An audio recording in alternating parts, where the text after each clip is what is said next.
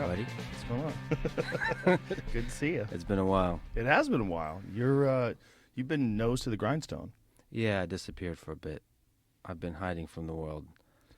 Is this because of Ukraine? Is it personal? Is like Well, no, busy? actually, it's because I proposed to Tim Dillon, and he said yes. Nice. This happened in February, and You want to get in shape for the wedding? I want to get in shape for the wedding, and I've been focusing on that.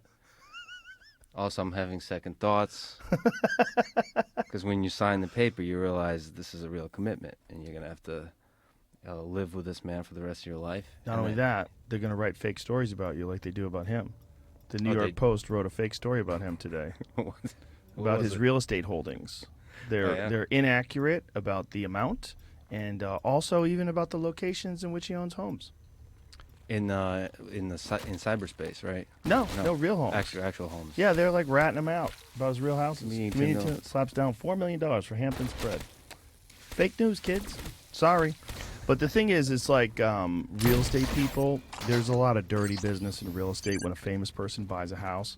They sell the data. Someone does it, whether it's someone who works in the office or what have you. They'll be weaselly with it. Yeah, is that data public? Like all the houses you get?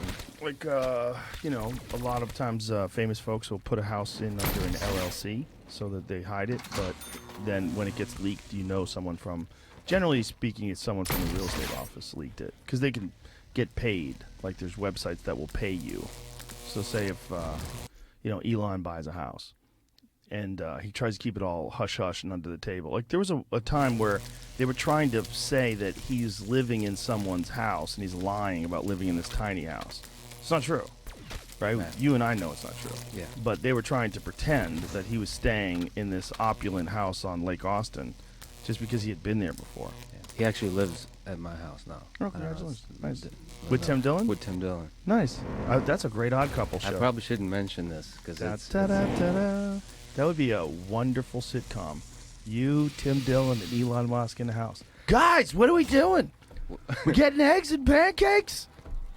What did he say? He said he was comparing like a Saudi prince with Elon Musk, and like there's trade-offs between the positives and the negatives.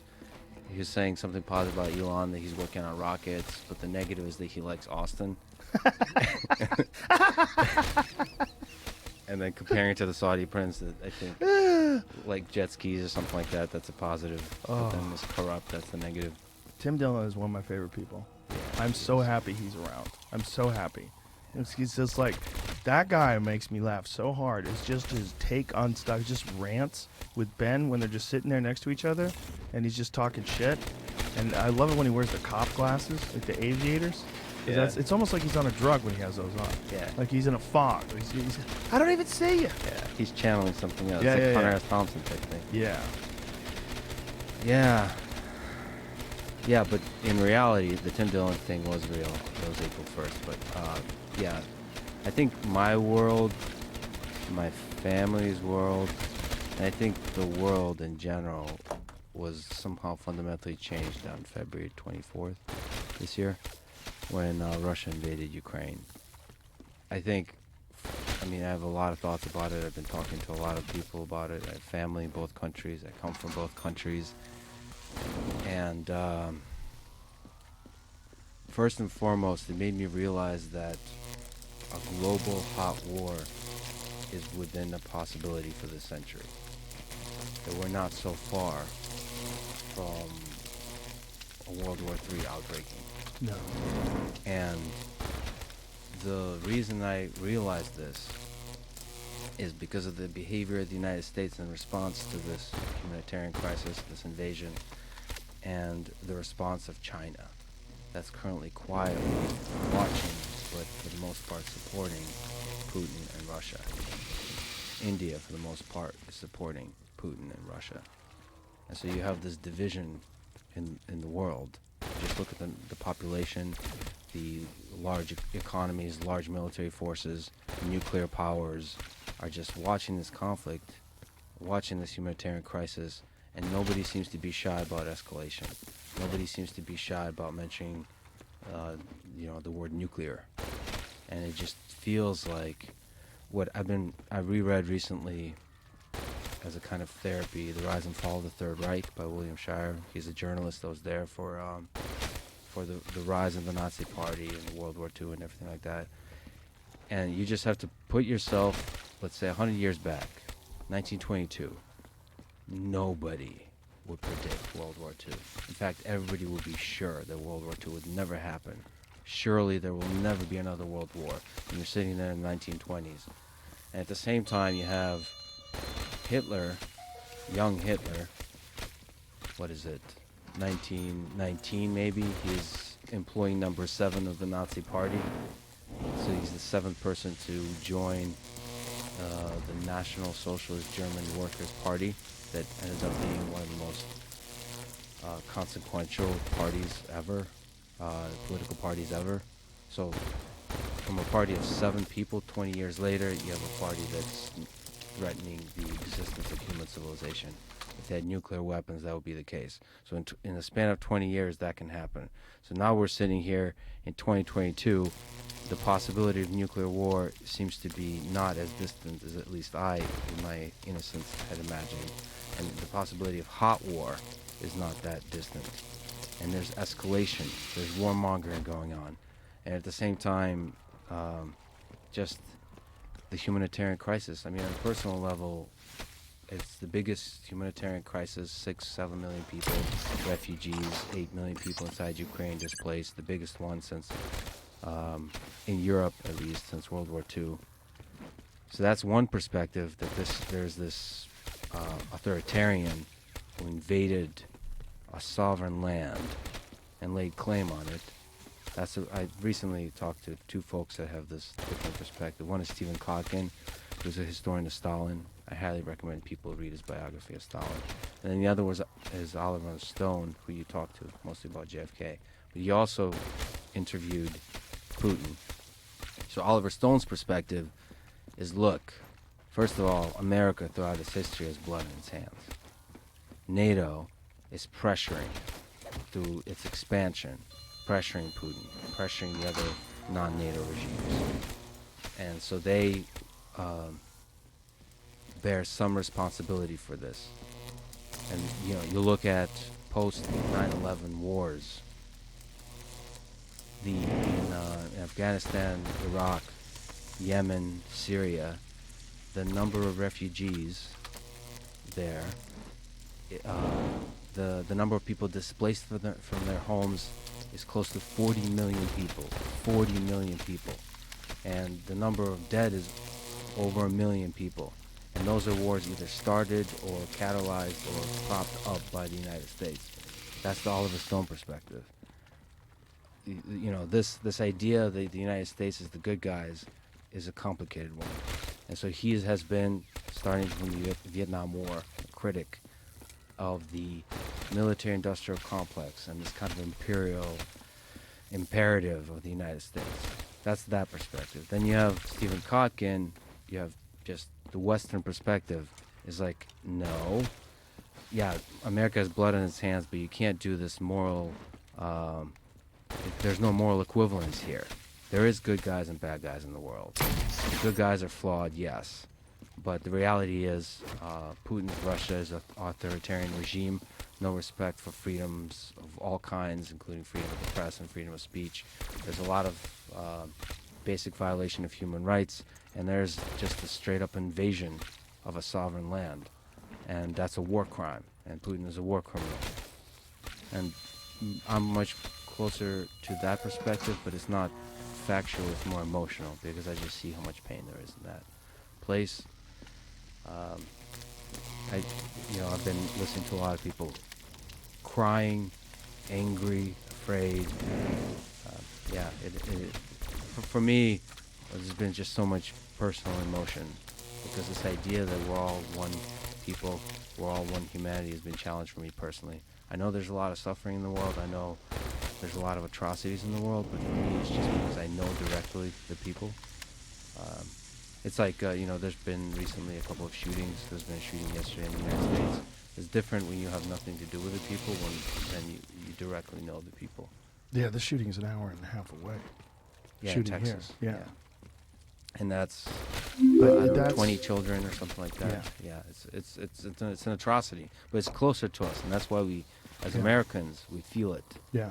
intimately. Just imagine that on another side of the world where you can feel it intimately because you know it. Well, I mean, I guess we think of it as differently because what Putin is trying to do is command resources and control a country that used to be a part of the Soviet Union. And what happened yesterday is just beyond explanation, right? It's just a completely fucked up situation where a sick person got a hold of a bunch of guns and decided to go kill kids. And it happens in this country, like every now and then. It's like, how do you stop that? No one knows how to stop that. What is the answer? Is the answer take everyone's guns? Well, they're not going to give their guns up. So you're going to have only criminals are going to have guns. So it's not going to be a good situation. And is the answer make schools these armored compounds where you have armed guards outside of every school dressed like it's a military? Boy, that's not something we want either. But what do you do to protect the children?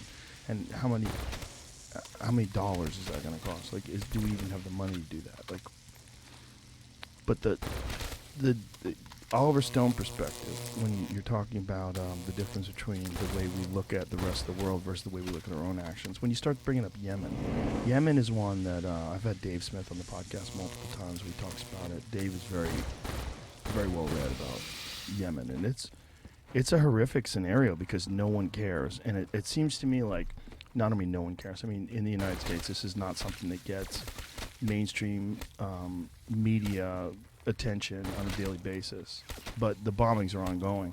Like we put up a chart once where they talked about the bombings that are happening in Ukraine versus the bombings that are currently happening in Yemen, and bombings that the United States is. And it's wild because it's like swept under the rug, and we don't think about it, and we don't even understand why we're doing it. Like I guarantee you, if you just polled a random 1,000 people and say, "What are we doing in Yemen?" no one would have any idea.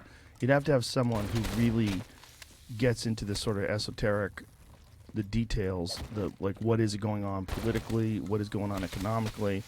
Someone like Dave Smith even might struggle with the full explanation of what our motivation, the military's motivation is to do it. But it's happening. And because it's not getting any attention, it's allowed to happen without scrutiny. It's allowed to happen without real mainstream criticism. If you comb the television news sources, cable, left and right, you're not going to find discussions of Yemen on a daily basis. But that is the one. If there's an area where we can't have that moral high ground, where we say, well, what about you? Like, why do we have those? Why do we? Wouldn't it be better if the United States didn't have any of those that are unjustifiable, where you could say, oh, the United States did this in Vietnam. Yes, we did, but it was in the 1970s. Well, that would be ideal in terms of like an example of learning and growing. Well, so that's the Oliver Stone perspective. Yeah. The thing is, there is, if you look at the details, a fundamental difference between what Vladimir Putin is doing and what the United States is doing. Now, everybody's a victim of somebody's propaganda. Now, I talked to Russians, which is a very interesting thing. Both Russians and Ukrainians say that they are not at all under the influence of propaganda. Russians believe there's no propaganda in Russia. And Ukrainians believe there's no propaganda in Ukraine. That Russians think the West is influenced by their propaganda, by the CNNs and the Foxes, and Ukraine is influenced by their propaganda by the limited number of news channels they have that are state-controlled. Okay, from our Western perspective, that seems ridiculous because it's obvious that Russia's under influence of propaganda. But so it's hard to know what is true and not. But the reality seems to be that Russia is currently an authoritarian regime that tries to appear as much as possible as a democracy because there is an election, and there's an extra hard truth on top of that. I don't know what to do with it, but Putin is still, and even more so, popular in Russia. He's very popular in India, in China, and in Russia, and some small countries around the former Soviet Union. What do you do with that? That's real, a objective, well, as far as we can tell, data from outside of taken from outside, polls taken from outside of Russia. Do you give any credence to the rumors that he has cancer? I'm not an investigative, because there's a lot of sort of rumors of this nature. Oliver Stone even discussed it. He said Yeah, it was the case while he was there. Yes, he said it very nonchalantly, and I thought that was a known fact. And then later I looked, and it was, I'm not sure that was objectively publicly known. But if Oliver said it, then perhaps there's some truth to it. He stayed there for quite a while when he was interviewing Putin. Yeah, 2 years. No, he visited multiple times, and he spent time with him. Yeah, but according to Oliver, he beat it. He beat the cancer. But, he's 69 years old. He's going to be 70. But beating the cancer when Oliver was there versus what he has now. Oh, what he has now? Yeah, because he looks like puffy, which is oftentimes, we were talking about this with the Chris DiStefano podcast. I had a friend who had gout, and they gave him prednisone. He had something else too, sarcoidosis, and they gave him prednisone, and his face got big. Yeah. And it's just like he looked puffy. And he said it's just a side effect of the steroids. Yeah, his face is puffy, Yeah, Oliver Stone says Vladimir Putin has struggled with cancer during his time in which the filmmaker focused on his work on the Russian president, pictured above Putin waves during the Victory Day parade, Red Square, May 9th. Yeah. Well, I'm much less concerned about the puffiness of his face and more concerned about what's going on with his mind. It seems like he's a different man now than he was even a year ago. In what way? So this is what Oliver Stone commented on, and I agree. He's formed a much stricter information bubble around him.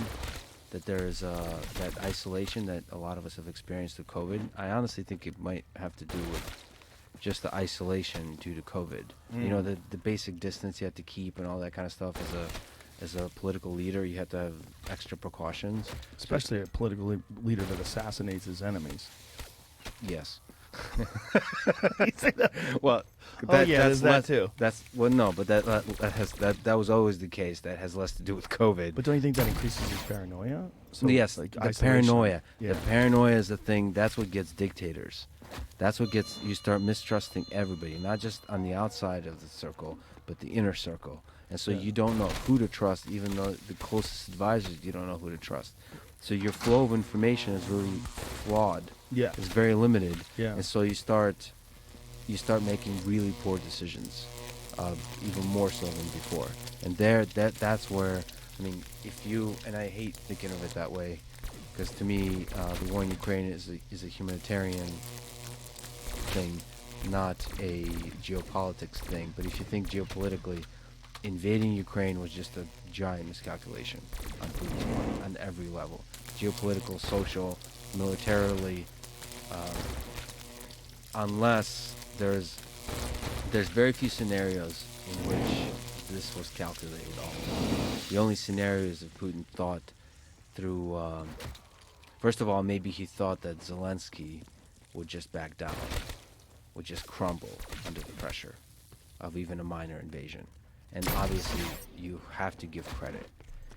This is really important. So, Ukraine got its independence for the first time in many centuries in 91, 30 years ago, when the Soviet Union collapsed.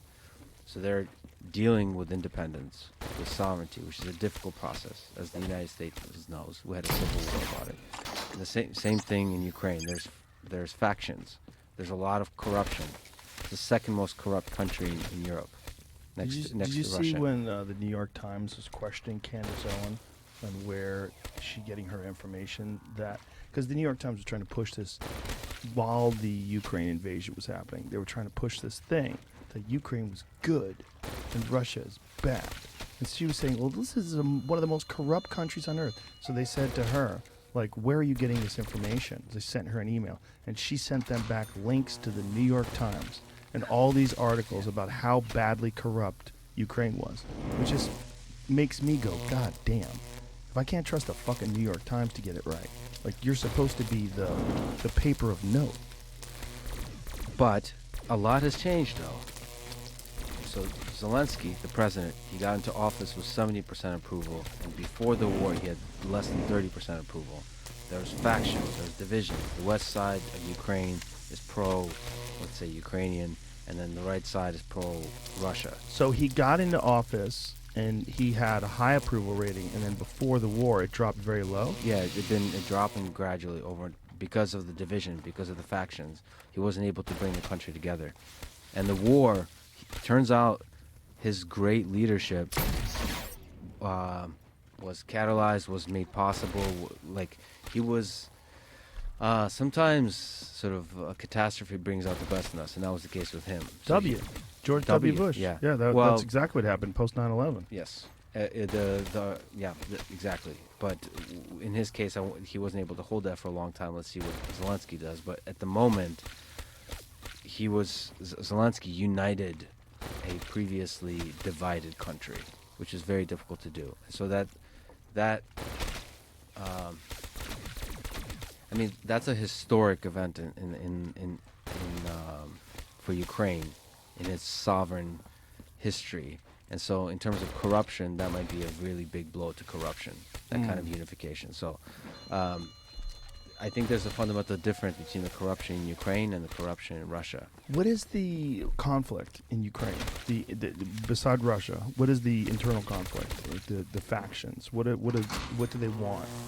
What is Well, the dispute?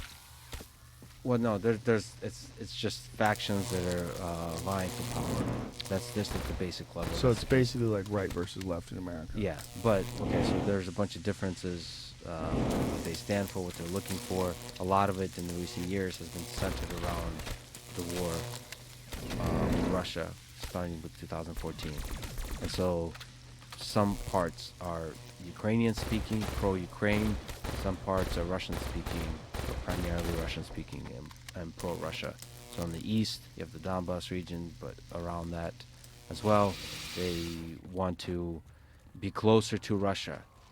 And the west part wants to be closer to Europe, closer to NATO, closer to the European Union. That's one of the divisions. You want to be pro-democracy, or you want to be pro-whatever the heck Russia is. So it's like, are you pulling towards the west, towards the west, the Western civilization, or are you pulling towards the east, the way of Russia, the way of China, the way of those superpowers? And I'm sure they're influenced, and they have the ones who are pro-Russia. They're getting some signals from Putin, or meeting with him, and he's giving them indications that they would best be served to be aligned with him and be better for them. And yeah, but he is still popular.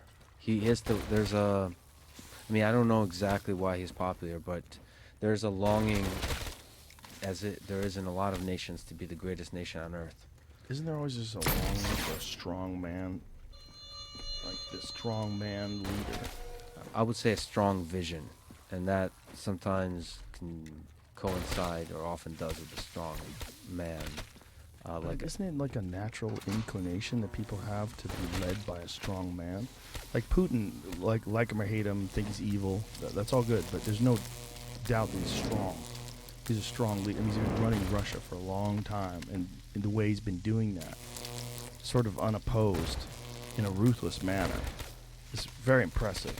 It's evil, but in terms of its efficacy, it's impressive what he's been able to do. I think strength is one of the things we admire in leaders, but it's not the entirety of it. No. So that's why Zelensky is extremely popular. He stepped up. You know, the famous thing, he was Biden offered him a ride, and he said, "Fuck that, I'm staying put. Give me more bullets." And he stayed in Kiev, and held his ground where most leaders would have fled. This is the failure we had in Afghanistan, where we fled. Here's a leader that stepped up and held his ground, and that's rare in this world, and we admire that kind of strength, yes. And the same could be said by the Russian people, the Indian people, the Chinese people that admire strength in Putin. But we also admire other values that make this country great, the United States of America, is this kind of respect for human freedom, human rights, and I mean, sort of the embodiment of this ideal of like all men are created equal. Mhm. That's not exactly communicated very clearly by Vladimir Putin. Right. You know that. You know, but there's also a difference between, and this again, the Oliver Stone perspective is between the messaging and the actual execution. You know, Hitler's messaging was also very sort of beautiful sounding, right? What is he talking about? Sort of national socialism, respect for workers, Right. like the downtrodden workers. Germany is a great nation that deserves to be respected among other nations, and it was not respected because of World War One. Okay, but like, are you also going to mention that you're going to murder and imprison and torture millions of people? You're not. You're not. And the same thing with America. Not moral equivalence at all, obviously, but we talk a lot about freedom. But what does freedom actually look like? You know, when we fight terrorism and evil in the world, what does that actually look like? Well, it turns out that it looks like you're bombing civilians, children, lose their fathers and mothers. Hundreds of thousands of civilians die when you're spreading freedom all over the world. So we have to be very careful, sort of separating the messaging from the actions, and we have to, as Americans, make sure we live up to the ideal, and we don't always. And I think when you just paint the whole world as black and white, it's easy for us to say America good, China, Russia bad. Yeah. And instead of the full complexity of that, and that there's warmongers like that watch Ukraine now with the money that we're sending there, and they get excited because they can escalate. And if they escalate, they can get more and more money for manufacturing weapons to both sides, to all sides. And what if China enters with Taiwan? That tension, that military conflict. And there's nukes on the ready everywhere. Not only that, there's hypersonic nukes. You know, this whole mutually assured destruction, Mike Baker explained this to me from the CIA. Yeah. Mutually assured destruction is not on the table anymore. He goes, because with hypersonic weapons, they can attack so quickly we can't retaliate. So it's a matter of who pulls the trigger first. Well, there's Listen, if you're so much standing secret apart, stuff. If you're standing apart from the gun, Yeah. and you have a gun, and he has a gun, and you have your finger on the trigger, and he has his finger on the trigger, and you're like, you know what? I don't trust this guy. Boom. You pull that trigger. That guy's dead. There's no retaliating. Yeah. He's not going to retaliate. That's what he's saying. He's saying it's not like you have a gun and he has a gun and you are 700 yards away and you have a pistol and he's 700 yards away. So you're out of the effective range. And you say, you know what? I'm going to move in on this guy and I'm going to shoot him. But then he's going to shoot me. He's going to see me coming. He's going to shoot me. We're both going to die. That's mutual assured destruction. What he's saying is, no, you can launch this thing and it looks like it's going to hit Seattle and it takes a hard left turn and goes right into Chicago. And there's not a damn thing you can do to stop it, and you can't predict where it's going to go. I think the American military-industrial complex is listening to this and is saying, hold my beer. No, I'm sure they Because are, but if they the do defense- it too. But the thing is, Russia does have that. But I am pretty sure. Yeah, we do too, but it doesn't matter. Once someone launches it. No. American defense systems are You think that they can stop that? Yes. They say they can't. Who says that? Military experts. I want to see their credentials and how much access they actually have. Okay. Because people that comment on stuff, just even with the limited access I've had, have spoken with a lot of people in Lockheed Martin and all over. I realize how much secrecy there is in terms of how many incredible weapon systems there are. Given how much money is poured into these Black Ops. just ridiculous. And they think of them almost as toys. The way you love cars, they love incredible weapons. And it's almost, they take pride in making sure that America's high-tech military systems are better than anybody else in the world. You know, that's what I think more and more that these UFOs are. I don't think that those things are from another world anymore. I've been watching these videos of these things where these fighter jets are getting scrambled to intercept these objects that are flying in insane speeds over the ocean. And I'm like, why would we assume that those aren't just super fucking capable drones that we don't know exist yet. We can have both. Yeah. We We definitely could have both. We definitely could have both. I think both is on the table. Yeah. But I think a lot of this shit that they're watching, like here's the one. I've been thinking about this Commander David Fravor thing, this Tic Tac thing off of the coast of San. Why would it go there? Why would it go there? Well, that's where all the fucking military is. Why would it go there and be completely undetected and be operating in the middle of the ocean and be operating over what looks like something that's some sort of a submerged base or some sort of a submerged vehicle that interacts with this drone that operates at an insane rates of speed? Like, wouldn't you? And it has active radar jamming, so it actively jams you. Oh, what? Why wouldn't we assume that that's ours? Yeah, given how much secrecy there is in Yeah. in American government and Not just Chinese that. government. But how much fake transparency there is from the Pentagon and from Congress, where they're having meetings about UFOs. We need to inform the general public. Like they give a fuck about what we think about anything. What benefit is there to inform the general public other than none? Yeah, and I'm not sure how much politicians know. I feel like politicians is like the surface wave Yeah. of an ocean. I feel like most of the work is done by people that are employed for their whole life and working in the DoD, Department Yeah. of Defense. Deep state. Yeah, I mean that But term. that term is beat up, but Yeah. it's a real term. Yeah. You know, I mean, whatever that is, the state. What is the state? What is the government? And what is the government that is not elected and doesn't get removed from office every 4 years? What is? Well, I think doesn't the deep state imply there's a deep like corruption and manipulation of the populace to sort of like like a sort of conspiratorial, like controlling the populace. The goal is to like for the people that are really in control to get richer and more powerful and that kind of stuff. But doesn't that just come with the territory? No, I don't think it does necessarily. I know. Have you checked Nancy Pelosi's bank account? I did. Me and her are very close. I like older women. No. She was hot when she was young. Was she? Yeah. I just found Jamie, this. can you pull that up? Okay, never mind. What is This this? is different. We'll get to that in a moment. I I have was to just start sort of drinking before we start talking about how hot Nancy Pelosi was. Googling underwater drone stuff, you know, Uh and I found this sales. This just looks like a sales video from 2016 huh. showing a drone that could be launched and controlled from a submarine that's underwater. This was, you know, around the time of that Tic Tac thing, wasn't it? The Tic Tac was 2004. But Oh, okay. sure, close enough. I mean, if this is something that they're talking about in 2016, they're probably on the 18th Launched iteration of it. out of there and is being controlled by it. I mean, what? How many? That's crazy. Yeah. So this is all CGI, right? Well, this is, but I mean, I believe that means they have it. They're just showing you. I Yeah. watched one drone, this super fast drone that was hovering, and this was like something that they were just showing the capabilities of. It was hovering, and it goes.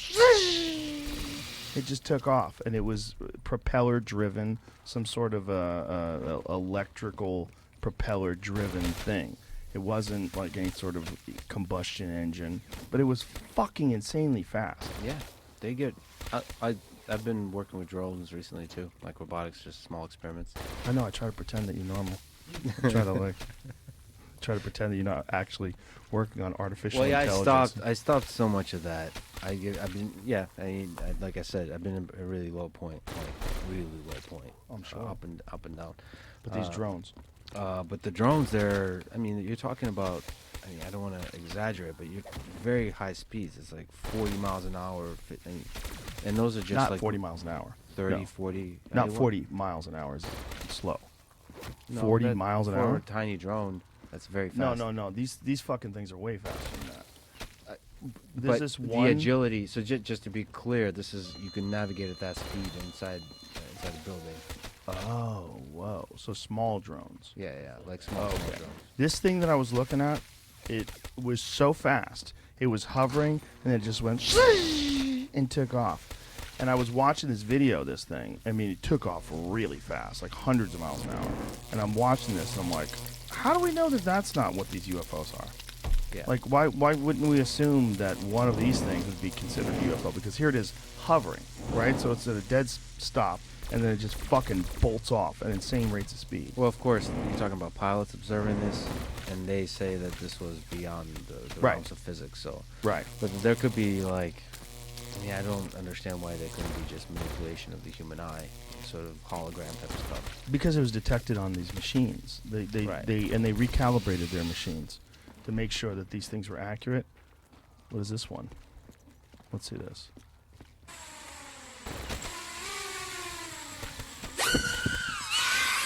See? That's what I'm talking about. That's son. different. That's different. Come on, That son. is wild. Watch that. That's what I'm talking about. That's what Yeah. exactly what I'm talking That about. seems That's not the fast. video. Yeah. But watch this again. What? 0 to 120 miles an hour in 1 second, and then it comes back. All right. Is that fake? Looks fake. 0 to 100. I found multiple videos. I just found a good one to show Watch you. this again. I feel. Look how fast it is. That looks like a emasculated UFO. with my 30 miles an Yeah, hour when you were drones. going 40 miles an hour, I thought he was going to say 40,000 miles an hour. You mean 40,000? No, it just feels really fast. It Yeah. looks really fast because when it's small, I don't know what that. When it's small, that speed is. Yeah, It's felt much more intensely. sure, because it's difficult to follow with the eye. Yeah. Where it's a large object going 120 miles an hour, like a plane. Plane's Yeah. going 500 miles an hour. It doesn't look like it's going fast at all. Yeah. This And one goes 316 miles an hour. Yeah. See, that's what I'm talking about, man. These fucking things are fast as shit. So if you're looking at a small thing, if they make something that's the size of a frisbee, and it's going 300 miles an hour, it's going to look preposterously fast. It's going to look like it's from another world. and more they're being controlled by AI. Which is great. Yeah, great times. But it brings me back to when Bob Lazar, and I know he's a super controversial character that people immediately like roll him. their eyes. I like him too.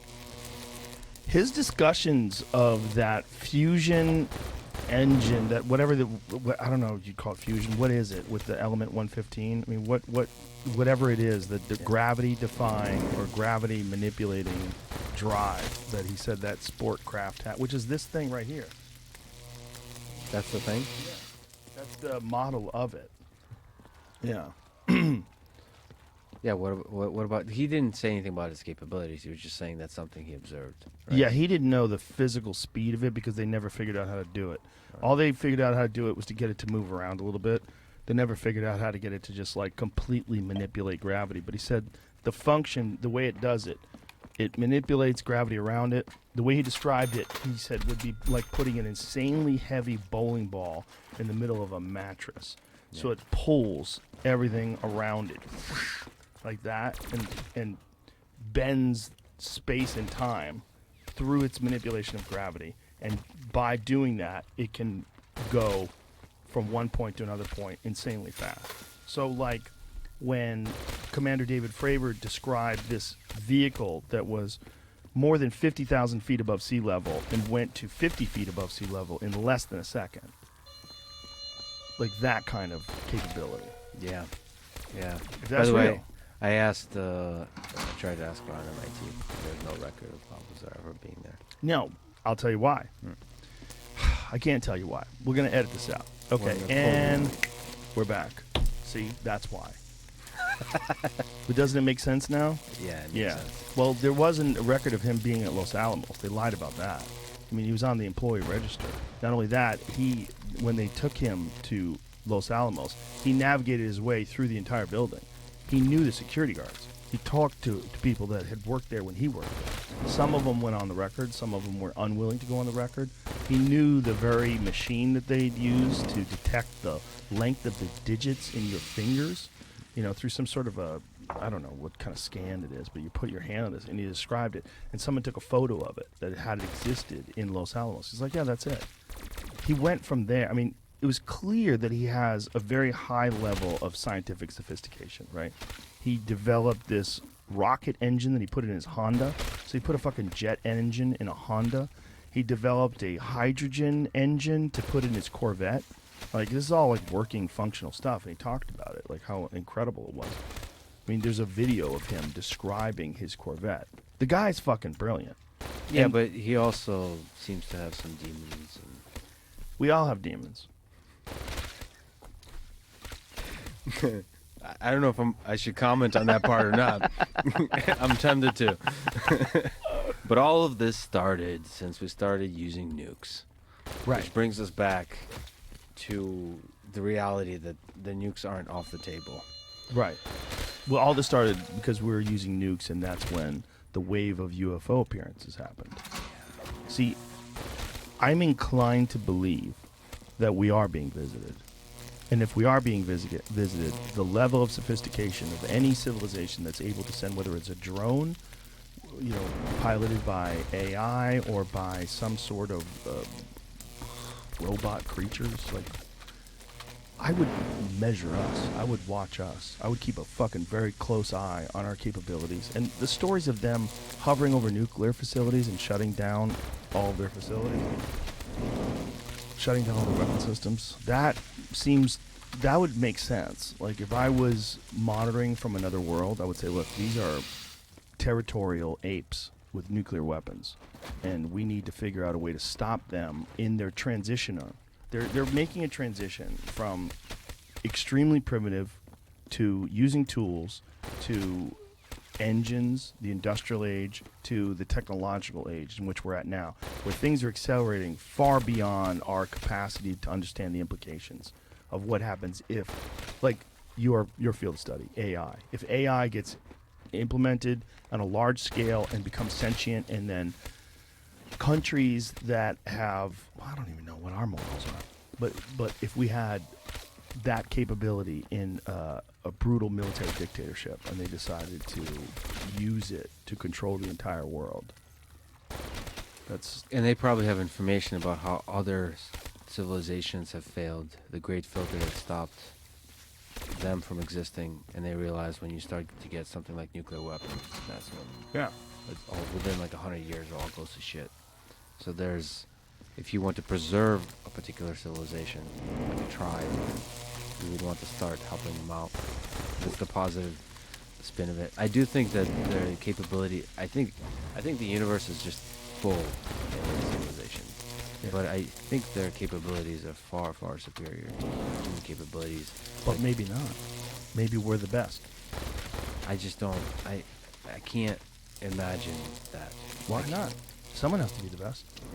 Yeah. Why isn't America? Imagine we're the best in the universe. This is as good as it gets. This is the best. Most people because most things are evil. I could see that argument. Evil. Oh boy, I've been listening to a lot of people tell me how they feel about America. A country, by the way, I love. And I should say, this is, I joke around about this, but I am American. I believe in the ideals of this country. I will die an American. I love this country. And also, my heart is, the only thing I care about is with the people, in terms of the war in Ukraine, is with the people of Ukraine. And I do think that the invasion of Ukraine is a war crime, and I think Putin in this act is a war criminal. I just want to put that on the table because we're talking about Oliver Stone a lot. Yeah. So evil, Evil's a weird word. Is a weird word because they'll look at what we're doing with cows and they'd be like, all you humans seem to be torturing your food a lot. Okay, how about what we're doing with plants? Yeah. We now know that plants have some sort of innate intelligence, some sort of ability to communication, some sort of a community that they share with the mycelium, with neighboring plants. They allocate resources to plants that are in jeopardy. They release defense chemicals when they know they're being eaten. Your salad is screaming in pain. It might be. It might be. And that, aliens obviously would be able to know this kind of information much better if you have a deep understanding of what is life. Yeah. Of what is a life form, how you go from non-life to life. You're able to understand what is the nature of consciousness, what is the nature of suffering, and then you can see maybe plants do suffer, maybe to a lesser degrees than humans, but at scale, we're basically parasites and torturers of all life on Earth, we meaning humans. So they could have that perspective, but I just think the most advanced alien civilization would be the one that reaches us first, and so they would be just orders of magnitude more advanced. So anything we see visibly in terms of stuff that Commander Fravor saw, that's them trying to sort of talk down to us, like dumb down their stuff to be able to communicate in some kind of way with us. Otherwise, if they wanted to be invisible, I think they could be invisible to us. Well, I think they probably are for the most part.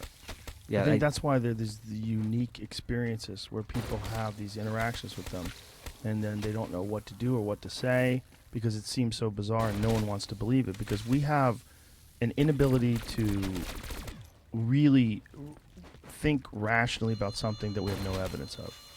Like, if someone has an experience, it's a completely unique experience. So, like, if you walk outside of the studio and you get in your car and then all of a sudden something hovers over your car, all traffic stops around you, time stands still, your car stops, you get outside the car and this thing hovers and these creatures come out and they communicate with you. And they communicate with you telepathically and tell you that this civilization, that life itself on Earth is in grave danger, and that you have to do your best to try to implement artificial intelligence in a way that's going to subvert that, that's going to save people.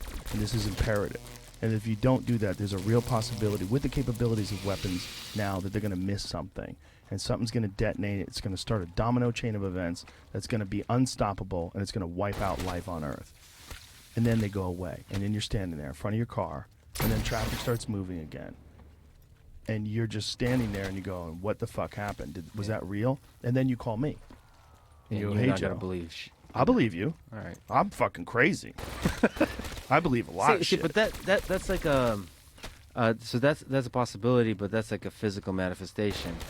You know, I just think there's so many other ways to influence humans. Like, what about, where do ideas come from? What about the seeding of ideas? What about consciousness itself? Oh, yeah. I think ideas are aliens. Yeah, they're like, tell me one scientist or artist that can tell you where their good ideas came from. Right. They're all like, I mean, it's never systematic. It's always like you're like channeling. You're a receiver, an antenna for something. Yeah. Like, Where's that what is coming from? creativity, right? Yeah. Where's that coming from? Where's it coming from? The muse. I mean, Pressfield always talks openly about the muse, and he treats it that way when he sits down to write. He treats it like it's a real object that's giving him information, and that he treats it with respect, because that's how the muse rewards him for his hard work. Yeah, but also not just ideas, consciousness itself. Yeah. Like, we take this for granted. It feels like something to be this. Yeah. Like, what is that? Because, like, do other animals have this? Maybe this kind of consciousness that we have, ability to richly experience the world in a really interesting, complicated way, maybe that's a gift from elsewhere for us to be able to understand ourselves and to create something that will save this place. Or maybe it's a function of the universe that constantly encourages innovation. If you look, I mean, I've said this ad nauseum, but I'll say it again because it fits into this conversation. If you were observing the Earth from afar, if you had no context, if you didn't understand the human species at all, if you were completely alien from it, you're a being made of light, and you're observing what these creatures do. Well, what's the predominant change-oriented creature on this planet? It's humans. And what do humans do? Well, it seems like they make better and better stuff. That's what they're always doing. And maybe that's what materialism is all about. Maybe our obsession with materialism is an insurance policy that fuels constant innovation. You know, like, I have a phone, an iPhone, one of my other phones, that's 3 years old, maybe. When I use it, I can't fucking tell. But when the new one comes out, I'm going to be one of the first dorks to get it. Why am I going to get it? Because I'm a fucking idiot. Because I want the newest, latest, greatest shit. And I want to fuel this innovation. Well, why is that? Well, what does it do? What are we doing? Well, we're eventually moving towards more and more capable things, more and more capable machines. We are the electronic caterpillar. We're giving birth to the butterfly, and we're making a cocoon, and we don't even know why. We're just fucking constantly trying to buy the newest. Oh, this one goes 0 to 16, 1.9 seconds. Oh, gotta get it. You know, and we're constantly involved in this pursuit of technological innovation. Now, if you think of ideas, every single thing that exists on this planet, whether it's a mug or a house or a fucking windmill that creates electricity, all of those came out of the human imagination. All of them. You had an idea, a guy collaborates with this woman, and she has an idea, and her idea fits with your idea, and it makes your idea better and more capable. And then you get together with a group of people, you form a startup, and your ideas all gel together, and you're working 16 hours a day around the clock to make the world a better place with this new idea and this new product and this new and everything gets better over time. Nobody goes, you know what? These phones we got here right now, we're good. Let's just stop innovating. Let's tell Samsung and Apple, let's just leave it the way it is, and we're good with phones. And let's channel this into cancer research. Let's channel all this creativity into fertility work. Let's try to take the phthalates out of the fucking bloodstreams and the microplastics out of people's water supply. No. More, better, crazier stuff. But by the way, to push back, you said nobody says we had enough of the communist regimes did. Authoritarian regimes often do. They actually suffocate innovation, which is interesting. If you look at Earth as a whole, it seems like that's why they fail. It's like the capitalist imperative. The innovative societies flourish, and they push out. It's true. Throughout history, they get rid of the tyrants, authoritarians, and so on. Because there's something about innovation that like wins. Yeah. It's like almost, it is almost like at least Earth wants us to be innovative. Well, the human race wants to innovate. It seems like the whole universe wants constant states of complexity. Just from the time the Big Bang exists to multicelled organisms to conscious things that manipulate their environment like human beings. It's this constant state of ever-increasing complexity. Yeah, in all different forms, which makes me wonder what that looks like. Because there's probably life here in the solar system. Probably, if it might be dead, but maybe living on Mars, and Titan, different moons throughout, and what the fucking thing looks like. Because there's moons that are volcanoes, there's moons that are ice oceans, and that's going to be all weird kinds of life. It could be microscopic, it could be gigantic things that span like, I don't know, kilometers. Yeah. I don't know why I say kilometers, miles. Well, how about the fucking the mushroom growth that's in the Pacific Northwest? Yeah. The mycelium growth that's literally the largest physical organism that's on Earth. That counts as one organism? Yeah. They think of it as one organism, and it's conscious. It has a consciousness. It's communicating with plants. I mean, fungus breathes air. Yeah, it breathes air. And not only that, it might have come here from panspermia. Might have hitched a ride. Spores exist. They can exist in a vacuum of space. They can exist at insane temperatures. They could have come here. Like psilocybin and all these like psychoactive compounds that, Terence McKenna believed were responsible for the development of the human brain, doubling of the human brain over a period of 2 million years. That's his stoned ape theory. That might have come from outer space. There's this idea, I don't know where I read this, I think Robin Hansen, it doesn't matter, but this idea that a super advanced alien civilization planted life somewhere in our galaxy, in this local pocket around our solar system, and then the aliens we're seeing now are just our local neighbors. They're like similarly advanced as us because they started out at the same similar time. But there's Daddy that came from somewhere, this giant thing that just planted life and walked away. Yeah. And is watching from a much larger distance, which would better explain that the technological advancements of the aliens that visit us are similar to ours. Like, they're maybe 10 times better, but not millions times better. Yeah. So that's an interesting that we have a bunch of neighbors, and that in that case, Elon and the rockets will help us find those neighbors. That there's hope. Well, look at it this way: if you had neighbors, and your neighbors were a bunch of 18-year-old kids with guns, that maybe even admired you if they met you, like Lex Friedman, what are you doing around here? Yeah. Well, I'm trying to get you guys to stop fucking blowing up refrigerators in your backyard. Yeah. Like. You guys are doing stupid shit, and it's causing real fucking problems in the world. I would have to watch how I present that case. But what if they knew you? What if they respected you? I think that could turn quickly, right? Depends on who they are. I feel like if there was a bunch of 18-year-old dudes that were UFC fans, I could probably knock on their door and talk to them. and talk them out of the refrigerator. I could probably activities? explain that what you're doing by putting thermite in these gigantic Have you ever seen these No. guys that do this? No. Okay. This sounds Thermite is it is called thermite, right? I believe it's called thermite. It's tannerite. Tannerite? Yeah, that's it. So there's this shit you can buy. Thermite is something else. Thermite is some shit they think cuts. I mean, I typed in thermite and it's coming up as both. So I see. Yeah, I think thermite is that thing that they believe cuts. Like you can pour it on metal and light it on fire, and it'll slice right through the metal. It's like some kind of incendiary compound. By the way, you have Okay, whiskey, yeah. or are we doing what we're Yes, drinking? now you're ready.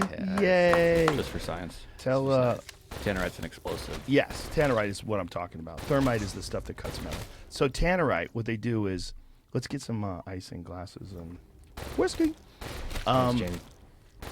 Tannerite, what they do is they fill up refrigerators and then they'll shoot it from a distance, and on impact it explodes, and so many people have died fucking with this stuff. Like, man almost killed. Watch this. Okay, watch this guy. He shoots this refrigerator. Watch this.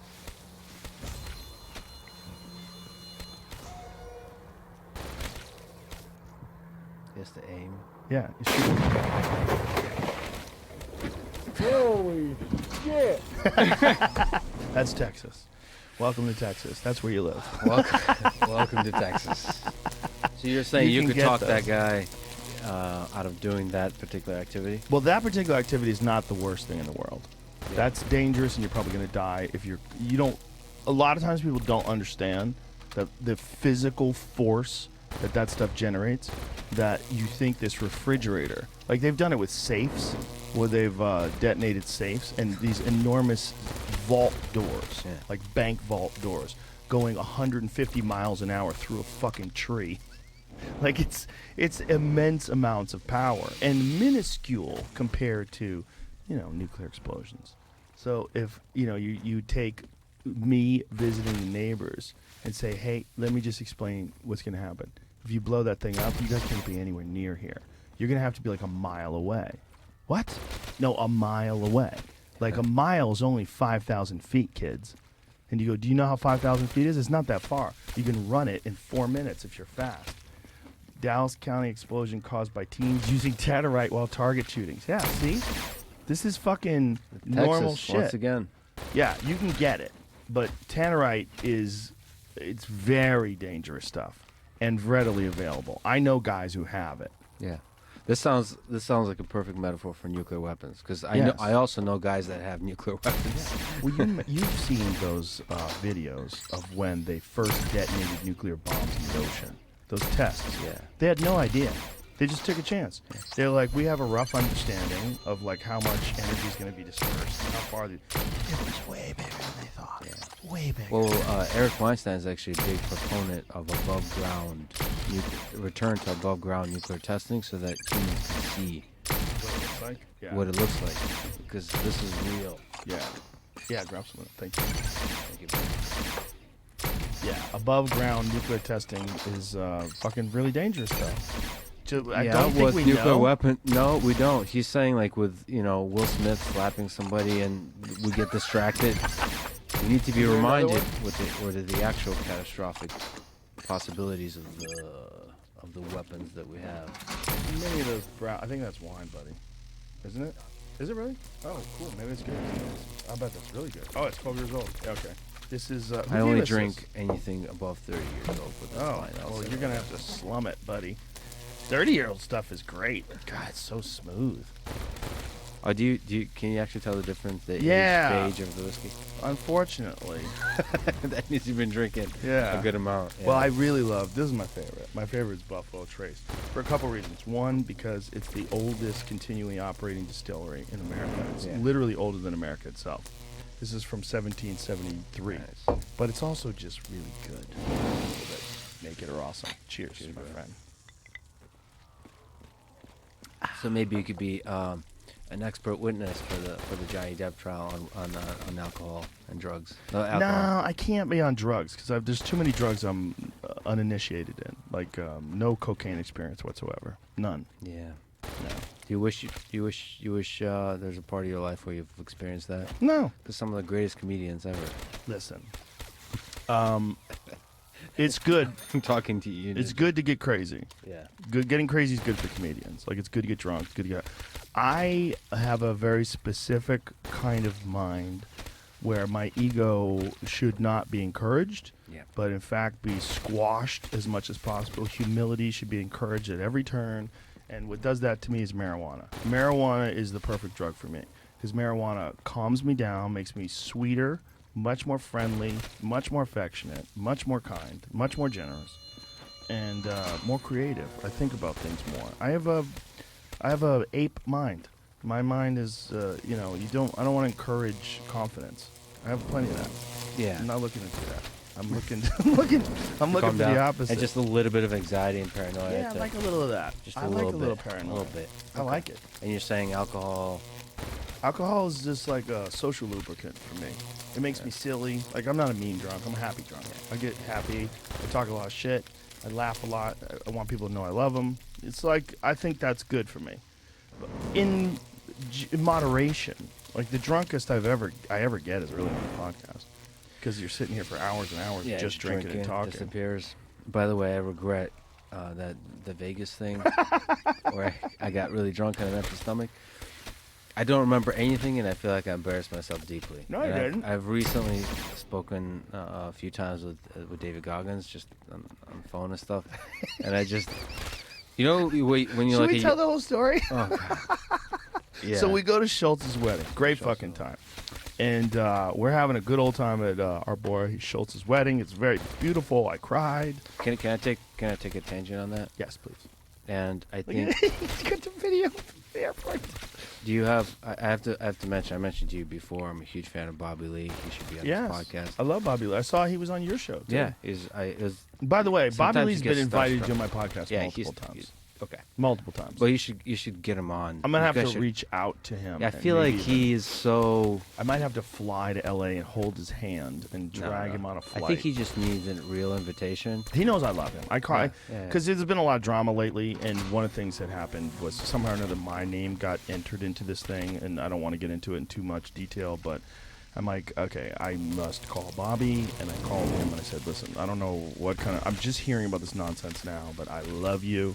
I would never let anybody talk bad about you. I would never let anybody come on my show and talk bad about you. I think you're an awesome guy. I think you're incredibly talented, and I know that you have fear of like performing and putting out a special and stuff like that, but I really think you should because I think you're one of the best comedians alive. I think, and I've said that to him many, many times. I always give him shit like, when are you going to do a special? What are you doing?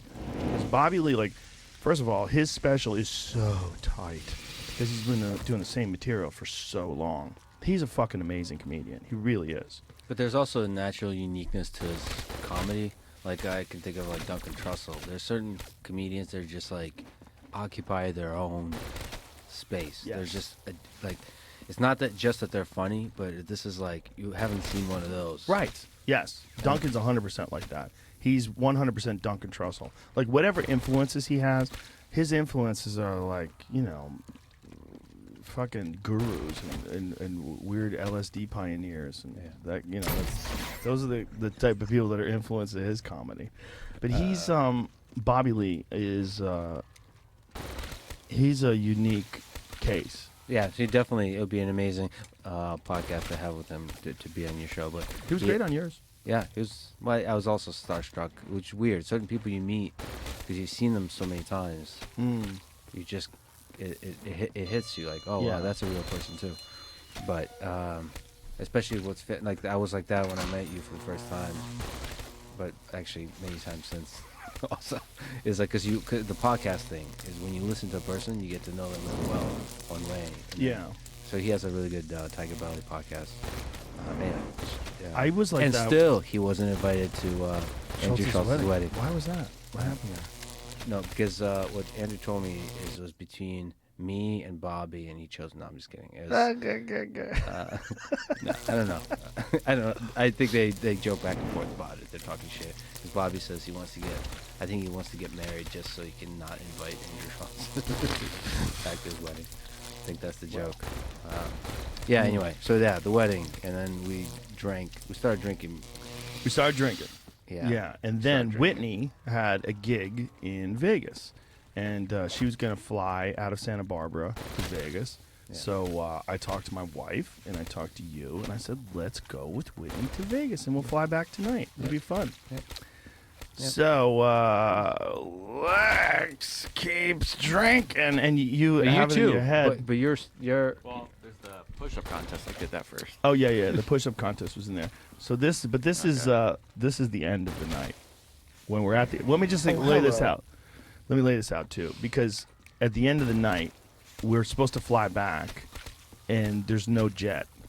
So Whitney, they had chartered a private jet for Whitney to do a private show with Dana Carvey yeah. in this woman's house, this opulent house in this beautiful community in Vegas. So, but the whole thing is wild. Like, it's crazy. Flying in, this Whitney Cummings, ladies and gentlemen. Dana Carvey's here. And you keep drinking. Yeah. So at the end of the night. Hey, you're making it sound like you're not also drinking heavily. Yeah, but look, at the end of the night, you can tell I got a little slurred in my words. Like, listen, I'm not driving it. Oh, hello. I've been out here in Vegas. You sound quite drunk, sir. Yeah, I'm a little drunk. I went to Angel Schultz's wedding. But it's also 3 in the morning. I'm really tired, too. Whitney Cummings and my wife and Rex Friedman. And then we went to Vegas. And Lex.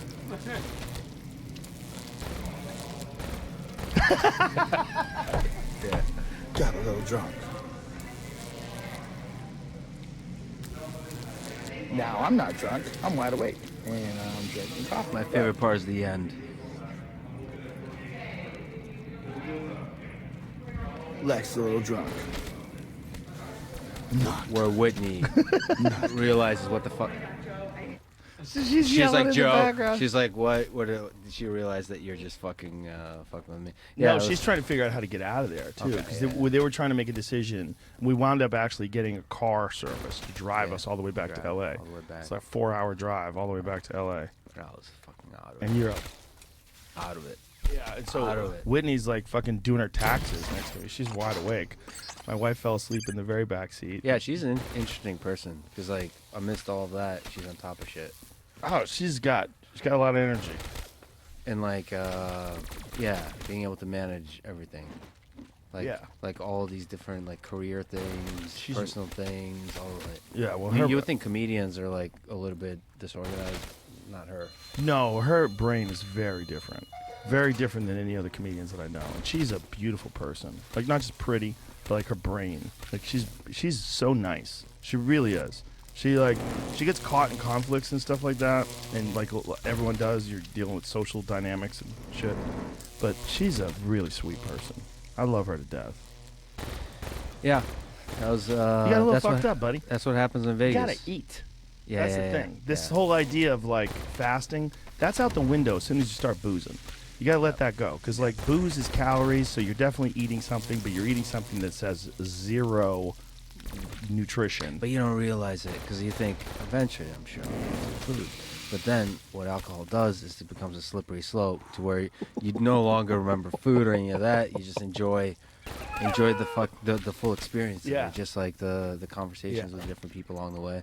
We're Plus, fun. it's Vegas. Yeah, It's- we were having a good time. We Yeah. did a little gambling. The wife and I lost some money playing blackjack. And We're then not good at that. I don't know why you thought it was. Is anyone really good in the end? Dana White, he's so good they kick him out of casinos. Blackjack. Yeah, or- they listen to this story. He was this was back when it was the Palms. It's not the Palms anymore. It's something else. Sands now. He won so much money. I think the most he's ever won in a night is $7 million. And yeah, exactly. Most he ever lost in a night is $1 million. So he's really wealthy. So for him to feel it, to get that charge, he's got to be betting big money. So he won so much money, they told him he's banned from the casino. And he said, "Oh, really? Well, guess what else is banned?" And he pulled the UFC out of the Palms. So the UFC, we used to do the Ultimate Fighter and some of the smaller shows we do at the Palms. And he pulled it from the Palms. And then it became like a fucking big to-do. Because they told him he can't gamble there. And he's like, "Oh, guess what else I can't do here? I can't have fights here, you fucking idiots." I didn't know a casino could do that. To say They that are that's- allowed to do that. Yeah, for no reason other than you're too good at gambling. So you win money. And he's not counting cards. Like, Dana White is not a mathematical genius. He's just a wild fucking dude who likes to gamble. He basically probably just keeps increasing the amount of money he's staking, I don't know. and just walks away when it's a big win. I So know like- so little about that kind of gambling, like Vegas gambling. I've been to Vegas so many times. I've gambled, like I said, I gambled with my wife when you were hammered doing push-ups with David Goggins. Yeah. She and I were playing a Why, little why'd you blackjack. why'd you call David Goggins? Because I love him. I Yeah. want to see him. He's in town. All right. I didn't call him to embarrass you. Okay, it just natural. No, listen, that's I true. call him when I'm around him. So I say, what are you doing? You know, Yeah. come meet us. Because he was in town, and, you know, I Yeah, love he's- that guy. Every time yeah, I I get a love chance him to be around Goggins, I'm around him. And So- his wife. she's great, too. I mean, the thing I remember about that night is like wives or the significant others are like, I don't know, a healthy relationship is really awesome. It A brings healthy out, relationship it brings out is- the best in you. Yes. Yes. That's possible. This is the push-up contest you guys had. And this guy just joined in. This guy joined in. This guy next to us. There was a lot of people, and you're saying, get your full fucking body down. You're cheating. You're hammered. You tell me you're cheating. Oh boy. So I called Goggins just to say hi. Just because I always tell him. I always call him when I'm in town. Yeah, I went back to Vegas. You go for UFC, right? Yeah, and shows and stuff like that. But yeah. They're so. I love the darkness of that place. I went there recently. Just walked around the strip. Just the characters that are there. It's a wild place. I got to hang out. You know, Imagine Dragons, the band. There's a Yeah. guy, lead singer Dan Reynolds. I hung out with him. He grew up Mormon, and I think there's a lot of that kind of community around Vegas. And it's so interesting that Vegas, with the darkness that's in the middle, like in the strip, around there's like a normal city. Yeah. Well, if you go to like Henderson, super normal. Yeah. Yeah, it's And like there's a lot of places outside of Vegas that like kind of rely on the tourism and all that jazz, but they're really normal. Yeah, and so Dan, I don't know. You talked to Black Keys recently. I don't get a chance to interact with many musicians, but that like a super famous person, obviously, but super normal. It's so exciting and Yeah. refreshing to see when people are like, I don't know, at the top of the world, and they're just normal, and There's a they're lot of them kind, out they're there. sweet, and he's suffered. He's been open about it, but with depression and stuff like that. So I think psychological struggle is struggle of any kind, but like deep psychological struggle really humbles you, no matter what. You like get to appreciate every single day, Yeah. and that fame doesn't matter. It's just being alive, being like close to the people you love, and all that kind of stuff. You start to realize that's what matters. Well, me and my wife have been having these conversations recently about people that we know now because there's like a level of fame you get where other famous people reach out to you and you go hang out with them. Yeah, Like it's why is it funny? it's a funny, almost like a blue check mark, but for fame. Yeah. Yeah. No, it's real. Like I get people reach out to me. Like, You're hey, famous too now. We should talk. Yeah. Yeah. Well, they know that I'm going to just be a person around them. Right. And also, if they're fans of the podcast, they know that I am just a person. Like you can't hide 3 hours a day for thousands of episodes. I think everybody listening to this podcast knows me as well as probably anybody in my life, other than my wife. So it's you get to get an understanding of that person, then you go, you know what? I think I can hang out with them, and it'd be normal. Whereas, like, a regular person would be like, oh my God, Matthew McConaughey, I loved you in Interstellar. You're so amazing. Can I get a selfie? Could you? Like, I become friends with Matthew McConaughey and had dinner with his family, and we went to the soccer game the other day. He's a beautiful person, sweetheart of a guy, super normal, like movie star, Oscar winner, greatest guy, so normal, like normal. Like you hang out with him. He and I just chill. We talk. Like it's just a guy. You know, but he's a movie star. But he needs someone around him who can also just be normal. And I think most people are just so, like you were with Bobby Lee, or you were with me when you first met me, or I was with Anthony Bourdain. When I first met Anthony Bourdain, I was such a fucking dork because I couldn't believe it was him. Like I'm hanging out with him, and he knows who I am, and he likes me. You know, and then he came to see my show, and I'm like, oh, and he told me how funny I was. I'm like, this is crazy. This can't be real. Yeah. But How long did it take you to lose that with Anthony Bourdain? It took a few hangs. We had to hang a few times. It was odd. Yeah, I deeply admired him while he was alive.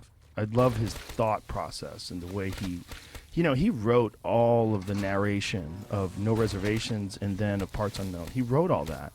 And he's a brilliant writer on top of being like this amazing just thinker. Like he was capable of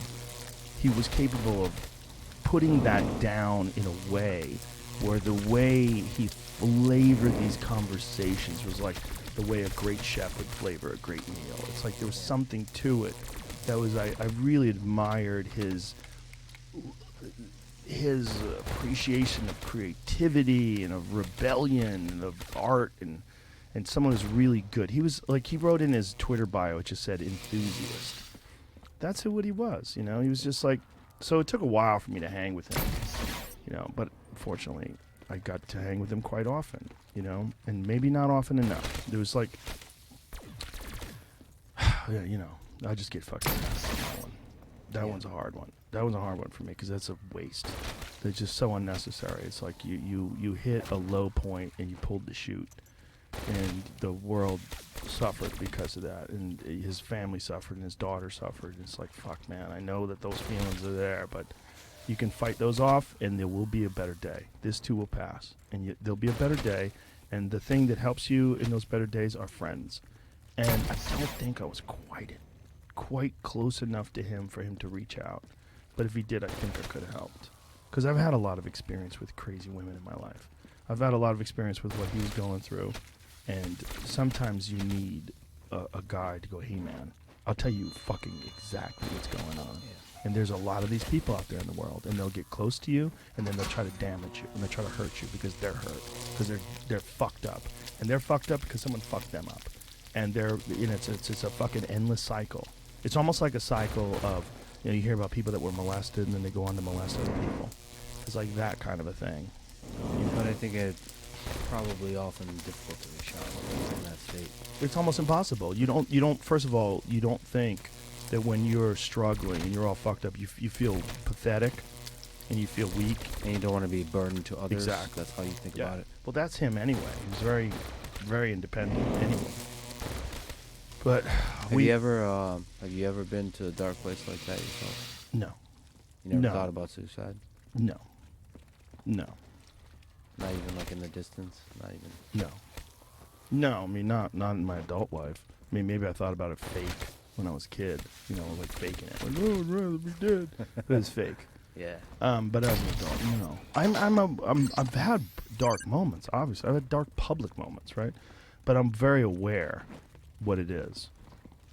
And I'm very aware that things pass. And This that too shall pass. You can just wait it out. Yes, and not only that, but there's value in those experiences, and this is something that really needs to be. It needs to be addressed, and you need to understand it. Is that you will become stronger through your overcoming of these terrible moments. And these terrible moments, in them is an opportunity for growth. And you know, and also perspective-wise, like whatever these terrible moments are, relatively speaking, to like we're talking about Yemen, or we're talking about people that live in Congo, people that are in the middle of the civil war. These are nothing, you know. And there's that old expression: the worst thing that's ever happened to you is the worst thing that's ever happened to you. Whether it's you're a spoiled kid who doesn't get the toy that they think they deserve, or whether you're an adult who's relationship with this woman like Bourdain turned out to be insanely toxic, and you're deeply embarrassed, and you're going to be exposed because you paid off a child that she was having sex with, and you know it's going to come out because you were a vocal proponent of the Me Too movement because you thought it was a good and just thing, and you're trying to be a good person, and you know, and then it's a lot, man. The whole thing was a lot, but it was just. When you lose a great one, and in my opinion, I mean, you've seen the giant artwork I have of him around here. I think he was a great soul, like a great creative, innovative, fascinating person. The way he thought, the way he expressed himself. Yeah, there's certain people there, and they're rare, it seems like. It's almost like Hunter S. Thompson or somebody like that. They are able to reveal a culture of a place, like the spirit of a place when they show up. Yeah. And that means, I mean, he was, I guess, talking about food, but it was much bigger than that. It's really culture that he talked culture. about. The food was like a vehicle to get into the culture, you know, and he was really interested in exploring these cultures and talking to these people, and he just loved it. Like Vietnam was like one of his favorite places. He always talked about Vietnam. Like made me want to go. He just there was so many places that he would. I mean, he was always visiting. But one of the things that really bonded us was while we were friends, he became addicted to jiu-jitsu, and then we became like closer, because then we were hanging out. He would ask me questions, and we were on a pheasant hunt in Montana, and we were rolling around on the ground. I'm showing the Japanese necktie to him because I'm explaining to him, like, if you can't sink a darce up, I'm like, you got long arms. I'm like, you got to learn the Japanese necktie. So we're like rolling around on the fucking ground, and I'm explaining the Japanese necktie to him. So I'll never forget that. It was fun. Yeah, discovering the human chest. So that Yeah, well, it's also the vulnerability that you are acutely aware of. it's so honest. It's unlike anything else in terms of honesty. There's some, it's like being smacked in the face over and over, just like the embarrassment of it, Yeah. the brutality of it somehow connects you to your like animal origins, because it's the closest for most of us will ever get to death is being choked out. Yeah. Yeah. Or, you know, heel hooked, or, you know, anything. Like you're going to be crippled, then someone can do whatever they want to you. It's a spiritual game. You're playing a game that doesn't just test your body, it tests your spirit. Some of my favorite people are very good at jiu-jitsu. It's because I think they learned something from that. And You know who just started doing jiu-jitsu? Who? Mark Zuckerberg. Get the fuck out of Yeah, here. I told him he should come down to Austin and roll. But I told him that you're a bit injured. But I'll roll with him. I don't have to be 100% Well, white to belts roll are with dangerous. Zuckerberg. Are they really? Well, white belts in general, they get very excited. Yeah. Especially you roll with Joe Rogan or somebody like that, or with me. Yeah. You get very excited. But Well, he did. He went on a period of time for like a whole year where he killed his food. Everything he ate, he killed. Did you know about that? no, I didn't know that. Yeah, like he had chickens, and I think he did a little bit of hunting. He went for a period of, believe he made a goal of for 1 year. All the meat that he ate was something that he killed. Yeah, actually, I mean, he did extreme sports and so on. I got a chance to meet him and talk with him and hang out with him and talk with him a lot after. Seems like a normal person. Well, you know, you can only be so normal if you're running Facebook. Right. But as far as being a normal person in that context, I bet. Well, no, I've interacted with a lot of tech leaders. And a lot of them are not quite normal.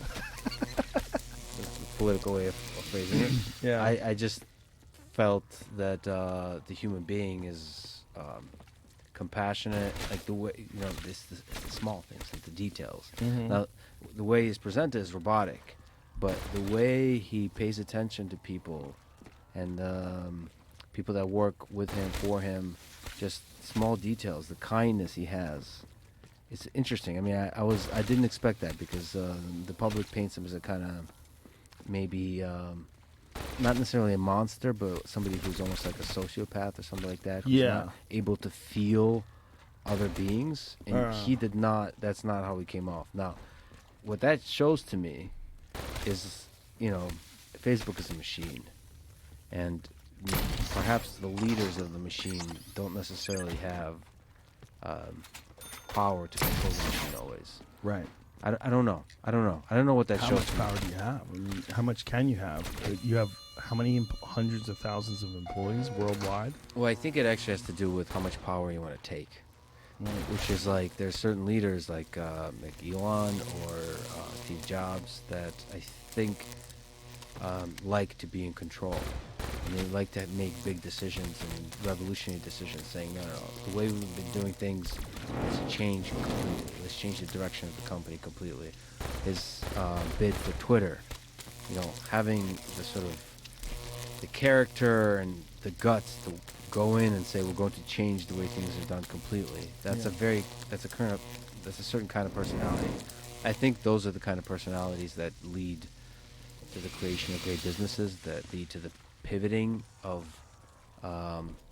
businesses that are becoming stale into becoming great businesses again. So I think that we admire those people, but they have also sort of downsides. yelling and being passionate and being, Yeah. anger issues, all those kinds of things. If you're polite, that's a difficult thing. How much politeness, kindness, and compassion do you want in a leader of a company? Because if you're too polite, you're going to have corporate structure that's going to just become stale. There's going to be a momentum. You see that in Silicon Valley with a bit too much wokeism taking over. Well, have you seen some of those Project Veritas videos of the people that work at Twitter that were secretly filmed discussing what it's like there? Yeah, I mean, obviously Yeah. Yes, I know, but But that's what you just did is, that's the problem I have with all of it. well, with Yeah. all of it on all sides, though. Yeah, but I mean, with all of it, like these people being interviewed, like without their knowledge, Yeah, they think they're on dates. right. You know, But this they're okay. drinking, It's- stupid shit gets said, Yeah. and then he confronts them at a restaurant. I think that's unfair, and it's clickbait and so on. But it's also representative of a culture. And it's also an expose of a culture that has immense power. And so if you can get these rare windows into how it actually functions, that might be the only way to do it, is to get these people in these intimate moments where they're candid. They don't know that they're being recorded. And they say things, and you get an understanding of the fact that you could just take time off whenever you don't feel well mentally. You could take a week off, you could take a month off, no one cares. And that the entire operation is essentially they think that they're communists, and that they think that capitalism is inherently bad, and that these are the people that are running the discourse of the biggest social media site in terms of the ability to disseminate information the world's ever known. And it's not necessarily what they believe. What bothers me the most is the arrogance that they can know the truth, or they can know what is and isn't misinformation. I think it's okay to be whatever, a capitalist or a communist, as long as you have a deep humility about your understanding of the world. And you're not trying to enforce those ideals on other people. Yeah, you might bring them up as part of a conversation, Yeah. but you have a sense that you might be very wrong, and that's the kind of humility you have to bring to the table, and then that's where you have to have actual diversity of ideas at the table.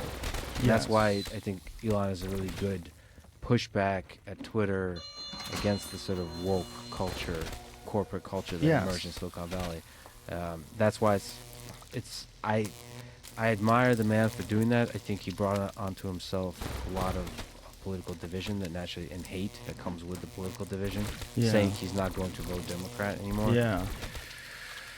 You just entered the political domain. Well, he's openly stated he's going to vote Republican too. It's not like he said I'm a libertarian from here on out. So I'm throwing my vote away, essentially. He Not said really, but he's kinda. vote. Now you're pissing off Dave Smith. I think he's running for office actually under the Libertarian. David? Where? No, for president. Dave? Yeah, Smith, When? the comedian. 2024? Yeah. Is he And for sure? I didn't know he announced. No, I don't know if he's announced, but he's flirting with the announcement. I mean, He knows a lot. Very, very I don't intelligent. I think self-admittedly he says he doesn't care about winning, which is exactly the kind of people that should probably run or Yeah. actually win. But You need very unique human beings to take on any of those jobs and do it in a compassionate, humanitarian, beneficial way for the society at large. Because it's going to be at a detriment to you. And I think part of the problem with politicians as we know them is that they do things for the benefit of themselves that are ultimately at a detriment for their constituents. Because they're doing things and they get corrupted by money. Like money comes in and, they start moving in this way or that way, depending upon their relationships and this sort of. and money is delicious, power is delicious, and then there's assholes that start criticizing in the press, and you want to suppress them, and then you get Navalny. I think yesterday just got 9 years in prison. Navalny, in Russia, probably the second most popular political figure in Russia. What did he do? What was his? So I mean, obviously there's several narratives here. Yeah. The Navalny is a critic, outspoken, extremely popular critic of Putin and the Putin regime. I think what he's in prison for is some kind of fraud, some kind of even fact checking me on this is very difficult Right. to figure out like who's. But I think the official thing is there's some kind of movement of money that did not follow law. I don't know the exact details. Navalny was already serving a jail term. He addressed the court. The point is, they're not going to tell you here. You're not going to get clear articles on either side. Most of the Western press are going to tell you it's all bullshit. But there might be some truth of the fraud, but it doesn't matter. Obviously, he does not deserve any of this. Most people believed he would actually die, be murdered, suicided, like our good friend Jeffrey Epstein. Or your good friend, sorry. Fuck you. I had an opportunity to meet that guy once. You did? Yeah. Yeah, somebody invited me to go to lunch with him. So what the fuck are you talking about? Oh, you did? You didn't actually go? No. This was after he'd been arrested. Oh, Before he'd that's been right. arrested the second time, but after he'd been arrested the first time. Yeah. A lot of people did. Yeah. He had parties at his house where like celebrities went and scientists went, and this is post being arrested. Post, he had like some sort of a weird jail sentence where he's house arrest. And I've gotten a bunch of invites to parties over the past few months. And I've gotten a chance to meet like rich people. I'm very suspicious. you about should these be. people. You should be. I don't know if the weird people become rich, or does wealth make you weird? I don't know if there's a weirdness. There's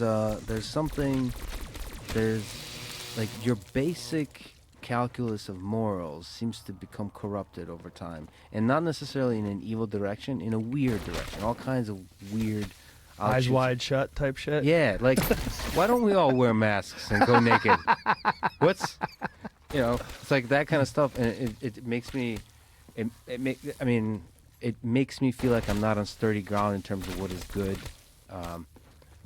and what is evil. Like, the same thing with Ukraine and Russia. Just I've been getting so much information from so many people that is so heartfelt, both actual journalistic information and spoken information from people.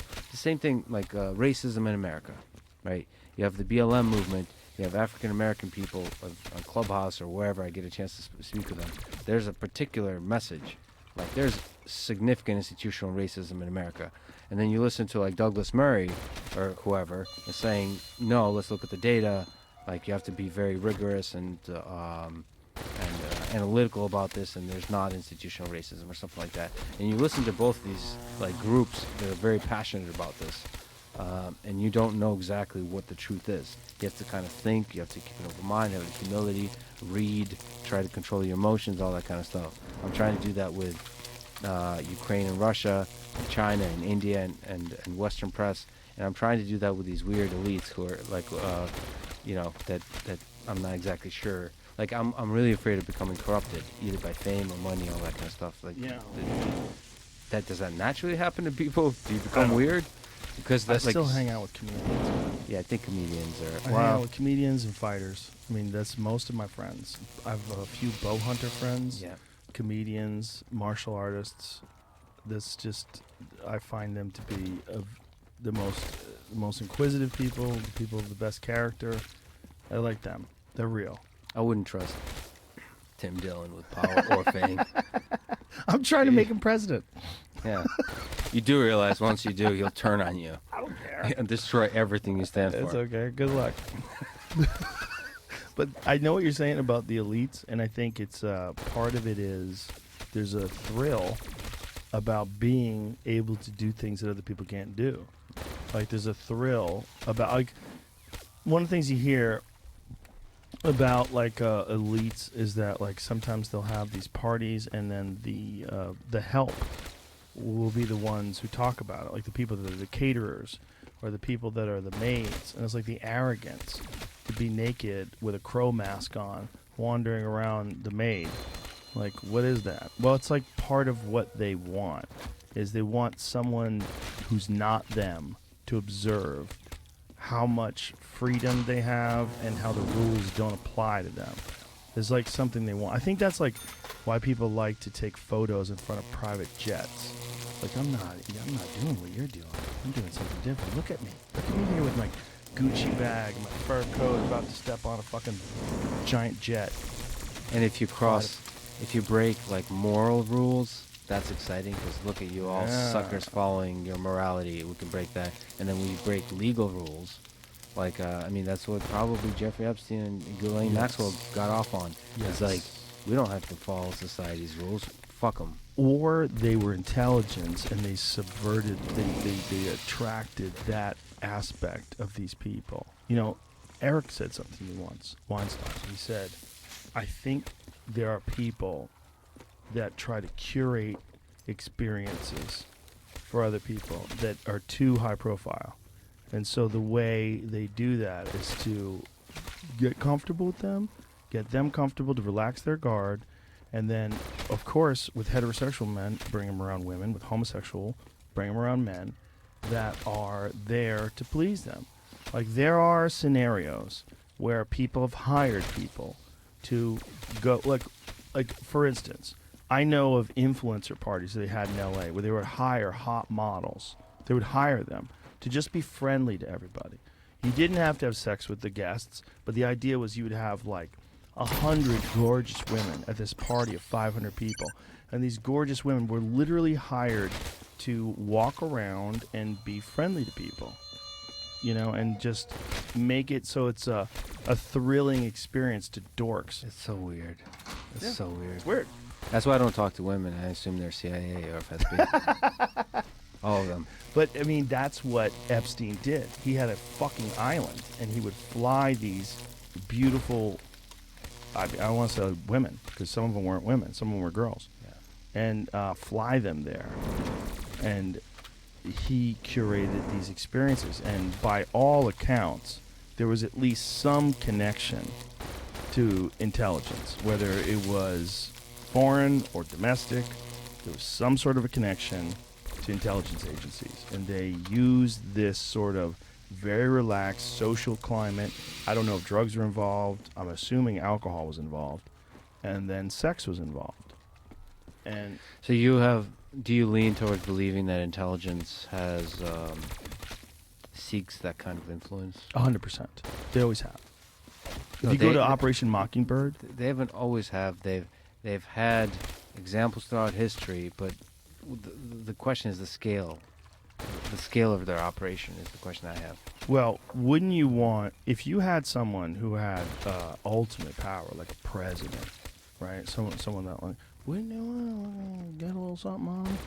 Get a little something on him, kind of influence him one way or another? What would be Me the best personally, way? no. No, I don't mean you. But I mean, if you were in this sort of geopolitical game look, a lot of it is about relationships and influence, right? There's decisions that can be made one way or another, and sometimes you make these decisions based on the relationships that you have, based on the influence, based on what the other people around you are also being influenced by these groups. yeah. And you go in one way or another, and you can shift things so that one group of people make enormous amounts of money, or one group of people, their business dies. This is all, like, this is a weird game of 4D chess. But how many people? That's what I ask of myself. How many people are willing to cross the line of compromising others, installing shit on? There's plenty of people. Secret CIA files say staffers committed sex crimes involving children. What the fuck is this? Declassified CIA Inspector General reports show a pattern of abuse and a repeated decision by federal prosecutors not to hold agency personnel accountable. What is this about? And this, I heard about this recently. This article came out December, so it's not new, but I feel at like least 10 different employees are contractors. Committed sexual crimes involving children. Though most of these cases referred to U.S. attorneys for prosecution, only one of the individuals was ever charged with a crime. Prosecutors sent the rest of the cases back to the CIA to handle internally, meaning few faced any consequences beyond the possible loss of their jobs and security clearances. That marks a striking deviation from how sex crimes involving children have been handled at other federal agencies such as Department of Homeland Security, the Drug Enforcement Administration, and CIA insiders say the agency resists prosecutions of its staff for fear the cases will reveal state secrets. Does that make sense? That said, the Catholic Church Yeah. is doing a much larger scale operation. on Well, that front. that seems to be just a function of how they operate. It seems so prevalent that, I mean, when Pope Benedict was removed, he was being wanted by other countries for crimes against humanity. I mean, from what I understand, he's trapped in the Vatican, which is essentially its own country. It doesn't have extradition, which is very weird because it's a small country that's like a few city blocks inside of Italy. Yeah, but there's probably a definitive power hierarchy, Mm-hmm. and you can control people. It's basically like a nice version of the mob. But it's also, there's something we were talking about, like, No disrespect. no disrespect to the mom. We were talking about to the people. Catholic Church. We were talking about people who get molested, like boys who get molested when they're young by men. Oftentimes will molest other boys. Yeah. This is a horrible. It's almost like, I've always thought about it. It's like I wonder if it's where the concept of being a vampire comes from. Like you're stealing life, and that you, by biting someone, you turn them into that. That's almost like an analogy of that, or a metaphor of that. It's a crazy thing that it happens so often. One of the things you hear about when men are molested when they're children, that they'll go on, like a lot of these guys who molest children, they're molested when they were children. Yeah. A lot of these men who go to rape boys, like these Catholic priests were molested by other Catholic priests. And it's almost a thing that carries on. Abuse and trauma propagates through the Yes. generations. It's strange. Yeah. Yes. And it's hard to change, stop the cycle. And there's also probably an insane amount of power psychologically that's involved in doing something to someone that was done to you when you were a boy. It's fucking dark shit. But when you find out the prevalence of it in the Catholic Church, it's like, holy shit. Holy shit. There was one guy that Pope Benedict had moved from one place to another place, because that's what they would do. They would catch these guys molesting children, they move them somewhere else. And this one priest went on to molest 100 deaf kids. They brought him to a place where the kids were deaf, so he could apparently do it, and there'd be less likelihood of them. I mean, if you went over the history of the Catholic Church from whatever, as far back as you could find, what are the numbers, man? I mean, is there another organization that's so inexorably tied to child molesting like the Catholic Church? I mean, they're pretty open. I've actually spoken to a priest recently. They're pretty open to the sort of acknowledging the fact that if you're somebody who's a pedophile, what better way to get access to children than to become a priest? Yeah. So like, it's not that necessarily. I mean, that's their defense Yeah. about saying like, there's taking the vow of celibacy is not the thing that creates pedophiles. Right. What creates pedophiles is that oftentimes pedophiles will become priests just because so they can get access to children. Well, not just access to children, but access to children where they are the representatives of God. So they have power over the parents. They have power over the church. It's dark, man. And another one is daycare. Most daycare places are run by caring people who love children. But occasionally, someone will get involved in daycare that wants to be around children to sexually abuse them. That's what happened with Cain Velasquez, with his son. I mean, this is just, it's not a blanket statement you could say about people who run daycares. It's not. But man, when it comes to Catholic Church, it's so prevalent and so hidden. I mean, when I was living in New Jersey, when I was in first grade, I was in Catholic school, and we had heard stuff. You would hear things. You would hear something that happened to your uncle, or something that happened to this boy, and something. You would hear things like, "Stay away from this priest. Don't be alone with this guy." A friend of mine literally had to run away. He had some sort of a thing, like a sporting event, where he was in Catholic school, where the priest made him stay with him in the same room, and he was literally running away from him in the room. I think he was preteen. I forget how old he was. But I remember him saying how terrified he was. He was running from this fucking priest. And he couldn't believe it was real. And then the same thing with coaches and athletes. Yes. There's a lot of stories of that.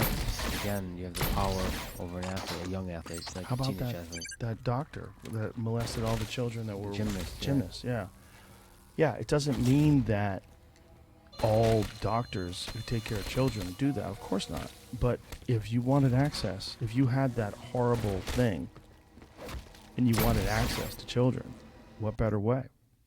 And we don't often, or don't talk about it enough. There's certain atrocities we don't talk about as much as others. Yeah, well, that's one that people tell. I know people who were molested by Catholic priests where their parents told them not to tell about it. There's a lot of that, man. There's a lot of that. That has to do, like, with the shooting we had yesterday. That's what I was wondering. So there's all this political debate about, gun control and all that kind of stuff. I wonder how much role there is, how much responsibility there is on the press not to cover it. Like, In terms of, like, making the person famous? yeah, or even that, like, the location or anything.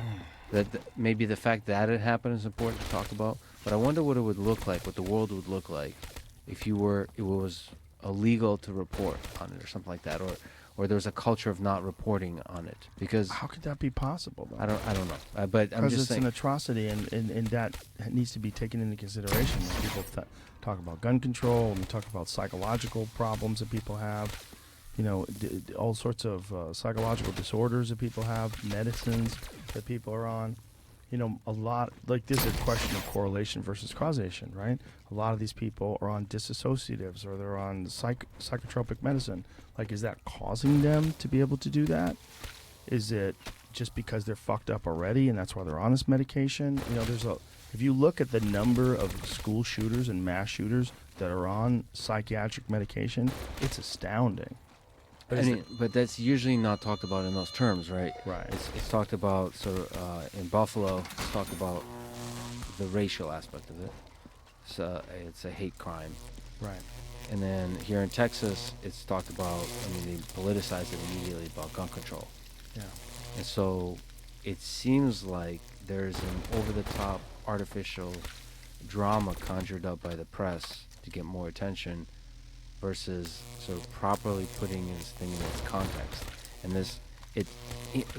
I think any one event deserves the press it gets, but it's worthwhile thinking about but I think every coverage increases the chance of it happening again.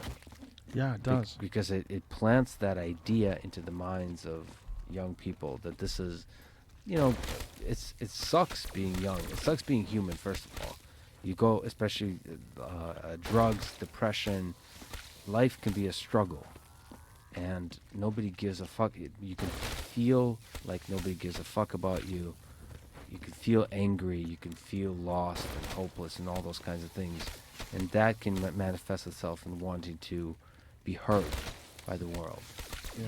You can understand that sort of imperative, and if the press tells you that this is one way to be heard, it just, I think that different message is better. First of all, a message that all of us struggle, that life can be hard, and then a message of help, of sort of this too shall pass, of challenging yourself, of being optimistic about the future, of trying to grow, trying to survive, whatever the hell you're feeling, going through, trying to survive that and growing from that, all of those things. As opposed to sort of like, nobody cares about you. Nobody cares about you if you're struggling. Nobody cares about you if if you're on medication, all those kinds of things, and you're getting side effects that are resulting in all kinds of sort of mental and physical struggles. I just feel like the press wants the drama of the shooting. They're hungry for that drama. Yeah. I see that with Ukraine. And what worries me about Ukraine as well is that the press will move on from the war in Ukraine. And then the war will still be going on. And they will no longer care. And there was just a temporary moment of time where it could be used between the Johnny Depp trial and the Will Smith slap to get the world's attention. and the suffering, the humanitarian crisis will continue, as it does in Yemen and in Syria. There's something seems to be broken about that kind of mechanism of jumping from point to point to point, and nobody's talking about the nuclear war. What is the like when you're dealing with a school shooter type situation? Like, what is the alternative? Like, how else would you address it? You know, we want to find out what's wrong with this kid, right? He's dead, so you can't interview him. It's like, what caused it? Will we get an understanding of it? Do you hold the parents responsible? Like, what if you find out the parents were horribly abusive? Or what if you find out this is the product of schizophrenia, bullying in school? Like, what do you, like, how does one address it? I wrote this thing once that said this country has a mental health problem disguised as a gun problem. And that's what it is. It's there's so many guns. There's more guns than there are people. It's not I don't think it's a gun situation. And I don't think you can change the fact that and I don't think it's wise to take the guns away from the people and leave all the power to the government. We see how they are even with an armed populace. They still have a tendency towards totalitarianism. And the more increased power and control you have over people, the easier it is for them to do what they do. And there's a natural inclination when you're a person in power to try to hold more power and acquire more power. And there's never an inclination to give more power back to the people, to give more freedoms back to the people. Freedoms lost are rarely regained. And so the situation is, should you be able to own a gun to defend yourself if you're a law-abiding citizen and you know that the police are horribly understaffed and you know that crime and violence are real things? And I personally know people who have been robbed. I know people who have had home invasions. I know people that have been in gunfights. What should we do? Should you leave these people unarmed and to be at the mercy of a criminal? Or what should we do? Should we red flag any kid who writes an awful poem or draw something fucked up on his notebook? And that discussion comes up in terms of like basically NSA style surveillance. Anybody that posts a gun, should you be allowed to post pictures of guns? Because the kid, this particular gentleman, I think on his 18th birthday, got 2 ARs, 2 rifles. From his family? No, he bought it. He bought them. Which is a lot of people are asking. I was vaguely paying attention to the details, but you're talking about sort of ammunition is pretty expensive, and so he somehow was able to afford 2 rifles and ammunition. There's complexities around that, but like there's a lot of people saying, well, you should red flag it if it's if you post pictures of guns or have any kind of the symptoms of somebody that might be able to commit this kind of crime. But that's pushing surveillance. Well, what about people that are just gun enthusiasts? Right. You know, people that love handguns the way some people love watches. You know, there's people that are enthusiasts of, gun engineering. Yeah. And that's most of them. Yeah. That's most gun The vast majority of it. So it's much more a mental health problem. And it's also in the full context of things, and this is a tragedy, but there's also an element to this that it's a tragedy the way a hurricane is a tragedy. That there's cruel things happen in this world. There's tragic, unexpected, dark things happen in this world. And it's dangerous to generalize from those problems into something like what I hear about is a race war, or there's a gun control problem. There's people sort of leverage these tragedies to make some kind of political statement, some kind of societal statement, versus dark, evil shit happening in this world. I think also people try to formulate solutions to problems as if these problems have a limited amount of variables. Like if you have 100 people and you have a gun violence problem versus 330 million people that have all sorts of problems, all sorts of issues with their past, psychology, fucking abuse and trauma, medicine and psychoactive drugs and psychiatric disorders. And I think you just described Johnny Depp and Amber Heard. all in one list. no, because I didn't leave in lying. Lying. Yeah. Who do you think is lying? She's lying, for sure. She's lying up a storm. If you can't tell that, you've never been around a liar. Yeah, no, she's a manipulative liar who's beautiful. She has a beautiful face, and that's a real problem. She's not very good at lying, though. Terrible at it. It's amazing she made a career as an actress. She's awful at it. But I also think that she realizes the jig is up. I mean, she's on the world stage looking like a fucking buffoon. And I don't think a person like that has the discipline to not read the comments. Like in Right. that case, I tell people never read the comments. In her case, you might want to read the fucking comments. Because there's Well, what do? You got to stick with the story. You can't. It's over.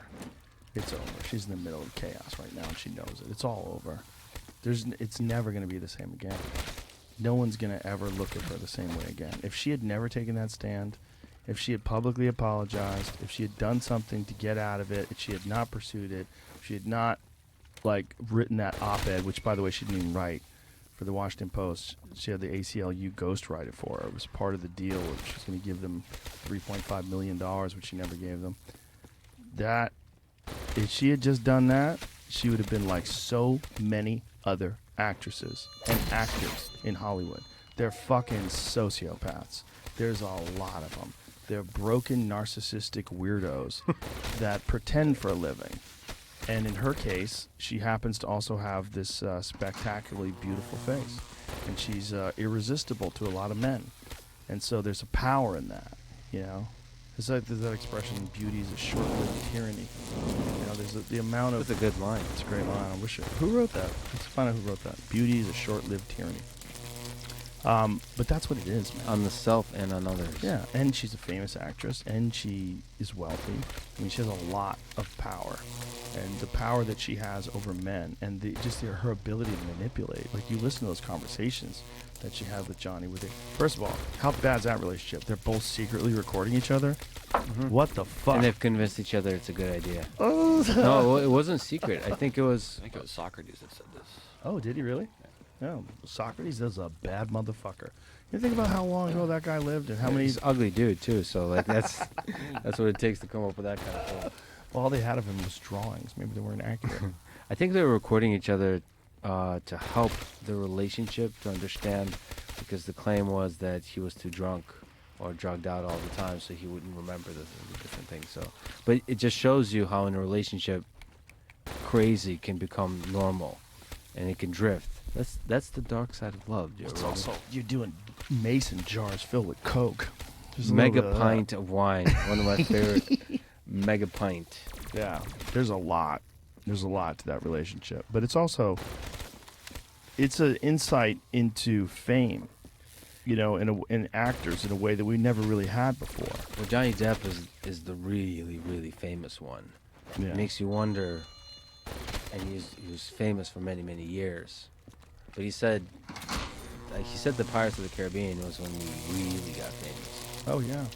And I Got wonder too what famous. can you be a normal person through that? Johnny is a very nice guy. I know him, and I communicate with him. I text message him. I've called him. He's good friends with Doug Stanhope. I had a long conversation with him on the phone. Seems like a really nice guy. And Doug is a very good judge of character, and Doug loves him.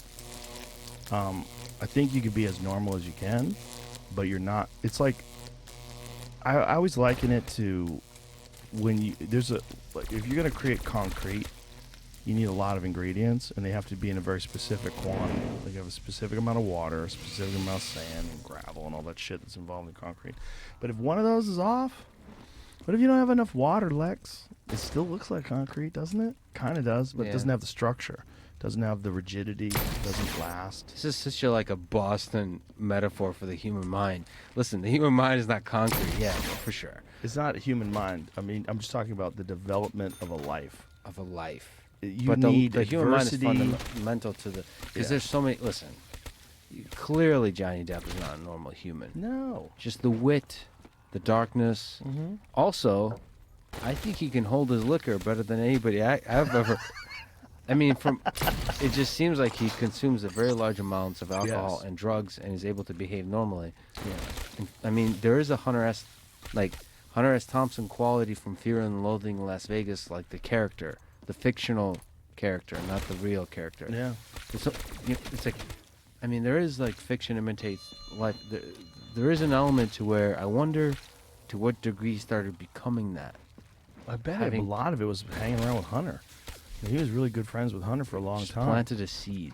You know, he spent millions of dollars to fulfill Hunter's dying wish of being launched into space, Yeah. or launched into the air, have his ashes blown out of a cannon that had the gonzo fist, the two-thumbed fist, holding a mescaline tab in the It's center the of it. only way to go. Do you think he wins this? Yes. I think unquestionably. He's already won. No, public opinion. Yeah, But do you the think court of public opinion, he wins. But do you He think, wins like Mike Tyson in the 80s. I like how I'm asking you like you're a legal expert. You think? I am basically. I've watched a lot of this. I've watched so many episodes of Judge I listen Judy. to it like okay. I listen to it like it's a podcast, and I get Yeah. annoyed. Like I get annoyed at ads during podcasts. Yes. I get annoyed when they get like interrupt. We have to address the judge or whatever. So Yeah. skip. All right. I have never seen. I'm not the kind of person that likes like celebrity drama or something like that. The reason I really enjoy this is because it's raw Yeah. presentation of two humans. I realize we don't get to see that. It's that, but it's also someone's lying. Yeah. And they're being cross-examined. They get busted all the time. You can only do that I mean, she's created a fake narrative. You know, the whole I pledged the money. Yeah, I mean, there's a lot of problems. That's one of them. The other thing I realized, because I'm a fan of psychiatry, is just the competence of two professional positions. One is lawyers. It seems like Johnny Depp's lawyers are really good, Yes. and I wonder if they cost a lot more. Like, do you have to pay a lot more for that kind of quality? I don't know. That Camille Vasquez, the main woman who was Yeah. interrogated, that lady's a gangster. Yeah, she's she's great. amazing. I hope Johnny and her fall in love. Yeah. That's what I hope. Yeah. I hope after this trial's over, they go out to dinner and he thanks her, and then they fall in love and he gets sober. Look at you. You're such a sweetheart, romantic. Yeah. I think she loves him. I think she loves him, and I think she hates Amber because Amber hurt him. Maybe Oh, she's yeah. married. Maybe Yes, she's married. Someone asked her that, and she laughed. She's dating someone from Britain or something. Oh, well, fuck that yeah, guy. yeah. He doesn't have a chance against Johnny Depp. Jesus Johnny Christ. Depp, yeah, what Step are you aside, talking sir. about? He's got a real Whoever you accent. are. That guy's got a real accent. Fuck him and his accent. There's other fish in the sea, sir. Move along. This is greater than you. This is bigger than you, sir. Yeah. And then the psychiatrist too. There's that. I don't remember his name. The crazy guy? Crazy guy. That said he Oh, I really analyzed enjoyed him based on his character, Jack Sparrow. Yeah. And then they said, well, what about the Willy Wonka character? And he's like, do I have to answer that? And he I makes love these that guy so weird much. he seems so crazy. And then I hope that Johnny Depp like plays him in a movie. Because he feels like he was somebody wrote in the comments that he feels like somebody who like a patient who escaped from an insane asylum and is pretending to be a psychiatrist. That's exactly Well, that's probably all she can afford. that's I'm- true. you know- Money does matter. How much you can Fuck yeah, her fucking lawyers are terrible. Yeah. She probably found them on Craigslist. They don't make any sense. Their questions are terrible. They're so ill prepared, but also, what are they dealing with? Like, what are they dealing with? They're dealing with someone who's a clear sociopath, a clear liar. The way she like turns, like she answers the question, looks at the jury, and answers them like she's doing a little show for them. Like, she's nuts. Well, also to be fair to this whole trial, I don't know how much they're aware about public opinion, but this being televised, it's almost unfair to the judicial process, because I feel like the lawyers aren't as terrible as they look. They're probably just following the game of how like trials usually are, but they just sound disingenuous. She sounds disingenuous. She sounds like she's lying. Maybe to the jury it doesn't, but to us observing from the outside, it just looks terrible. I think it does to anybody who pays attention. The jury too, you think? Yes. Unless they're, first of all, here's the problem with the jury. They're too dumb to get out of jury duty. Spoken like a true American. I'm kidding.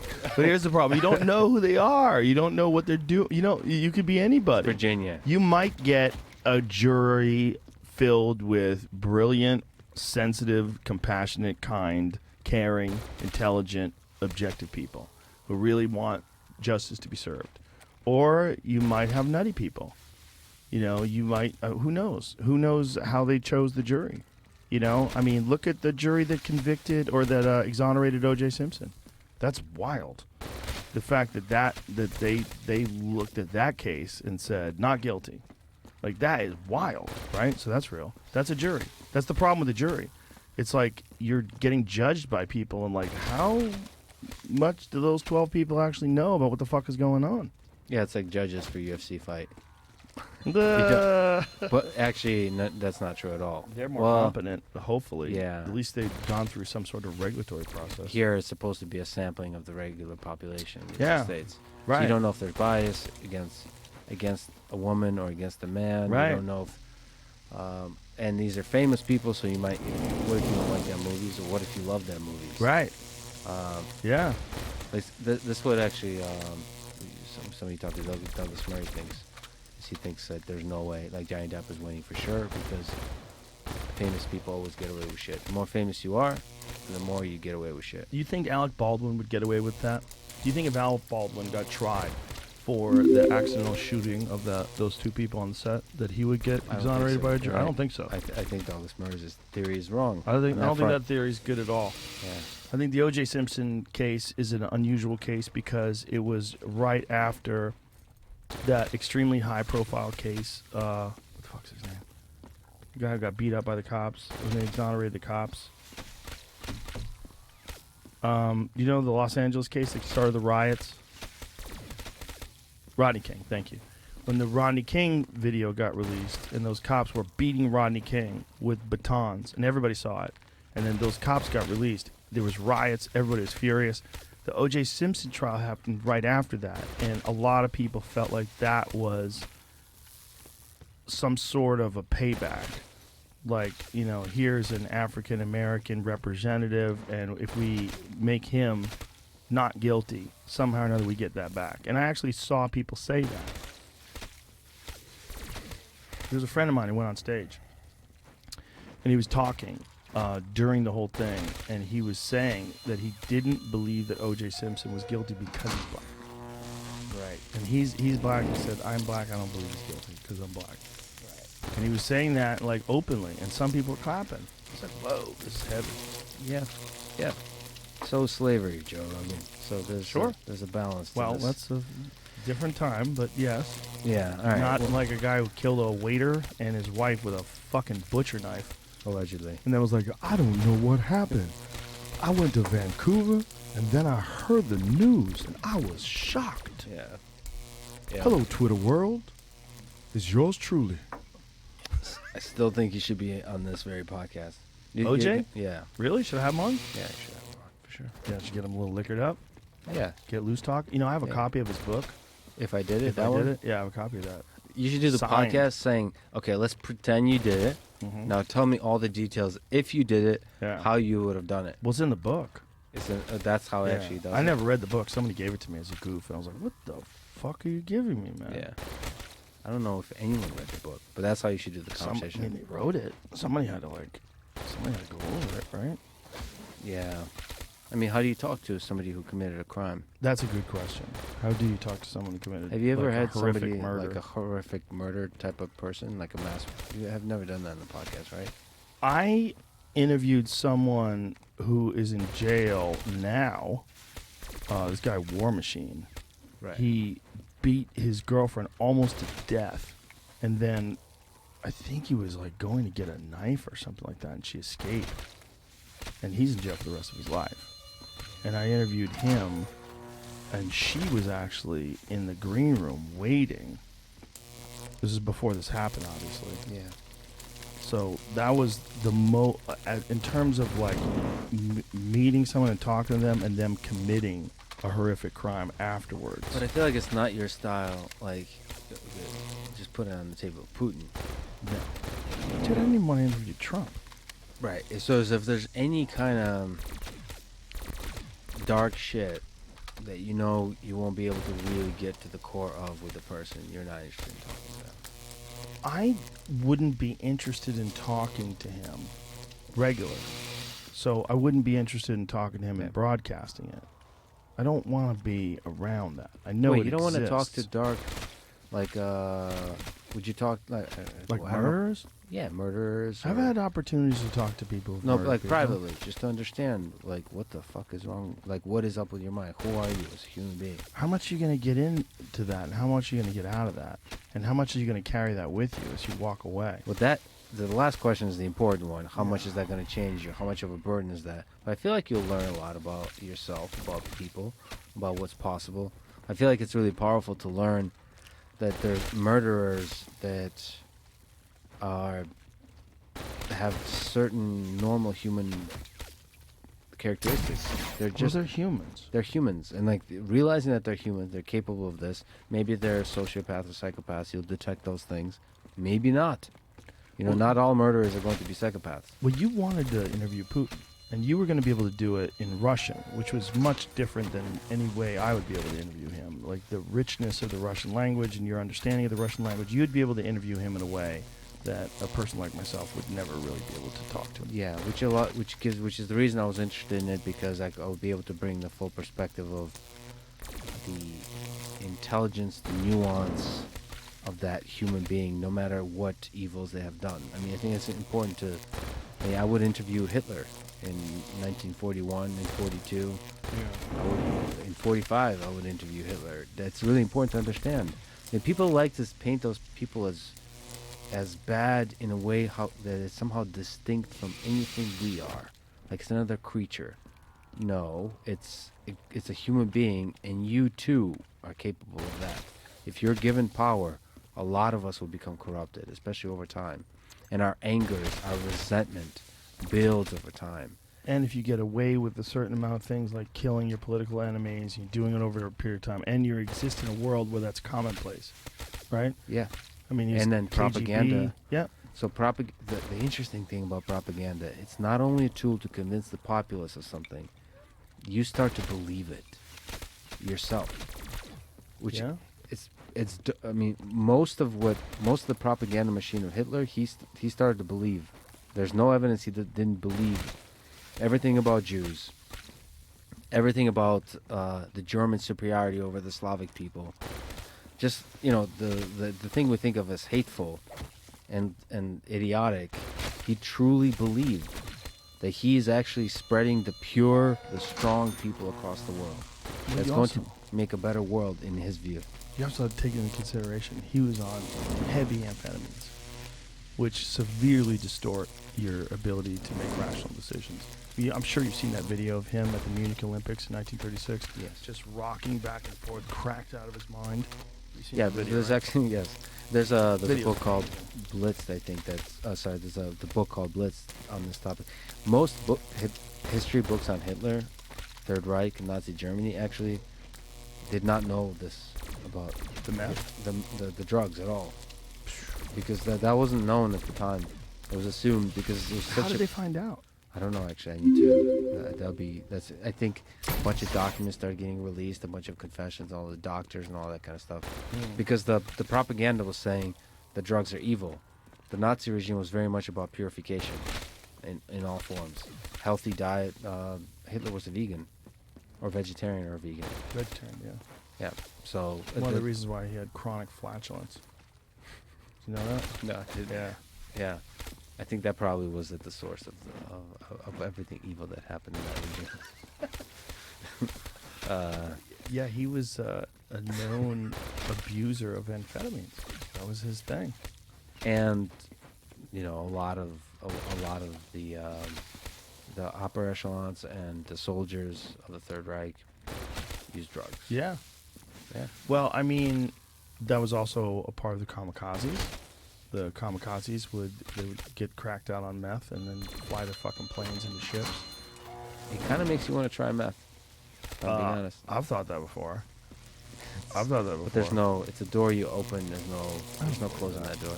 I don't believe that. Well, if you're well off, if you believe, what is it called, heart, that if you're well off in your life, you can try heroin, you can try cocaine, you can try crack.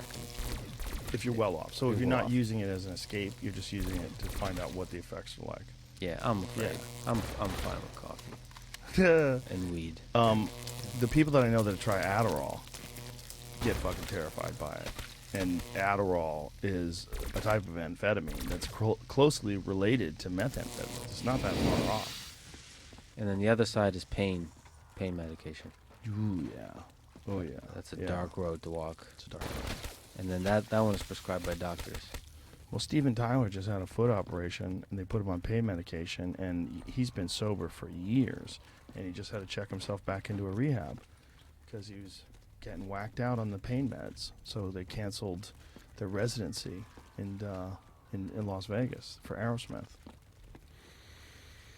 Yeah, it's you're never sober. You're never out. Well, the people that get really addicted, man, that's like a part of your life that just always in the background, always in the shadows. Well, you can be fine with a little drink, you poo. Come on, relax. What's a little line of coke? What's the big deal? A little bump of meth. A little bump. Just a little bump for pick me up. You got to clean the garage. Remember how good you were good at cleaning when you were on the meth? Just give yourself a little bump. Yeah. I'm that way. I've never had meth. I'm that way with food, so I'll be fucked with meth. You that way with like spaghetti? Well, like healthy carbs. See, I don't do unhealthy carbs. I'll do healthy carbs. Like what's a Yeah. healthy carb? Like fruit. Oh, you get crazy with fruit? Yeah, You like apples and eating cherries and bananas? shit. Yeah. Like I've gained weight since Ukraine, which is stress, and the way I take that out is I just hide from the world, listen to Rise and Fall of the Third Reich or different books about the dark periods of history, and eat excessive amounts of fruit, and then call relatives and listen to them cry, and then go back to eating fruit. Jesus Christ. Yeah, it's great. But I do want to. I don't want to. I'm going there. I'm traveling to Ukraine and to When are you doing the next. I shouldn't say Soon. Soon. I don't want to do like travel logistics and all that kind of stuff. that? Are you apprehensive about your own physical safety? Are you worried about... Yeah, the thing I don't. So I'm talking to a lot of people. I know what the risks are involved. It's not insane, but it's dangerous. But it's not insane. Pelosi was just there. Just wild. I'm going to save my girl. We should show her when she was young. Yeah. Show me a young photo. call back. of Nancy Pelosi. Yeah, I forgot. For the record, Jamie just rolled his eyes. She was back. They have photos of her with Kennedy. Kennedy. Yeah. You know what? I think I remember her being Look at hot. her. No, that is the picture I remember, and it's not. Kind of hot back then. Kind of milfy. Well, if you find, I mean, especially if you find power attractive. No, you like a lady in a suit. Yeah, but it's not. I like it more. Look at that one in the tight-fitting blue. Suit, yeah. The one in the blue down there with the blue background, Jamie. Yeah, click on that. That's her. Even All as these a pictures. freshman, Pelosi was a political insider. There's a little like AOC energy. The amount of That's J-Lo. energy that must be involved in that life. You know, the amount of power and influence. She has some big old mamma jammas. Look at that. That's, bud. I think that's fake. Photoshopped. Let me see that. Well, Is she's got that- two is other that ones right real? there. It's a little. That's I'm a Those are 100%. real. Stop it. They're real. Don't be an asshole. Look at those giant titties. Does Nancy Pelosi have some giant, big old fakies? Yeah. Are those real? This could be a series of photoshops we stumbled into, but I don't know. Or maybe This is not. a rabbit hole. Maybe Now go per- back to those photos. Those are real, bro. Those are real cans. Go back. The cleavage on God, the those in are Congress real. is a bit Shut much. the fuck up. They're real. I want to believe. I want to believe. Look at them. Giant. They're massive. Yeah. Yeah. I'm pretty sure that's fake. The other ones? Which has got the big old fakies? Think so? Yeah. Holy No, the shit. cleavage. What? I'm What do you pretty got? There's way more photos. This Show me- is let me see. definitely fake. Shut I'm your not showing mouth. those on. Perfect. not That's real. real. Yeah. It's 100% real. It's like I Bill think that's Clinton's real, head on buddy. yeah. I think that's real. You know what, guys? Pelosi cleavage. 100%. Dude, that's real. Yeah. I think it's real. What are you guys talking about? Of course it's fake. That's Shut all- your mouth. Shut your damn whore mouth. It was like watching a porn with Pelosi's head on it. I'm pretty sure that's real. That's real. But Yeah. that's a weird thing about deep fakes, man. If they're doing that with deep fakes, like you see porn with Scarlett Johansson and There's probably porn with your head on it. I'm sure there is. There is now. You Like fuck. gay porn. Yeah, you've just If started. there it. isn't, please make it. If that's always the rule of Photoshop. And If DM me, there's- and I will post it everywhere. Send it to Tim Dillon. If there's a photo of you, someone somewhere has photoshopped a dick in your mouth. That's Yes. the golden rule Yeah. of the internet. Yep. And if you haven't, please. But we're gonna get to a point where you're not gonna have any idea whether or not it's real or not. Is it like Well, that's what Elon is base? really the bots problem. Yeah. He thinks it's really important. I think it's an almost unsolvable problem. But I love the ambition of trying to solve that problem, but it's extremely difficult to know what's real or not. Well, what he's doing, at the very least, is he's forcing Twitter's hand Yeah. to address it and expose it. And it's very likely that they've been lying. First of all, something's weird happening over at Twitter. When he said that he was going to start, when he started to this process, and then announced that he was making an offer for Twitter, and then Twitter accepted his offer. Since then, I've gained 800,000 followers. It's not that long. It's very quick to gain that many. And it makes me wonder, like, was I in Twitter jail before that? Probably. I was probably in some sort of shadow ban type situation. And why am I released? Am I released because they realize that these algorithms that they're using are really fucking creepy and that they're going to be exposed and these people are going to get in trouble? So are they just like killing all this code? Yeah. This is great. This is great. That Right. pressure was really, really necessary. I don't know if his ideas are, his off the top of his head ideas are good, but the point is innovation is really needed. Because that's in Like- that's in Instagram too, for sure. Instagram, all of they listen. I've talked to a lot of those people, and they actually mean well, and they're great engineers, but they've become stale in terms of the amount of innovation they're doing, and they've become arrogant and dismissive. Like they become arrogant in thinking they know what is information, what is misinformation. They've become arrogant to knowing, thinking they can know what is good and not, Yeah. and so they can. And also they become dismissive of these other conspiracy theories or theorists or these other humans that are trying to manipulate our platform to do bad to the world. And like that starts to fuck with your head. And if you just hire everybody that believes the same thing as you in a room, that you can start to believe that there is this particular thing that is true about COVID and everybody else is lying, and not only are they lying, but their lies are going to have mass damage on society. They're going to hurt a lot of people, and that kind of arrogance can build and build and build until you're actually just until the algorithm that you use for your platform, for both the search and discovery and for the recommendation and for the feed, is no longer actually a great product. It's no longer serving the people. It's not just like it's violating freedom of speech and all those kinds of things, which is very important, but it's just a shitty product. Like Yeah. the timeline is shitty. Yeah. It's not. Hey, some people it might feed some kind of echo chamber thing, but it's not. It's like a lot of people are not going to enjoy it. A lot of us enjoy being challenged, and a lot of us enjoy being like seeing multiple opinions and growing from it and all that kind of stuff. And Yeah, but you say a lot of us. Is it the majority? I think so. I don't know about that. And I don't know. The whole idea of the algorithm was to give you things that you're interested in. And unfortunately, a lot of people are interested in things that upset them. Yeah, Right. in the short term. Yeah. Yeah, I mean, they didn't. I don't think they created the algorithm with the intention of making people upset. Like that's like a false narrative that I think gets tossed around about a lot, where they say that these algorithms exist to encourage engagement and encourage people to get angry. People get angry and people engage with things that they get upset by. All the algorithm does is find out what you like.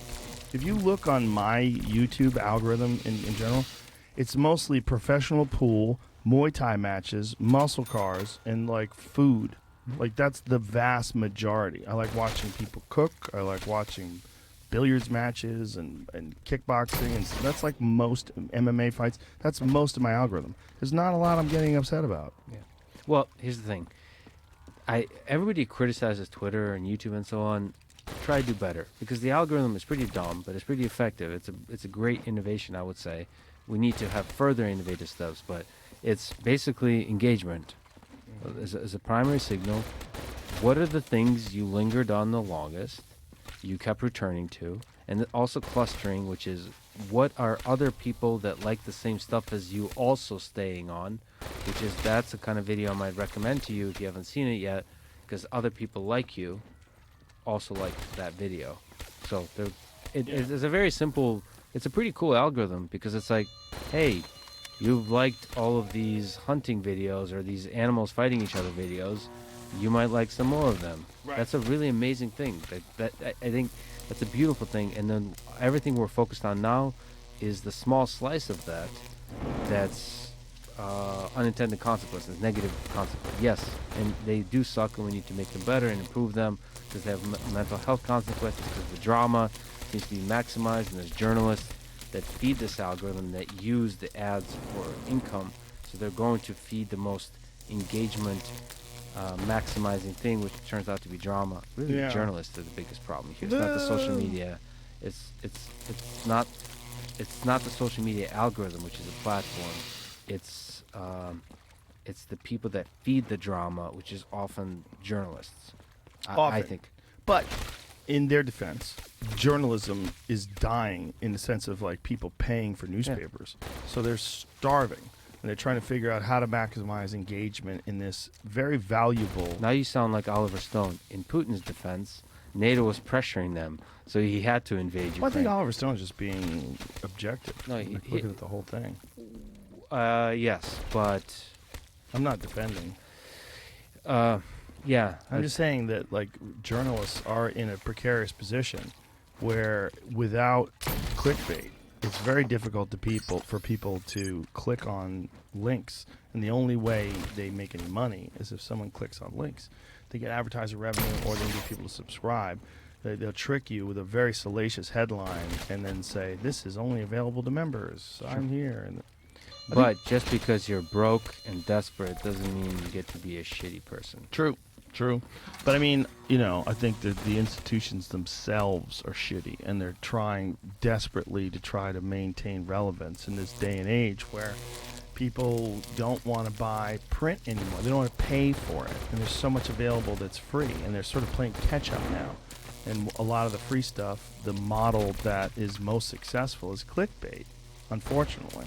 And I think what we're talking about with YouTube and Twitter and all that stuff is one of the problems is managing at scale. Imagine the sheer volume of tweets you have to go through, or the sheer volumes of YouTube videos that get uploaded every day. The problem is censorship. It's not the problem of the algorithm. If the algorithm existed independently of censorship, I don't think people would have as much of a problem with it. It's that the algorithm exists, and then on top of that, they censor things. They remove things where it's like YouTube will remove a video if it is a discussion of a peer-reviewed paper, scientific paper, that doesn't fit in with whatever ideology they're pushing. That's like the most blatant and ridiculous censorship. And that exists. People have had videos removed for discussing trials of ivermectin on yellow fever because they're doing things about ivermectin, and they've decided that ivermectin is negative because of the political consequences. Or they also do something, I would say, worse, which is, I think they call it deceleration, which they don't, I guess people call that shadow banning. Yeah. They don't recommend it, or recommend it much less in the search and discovery process. Yeah. Which is very difficult to detect. Yeah. So like when your video gets removed, at least there's a definitive okay, that happened. That act of censorship, usually automated censorship, happened. You can protest, or you can at least go to another social platform and say, what the hell just happened? Yeah. You have some power. When you're being shadow banned, you have no power, because you just sound like a whiny person that says they're shadow banned. There's no evidence. Yeah. And that to me is really concerning. I think there should be like transparency about being decelerated and all those kinds of things. Yeah, and it's just like that.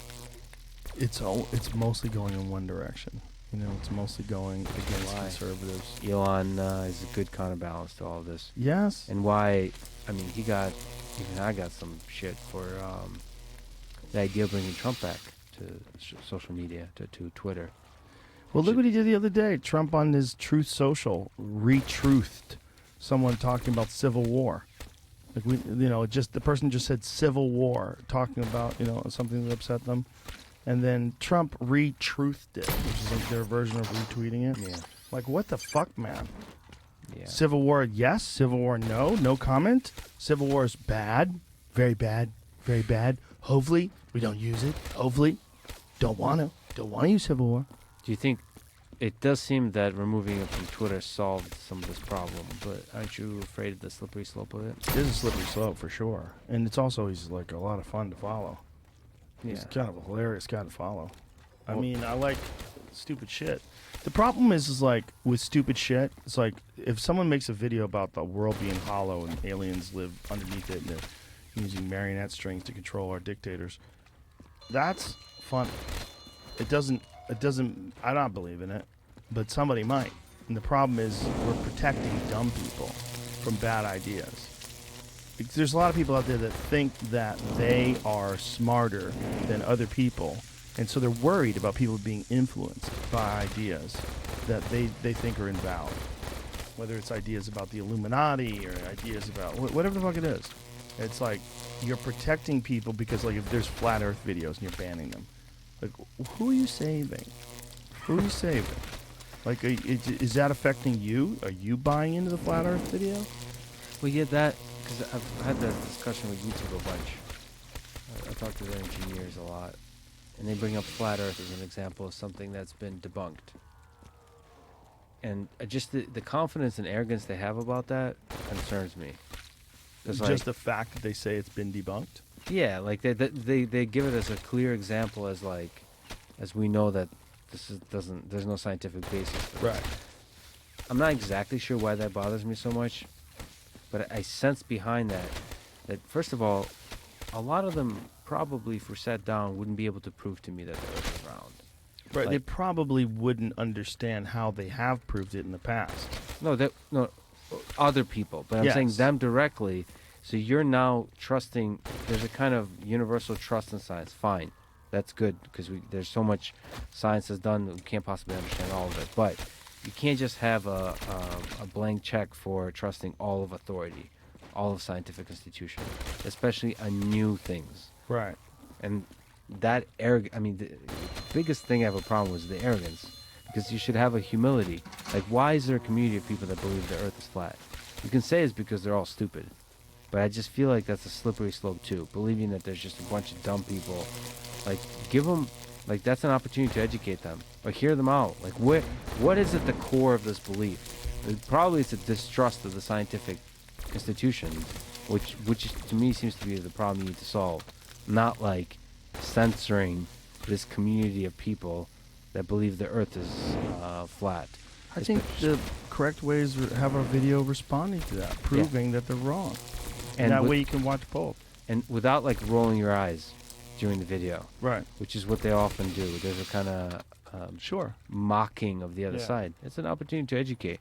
Most of us, even the people that believe the Earth is round, don't know 99.999% of, like, cannot explain how this universe works. 99.999% of it. Science is the very early stages of understanding. We don't understand most of anything about the human mind, most of anything about the universe, about biology. It's a giant mystery, and we congratulate ourselves because we made a lot of progress in the past century or 2 centuries, depending on the discipline. But we're mostly, the world is shrouded in mystery, and I think humility should be the driver for the recommender systems on YouTube, on Twitter, on Facebook, and so on, and always err on the side of free speech, I think. I think so too, and I think it's also an interesting opportunity to explore why people believe stupid shit, why people believe the Earth is flat, why people believe space is fake. You know, there's a thriving community of people that think that space is fake, and a lot of it has to do with, like, religious beliefs. They believe that, you know, there's like a dome over the Earth, and the Earth is like a flat disc. Well, I can empathize, because there's something, I'm sure there's something genetically, biologically wrong with me or right with me, but I find those things fun to think about. They're fun. Why There's is that nothing fun? wrong with you, because it's so silly. Yeah, but then maybe it's a slippery slope. You have a little bit of fun, you get into a room, you have some beers with your friends, and then you're like, the fun turns in, and you get T-shirts and mugs, and all of a sudden you have a Facebook Isn't Scientology group. fun too? When you find out that there's like, they think there's thetans inside of you, and they were frozen. They threw them in a volcano, and Yeah. that's fucking fun. But then they start threatening you that if you ever leave, we'll reveal some shit about you. Well, that's criminal. That's not cool. But the actual beliefs themselves, like the Mormons believe when you die, you get your own planet. Hilarious. Each person gets their own planet. Oh, yeah. Oh shit. Did you know that the Osmond Brothers had an album that was dedicated to that belief? And that inside the album is like all these worlds. It's like in the jacket of the album, when you open up the album cover, there's like these worlds. And this is all based on this Mormon principle written by a fucking 14-year-old con artist Allegedly. in 1820. Maybe he was onto something. Maybe I not. mean, what Maybe do you not. know what happens? No, I don't. How do you know you don't get your own planet? Imagine if this one guy was onto something, he really knew, and everybody's like, he lied about everything else, but he was right about this. What if planet is just a metaphor for a simulation? You get to enter, you get transported to another world. That's the whole Or point. your entire life and your existence. I mean, you don't know how the world sees you when you're not around. Maybe you literally do live in your own planet. Maybe as you go through life thinking that you're going to go visit your friend and that he's there when you're not there, maybe he doesn't even exist until you show up. Yeah. Maybe all that social media stuff, maybe it's all an illusion.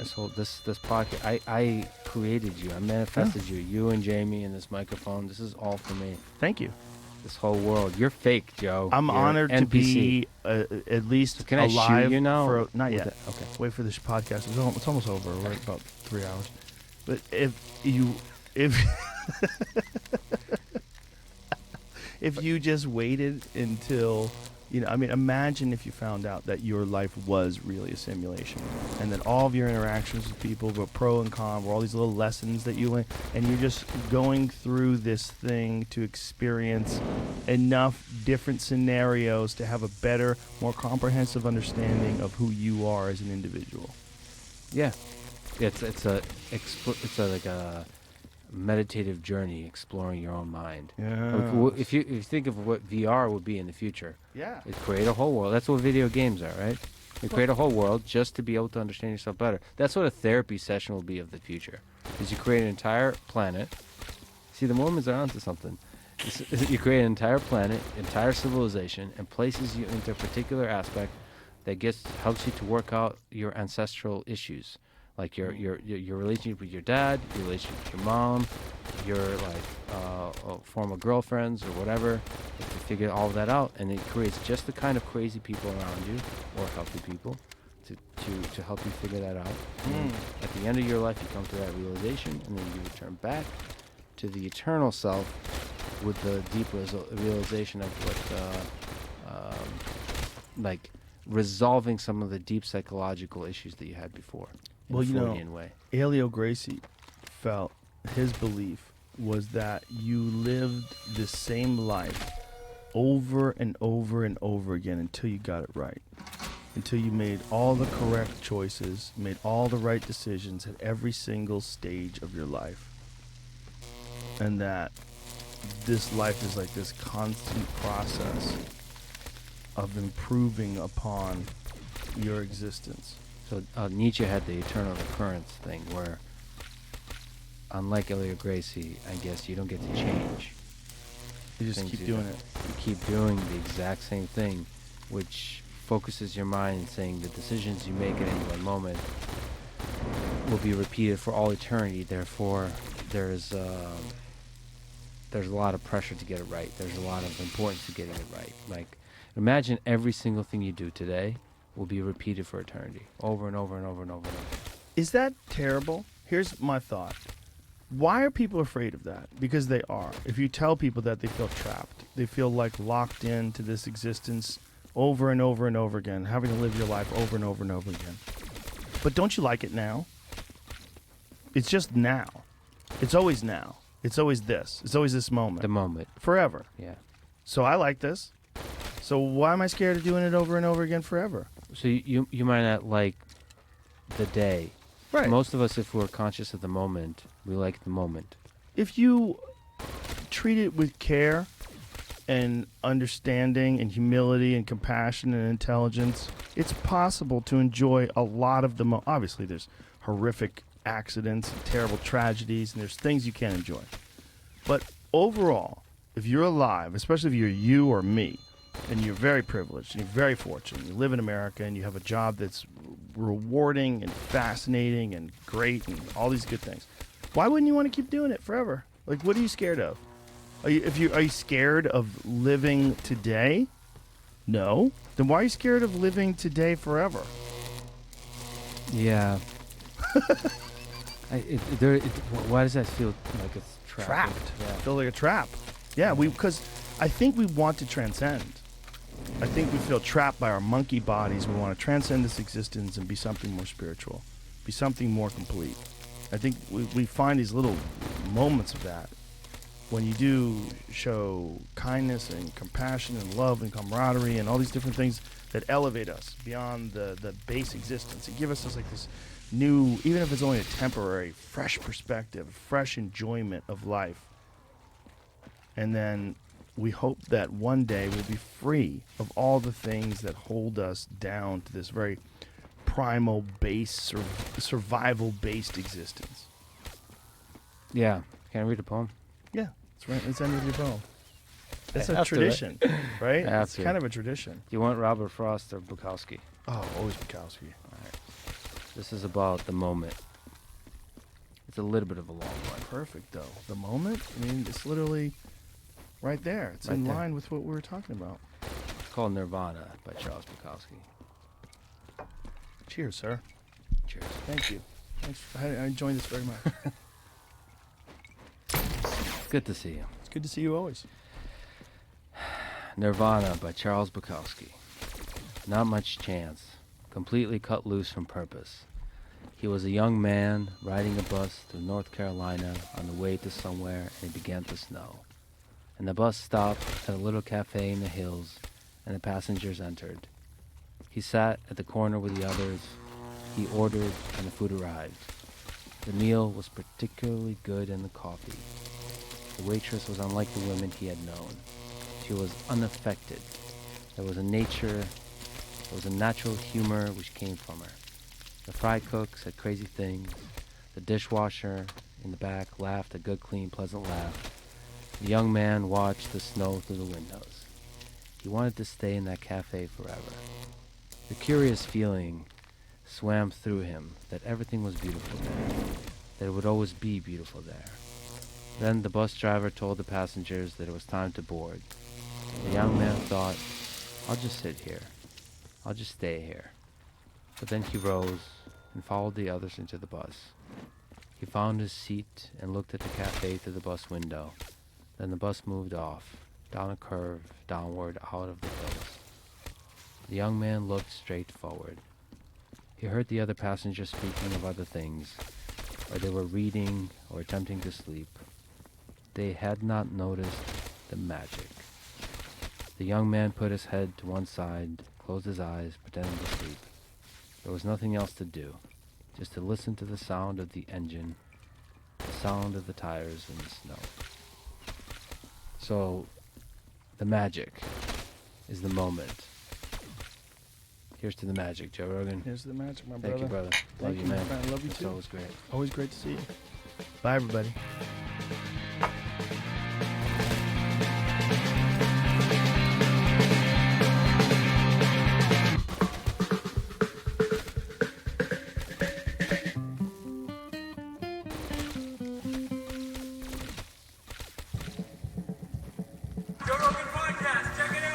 The Joe Rogan Experience. Train by day, Joe Rogan podcast by night, all day. Mike Baker. Are we fucked? Mr. Rogan, we are fucked. This is not good, right? This is not good. How much fun is this? Every time we get together, there's some It seems like. bullshit happening. Yeah. Yeah. Every time the world is somewhat falling apart. Yeah. Well, it's good for business. I didn't mean that, actually. That's going to Shouldn't sound say that. wrong. No, that's what people expect me to say, I think. Right. But, I think nobody really expected the potential for thermonuclear war right after 2 years of a pandemic. I don't think anybody actually saw that coming. Yeah, well, there's no break for the weary. Yeah, exactly. Everybody comes out of it. I did have a thought, which was I talked to my daughter the other day. She's just turned 28, and I thought after I hung up, she was talking about it, and she was kind of basically saying, "What the fuck," right? And so people that age, if you think about the folks in that age group, she was born, she was old enough to understand 9/11, right? In a sense, from a child's perspective, and then through the Iraq or Afghanistan, bullshit, that whole time with the war on terrorism, couple of recessions, okay? Global pandemic, now approaching Cold War 2.0, getting close to thermonuclear war. Not that we are. And the disastrous pullout of Afghanistan. And Afghanistan, inflation possibly leading to recession. Yeah, $7 a gallon gas in California. People of that age, not able to save money for a house, they must just be thinking, what the fuck? Where's our big buildup? Where's our, like, the 50s or the 80s? Well, it just seems so supremely incompetent. Everything seems like whoever the grown-ups are that are running the show have fucked up so many different things. Yeah. There's a lot to unpack there, isn't there, in that statement? The Putin thing scares the shit out of me, though, because he's when it comes to warlords, he's a legitimate warlord. Yeah. Who is in charge of? I didn't know that they had more nukes than us. I mean, I guess it's kind of a moot point, right? Because everybody's got enough. Yeah, how many? Everybody's got enough to kill everybody. How many times over? Yeah, isn't it something crazy like 10 times over? Yeah, they did the math, and it was in double digits. It's not good. It's not good, but look. If you step back, everybody's thinking, okay, how did this fucked up situation happen? Well, it's been building, obviously, right? I mean, how much news coverage did we have of? Well, they're adding more troops to the border with Ukraine. Wonder what they're doing. Could it be military exercises? So there was a tremendous amount of speculation leading up to what the fuck is going on, which, in a sense, points to how lacking the intelligence is on Putin, on plans and intentions, right? And that's a heavy lift, right, to come up with that sort of intel, because ideally you're going to want a human source. You can get SIGINT, you can get whatever, you can gather intelligence from a variety of sources, but you really want human access, people who can tell you, you know what, I had a meeting with him, and boy, I tell you what, he was pissed off, or this is what he said, or this is how he looked. Without that, without knowing what plans and intentions are, or being able to gather intel on, say, the command staff, everybody was kind of speculating. Will he, won't he? What's he going to do? Well, stepping back, if you look at what he's done, he's been pretty damn consistent, right, over the years. And so I guess, in a part, a lot of it was optimistic thinking. Okay, he just wants the eastern part of the country. He's just going to go in there and take that because, maybe he's already got it. He's declared those two republics legit. Maybe that's all he wants. He's already taken Crimea. And so I think that was optimistic thinking, hoping that, the guy's not going to lose his shit and go all the way through the country. Well, that's what he's done. And in part because, again, if you look at what he did in Chechnya, if you look at what he did helping Assad in Syria, if you look at what he did annexing Crimea, if you look at Georgia, Abkhazia, South Ossetia, every step of the way, he's been following in his mind this stated desire that he's made very public over the years to rebuild his sphere of influence. Right? So, in part, you could argue we kind of missed the obvious. Right? We didn't see the obvious in front of us because we were all kind of hoping and mirroring our values onto Putin, who doesn't deserve to have our values mirrored onto him, because we're thinking maybe he just wants a little bit. Maybe he's just trying to make a point. Maybe he just wants them to sign a charter saying they won't be part of NATO. So anyway, my point being twofold, I guess. We missed the boat on that. We missed it in part because we're always trying to be optimistic and trying to think, okay, well, maybe they think like we do. Maybe there's a rational process there. And then part of it is intel was lacking. And when it comes to intel, when you're talking about like in-person intel, how difficult is that to get on a guy like Putin? It's really tough. It's a very heavy lift. The higher they go up the food chain, because the smaller your pool of potential access points are, right? So, you've got some mid-level person floating around, a government office somewhere in some target country, and, maybe you've got lots of options. Okay, who do they socialize with, right? Who can I get access to? Who might be next to them? Do they have a driver? Can I recruit the driver? There's things Right. like that, right? Sometimes it's very simple, but Putin's had a increasingly small circle of close advisors and of people that he counts on and trusts. And part of that may be, the fact that was accelerated through the 2-year pandemic, where he decidedly was shutting himself off because he was paranoid, like a lot of people were, about COVID. Do you remember when there was a guy who suicide drove into Putin's car and Putin wasn't in it?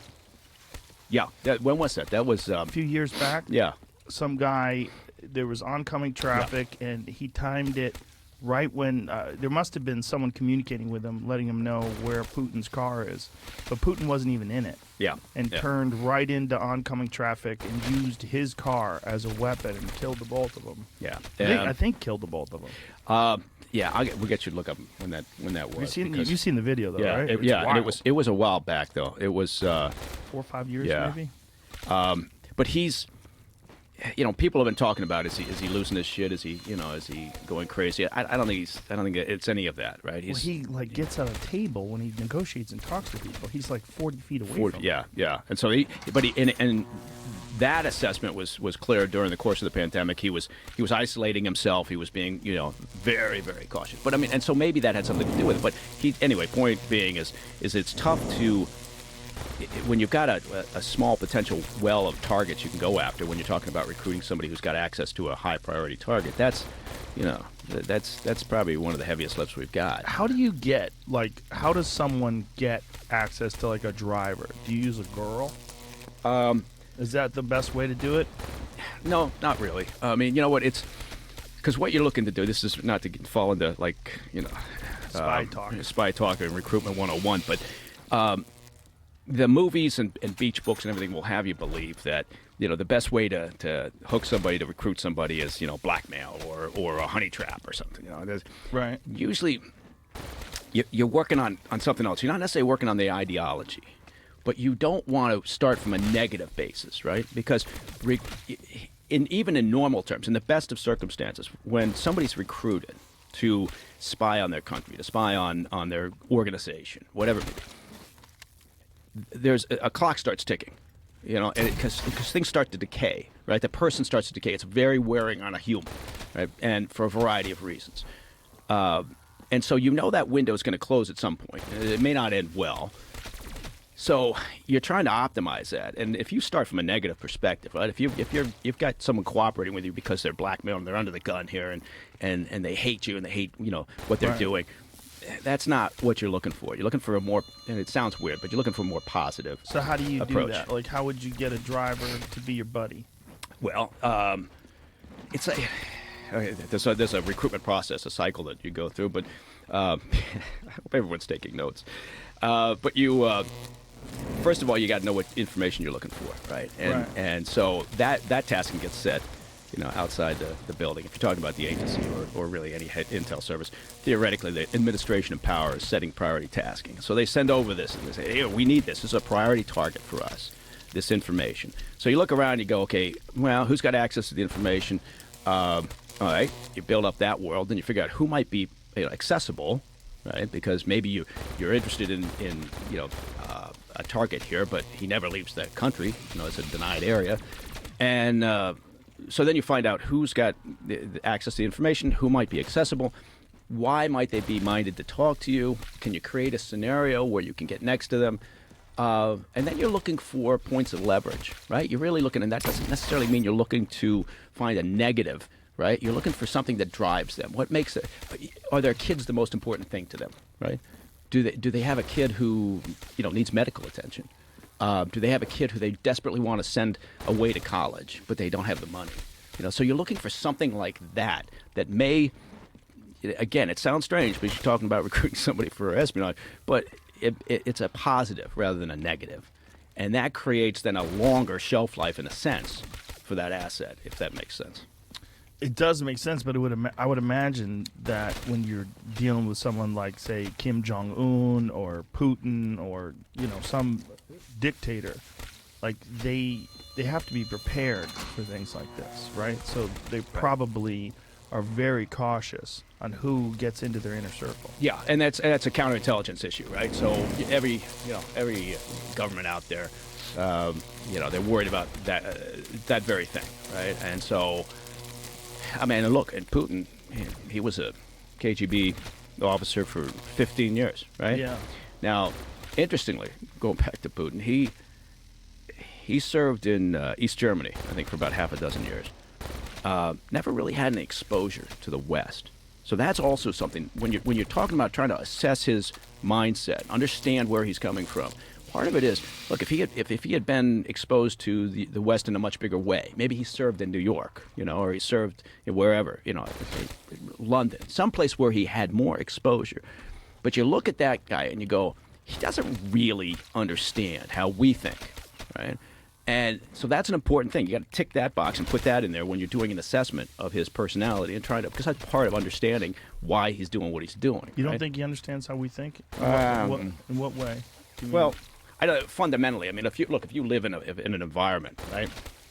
If you go to China, you live in wherever, Shenzhen or Shanghai or Beijing, and you're there for a few years, you're going to understand the culture, the mindset, much better than somebody who's never lived there and is just sitting in Washington in a think tank talking about what the Chinese regime may do next.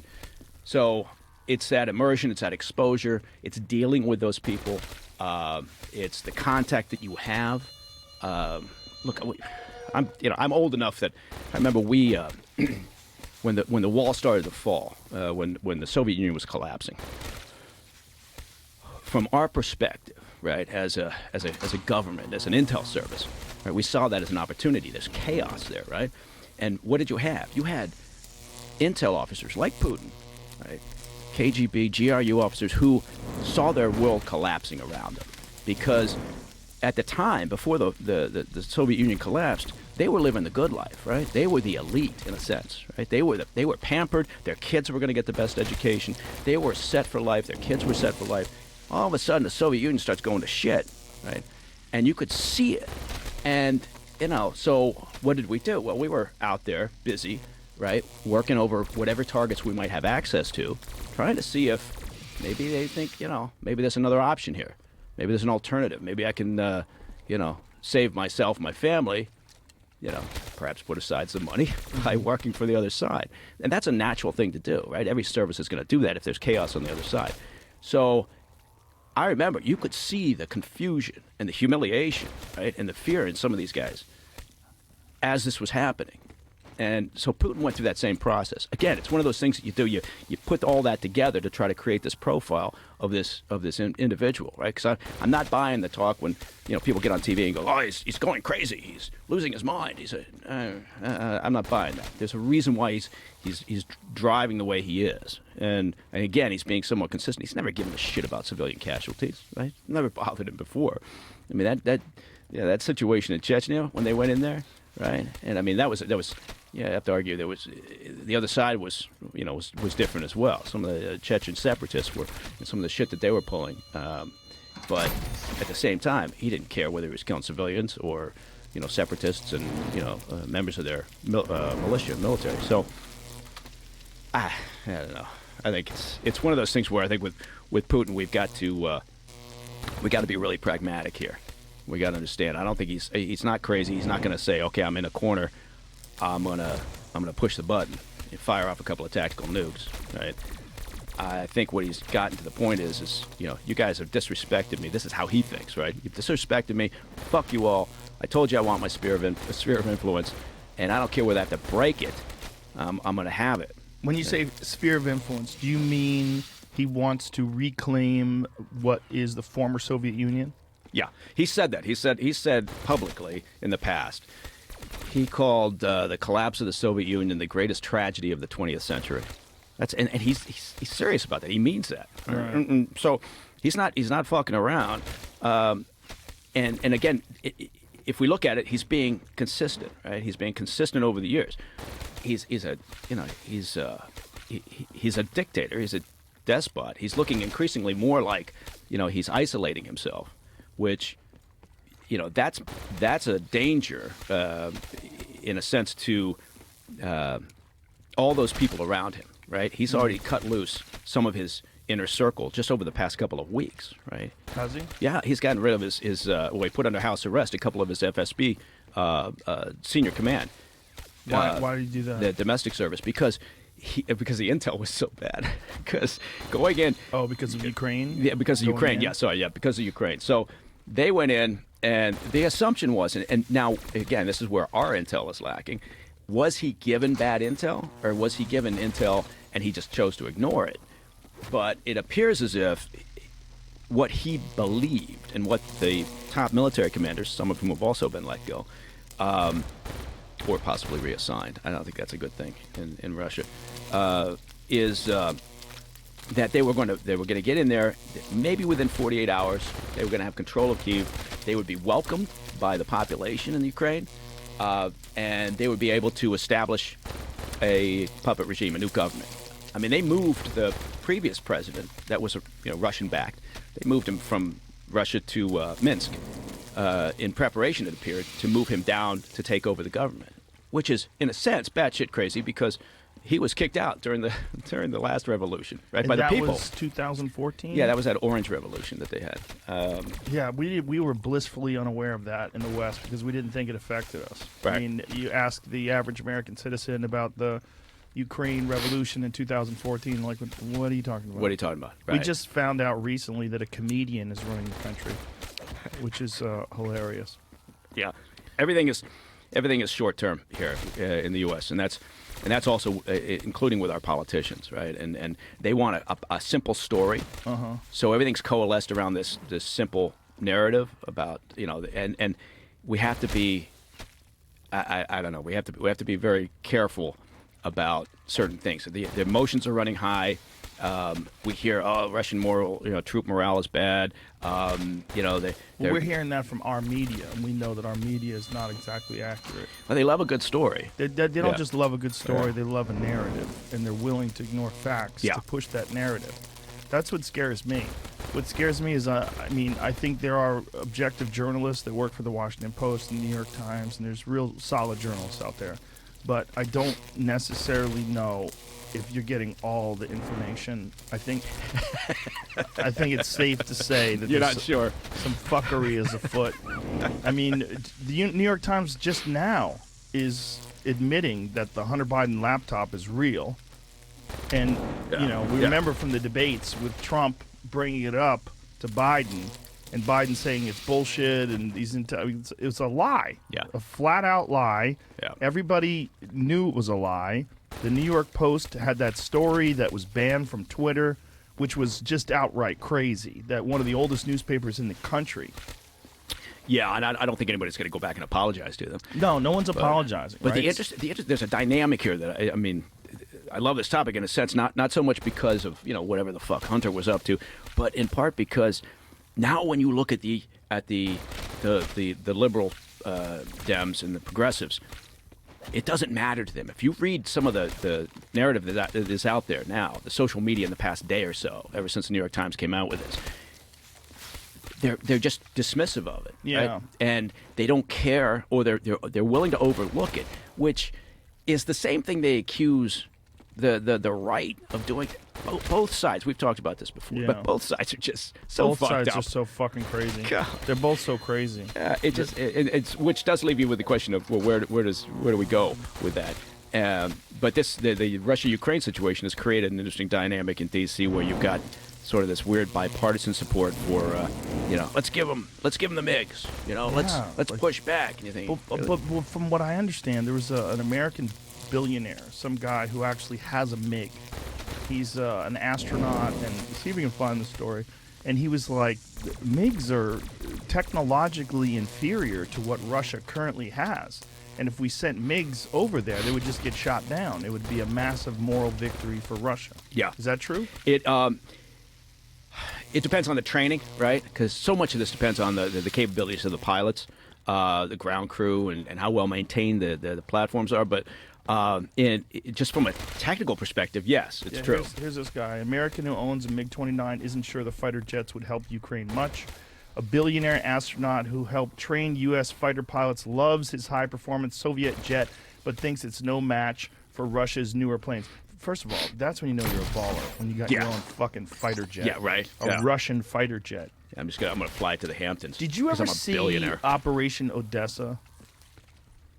It's a documentary. No, I don't think so. It's a Yeah. fucking hilarious documentary. It's about these guys that are smuggling cocaine into America, and they buy a submarine from the former Soviet Union. And while they're buying a submarine, the guy asks them if they want nukes to go with the submarine. Just an aside. Yeah. Operation Odessa Yeah. is outstanding. Yeah, no, we worked. I tell you what, we could get into a whole different rabbit hole there talking about the gray arms market because we worked the gray Yes. arms market for a while. It is a fascinating place. I can't recommend this Yeah, okay. documentary enough. It's All right. fucking amazing. And Yeah. it's so amazing that while you're watching, you're like, what? That's this fantastic. is real? It's really funny. I mean, Ah. it's really good. It's also really scary because it's true. Well, yeah. But If you think about it, but see, that's something else. I mean, well, there's a lot there. No, I flew in a MiG 15, and which was, that was built in, shit, they were built in 1954. Really? Right? Yeah, and MiGs, MiGs changed the world, right, in terms of aviation. Right, we had never seen that design. We didn't think the Soviets could build that, right, when it came out. I know some of this shit because we do a whole thing on it in Black Files Declassified, which the second season just started last week. That's on Discovery, right? It's on Discovery, yeah. Science Channel, Discovery Plus. But when the MiGs showed up over the skies of Korea during the Korean conflict, we had no idea what the hell we were doing, right? And so it literally changed. We actually had some prop fighters still up in the air, flying from World War II. Propeller fighters? Yeah. In the So we were 50s? we were still fighting. That's how we were, where we were at that point. So the MiG shows up. I guess the point being is that, for a long time it was, and then and one of the things they were able to do was produce them rapidly. Right. It's basically a couple of tiny wings and a big rocket. Right? And the funny thing is there's no there's no safety protocols, right? I mean, it's not like they were concerned about their pilots. And so there's no ejection seats. In fact, when we strapped in and we're taxiing, I was talking to the pilot and he says, okay, so if things go sideways here and we're up there, what you have to do is you have to use both hands to pull your canopy back. It's a mechanical canopy. You have to pull it back. He says it's tight, so you have to force this thing back. You have to undo your seat harness, and don't get fucked up and undo your parachute, which you're sitting on. And then he's got to get that thing over, right? He's got to turn it over so you can tumble out. Oh, right? my God. That was the safety briefing. I mean, no, it was more than that, but that's how you And get hope out. you don't get burned alive by the jet engine? Yeah, basically, yeah. Or that you can come out because there's no space in there, so you're going to be stuck Right. anyway, no matter how successful he And is if at you rolling don't that thing. turn it upside down, you can't get out. Yeah, no, you're not going to get out. I mean, because think about that thing, Yeah. how fast it moves. You're going to be trying to climb out of that canopy. So you got to. Christ. It was one of those things where I thought to myself, if something had gone wrong, basically my insurance policy would have been Who has not valid. Who has the most advanced fighter jets today? People are going to say, well, of course you're going to say it's the U.S. I think in terms of technology, it's moving very quickly because what's developing fast is material science, right? And so material science has been developing because the holy grail of all of this is speed, right? And speed can defeat a lot of things, including air defense systems. So, I would argue from everything I've seen, the U.S., China is, right there, in part because they're very good at stealing whatever we're developing. And I had to get that in. But in terms of development of new materials, and that's going to allow for that breakthrough eventually. Probably not in our lifetime, but of manned hypersonic flight, which is going to be insane. It's going to be crazy. How does China steal technology like that? Did they find someone who's working on the technology and bribe them? Yes, they go through a variety of ways. So one way that seems very unobtrusive and logical is they have people out attending all the various academic events, conferences, and so they do that. They'll hoover up whatever they can in that regard. That's very low key, right? That's always done, and oftentimes it's done in cooperation with U.S. academic institutions, right? They love that cooperation. They also love the money that comes into their institutions here in the U.S. Right. From China. One way they do it is they put students here, right? And people are going to say, oh my God, that sounds xenophobic or whatever. No, but a portion of students, come to the States are cooperative assets or working on behalf of, because sometimes, that's just what they're going to have to do. Well, if they with want to go the back PLA. to China, right? Right. That is the deal. Right, and so they work and you can have someone show up here, go to undergrad, go to grad, end up working in Raytheon or wherever over a period of 30, 40 years, right? Essentially as an asset of Chinese intel, gathering information all along the way, answering specific questions. Sometimes it's straight up appealing to the homeland, basically. So, and they're very successful at targeting people who could be second, third generation, even Chinese, and that's an appeal that they'll work on constantly because they believe it works, and at times it has worked. They're very adept at just identifying potential targets who may eventually be in a position of access, and they're willing over years and years to work on that. We have a much shorter time frame, right? So we look at an asset, in a very short period of time, right? and in part it's I don't know what it is, but it's the nature of kind of our intel collection operations, right? We send people overseas to work, and maybe they're going to be someplace for 2 or 3 years, and so they know if I'm going to get promoted, I got to recruit. I got to get some recruits. I got to do it. So there's this whereas sometimes China is much more patient in that regard, right? They don't think about it that way. They're not going to base it on, okay, did you get 2 recruits? They're going to base it on, did you develop somebody? Did you push them a little further down the path? That's a good thing if you did, because maybe that path is going to take another 5 years, 6, 10 years, 20 years. They don't care. They're willing to invest the time, where sometimes we get very impatient because in part, I don't know why. We're Americans. We have a short attention span. So it does. I mean, I don't mean that in a glib way, but there is that decided difference between the services. Do we do the same thing? Do we have people over in Chinese universities that are working with the United States government? Can you say that? No, we would never do that, Joe. Well, no, we would never do that, Joe. Come on, what the fuck? Although now that you say it out loud, it sounds like a good idea. I think you have to, right? I mean, if this is the game you're playing, right? If the game you're playing is everybody's cheating, it seems like it's part of the strategy that you have to employ if you want to be successful. Yeah, I would say it's much more difficult for us. We have an open society, right? They don't. Right. So if you think about it, our ability to have a student, if we're going to go that route, apply to a university in China, that's a much more rigorous process, right? Because they start from the perspective of there's something wrong here. Why is this person applying to our university?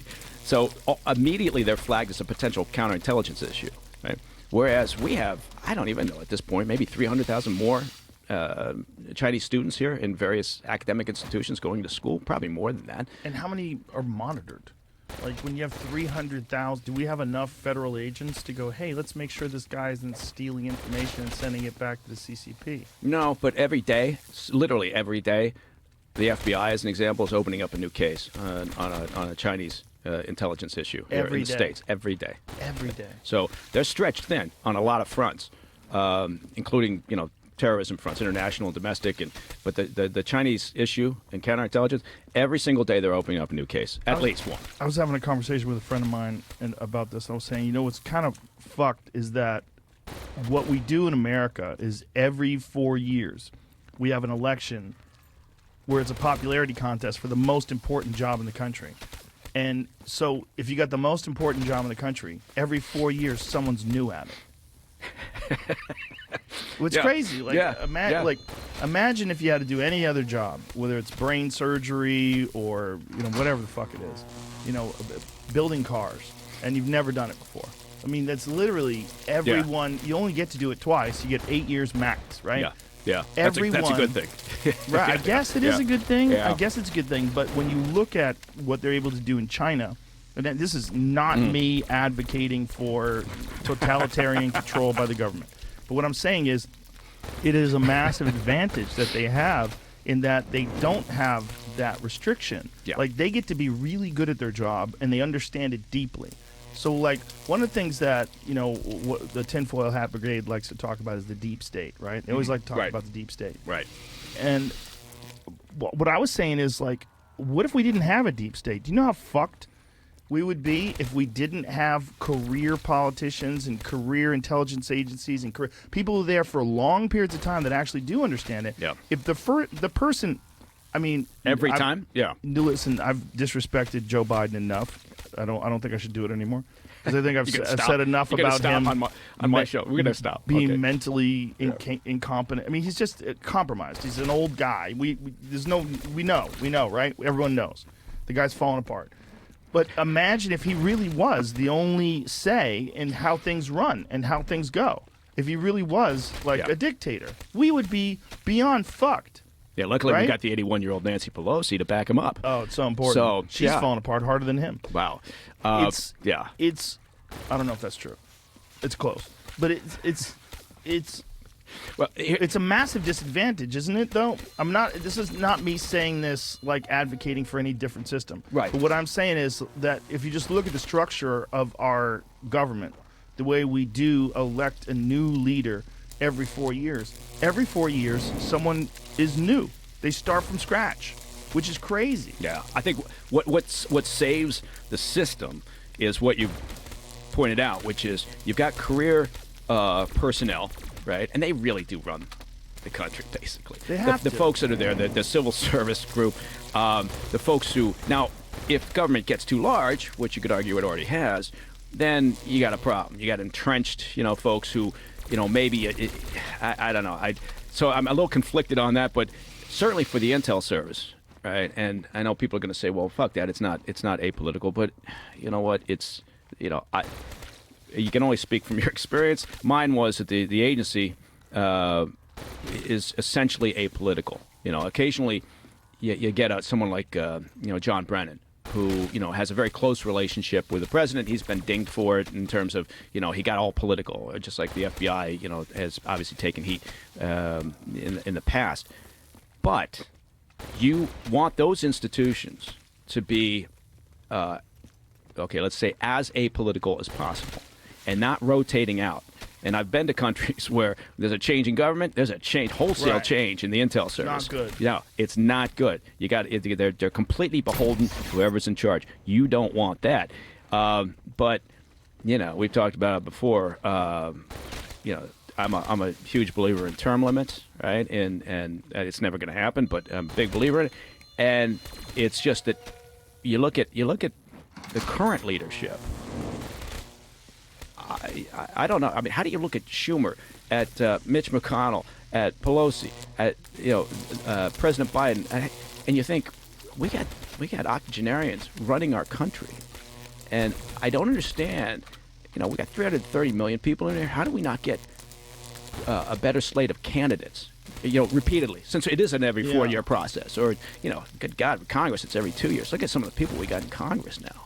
It's fucked up. Well, it seems like a lot of our best and brightest don't want that gig. I think that's exactly it. I mean, who wants to put themselves through that? Yeah, right? who wants to put themselves through that? And then on top of that, who wants to deal with all of the infighting and all the politics that are involved once you get into a position? What scares me is the idea that intelligence agencies would side with one party or one candidate or the other and not side with the greater good of the United States. Because then there could be a situation where information is withheld or information is not necessarily distributed evenly to Republicans or Democrats, depending upon what the party favors or what the agency favors. That sounds crazy to me. Yeah, no, you cannot have that. The intel community, Has to be writ large, apolitical. has got to be apolitical, and you've got to work at it, right? I mean, because you've got to be very careful. And now, look, the director is appointed, right? So, and then approved through Congress, and so you have to. There's a process in place. You've got to be able to evaluate, look at people, and make a decision. Okay, are they, but for the most part, again, I would argue, and people would expect that, but I would argue that for the most part, the agency has done a good job of being apolitical through the years. Now, that doesn't mean mistakes haven't been made through the years. That's not what I'm saying. I'm saying that they've done a good job of, for the most part, being apolitical. And I'm basing that on seeing other intel services around the country, or around the world, and knowing how fucked up they can be. So we're not the worst. We're not the yo. But here's we're the not que- the worst. but- That's a resounding. But yeah, here's a question: when a guy like Trump gets into office and then, like, openly disparages intelligence agencies and openly disparages whether it's the FBI or the CIA or whoever he's in some sort of a personal feud with, that seems very dangerous. Well, it's dangerous, I suppose, if you think if all you're thinking about is morale, right? I mean, Right. this would work on a few levels. So yeah, sure. There was a lot of talk during Trump's time in office, that morale was sinking at the agency because he was kicking them in the ass on occasion, right? Right. Well, honestly, the agency's taken a beating over the years from a variety of administrations, and all I can again speak to is my experience, which spanned a handful of administrations. From a collection point of view, from just getting the job done, you don't give a shit. Just tell us what the tasking is, right? And we'll go out and do it. The idea was always the director was your top cover. The director served as a liaison between the White House and kind of protected the agency, right, from all the machinations or the back and forth. Now, once you collect that intel, right, if you're out in the field and you pull an intel, and you throw it into the mix, right, you send it back or whatever, and it once it leaves that building and it gets into that washing machine of Washington, where there's lots of different people editing and looking at it before it ends up in in some briefing somewhere in the National Security Council. Yeah, there's an editing process that goes on there. That's where a lot of the spin, a lot of the agenda can be built in. How does that work? Well, I mean, you've got a lot of hands touching. Raw intelligence is one thing, right? You find somebody out in the field and they said, yeah, this is what Putin means because I was sitting in a meeting with him and two of the command staff, and this is what he said. Okay, great. That's raw intelligence, right? So you report that back, word for word. You don't put your spin on it, right, as a person that's collecting. And that goes back. But now that's going to get looked at by the guys writing the reports up and doing the analysis and assessment of this. They're putting it together with other intel maybe they're collecting from other sources, right? And then you've got, so the more hands that are touching that, once it gets back to Washington, the more potential for editing, right, and for analysis and opinion, might get in there. That's just a natural thing, right? That's going to happen. But it's the raw intelligence that really matters. And sometimes I feel like we should have a more direct line from the actual raw intelligence, if you can protect sources and methods, direct to the end user, to try to keep that editing process to a minimum. Otherwise, you're playing a game of telephone too, right? It's not so much telephone where you get the, I guess we used to say Chinese whispers. Chinese I guess whispers? Yeah, we can't say that anymore, can we? Yeah, You're older than me. I Yeah, guess. well, we used to say I that. never Yeah, heard yeah. that. I never Really? heard You never heard that? Maybe Look at it's that. an intelligence thing. Could be. Yeah, But anyway, maybe. the idea being, it's like that party game where you whisper something to someone, they whisper it along to someone, Right. they whisper. It's not quite like that because there it kind of, it's more like it gets blended in, right? And then that blending process with other sources of information, and then just the natural inclination of people who are writing up reports or passing it from one, office to another, to say, well, I think this is kind of what it means, or this is the most important part here. And so shit can move around. It's like editing a newspaper article, right? The more hands that Right. get on it, the stranger it's going to look. Right. It doesn't necessarily mean that the facts are wrong. Maybe just the context or the priority part of this is missing or different. So I know I'm probably it's being good nuanced because, there, but it's important to be nuanced, I guess, because someone like me doesn't really understand how the process works, and I think most people don't. Most people, they just know that we find out certain things about a certain terrorist cell or what have you is happening in other parts of the world, and we really don't know the process of how the intelligence gets to the people that make the decisions. I think what would surprise people too is how imperfect that intelligence can be sometimes. Right. And that's one of the. every time I say something positive about the agency, I get a couple thousand notes going, Don't fucking read idiot. that shit. I know, I don't. Although, Listen. Although I will say this much, I'm gonna veer completely in a different direction Okay. now that you said this. One of my boys, I got 3 boys, right? And so Scooter, Sluggo, and Muggsy. I always talk about them. And Scooter, the oldest one, came to me. He says, "I found this funny fucking thread in some, Reddit or something like that, where there's this whole bunch talking about the boys and what their names are." Oh, boy. Right? And so I actually wrote down some of them. And they're just speculation, and people are saying, no, that's not their names. So Oh, they I think have fake names. well, that's what they're saying. I mean, they're saying, so instead of Scooter, Sluggo, and Muggsy, I've got Scooter, Bozo, and Fucko. That wasn't it. Somebody thought it was Pooper, Bunghole, and Skidmark. That's not it. Scooter, Bam Bam, and Fuck Knuckle. Definitely not it. Tweaker, Barfo, and Butzo. You Not are it. wasting time repeating the things that I know. someone in a cubicle who's bored out of their fucking I know. mind, I know. probably on Adderall. But my boys like this. And the last one, the youngest one, Muggsy, he's adopted the new name McFuckstick because he thinks that's funnier than anything, except for Fuck Knuckle. He thought that was funny, Those too. are both pretty funny. Yeah. So anyway, Good nickname. I don't read them, except for that one when my boy brought it to me and said, you got to read this. Yeah. So, Don't read the comments. Oh, no. That's But my number one piece of advice for everybody. The problem do you is, get comments? I'm sure I do. Yeah. I'm sure there's a few out there. Yeah. You can't. You'll go crazy. It's the only way to stay sane. And the more controversy comes my way, the more I'm solidified in my position. Let me ask you this. Do your kids read the comments? My kids are very healthy. They know what's going on. They understand that their dad has a very weird job, but they know me. Like, I have a very good relationship with them. I communicate with them. Yeah. So when wild shit happens, I have to sit down with them and have a conversation with them, but they don't get concerned. Okay.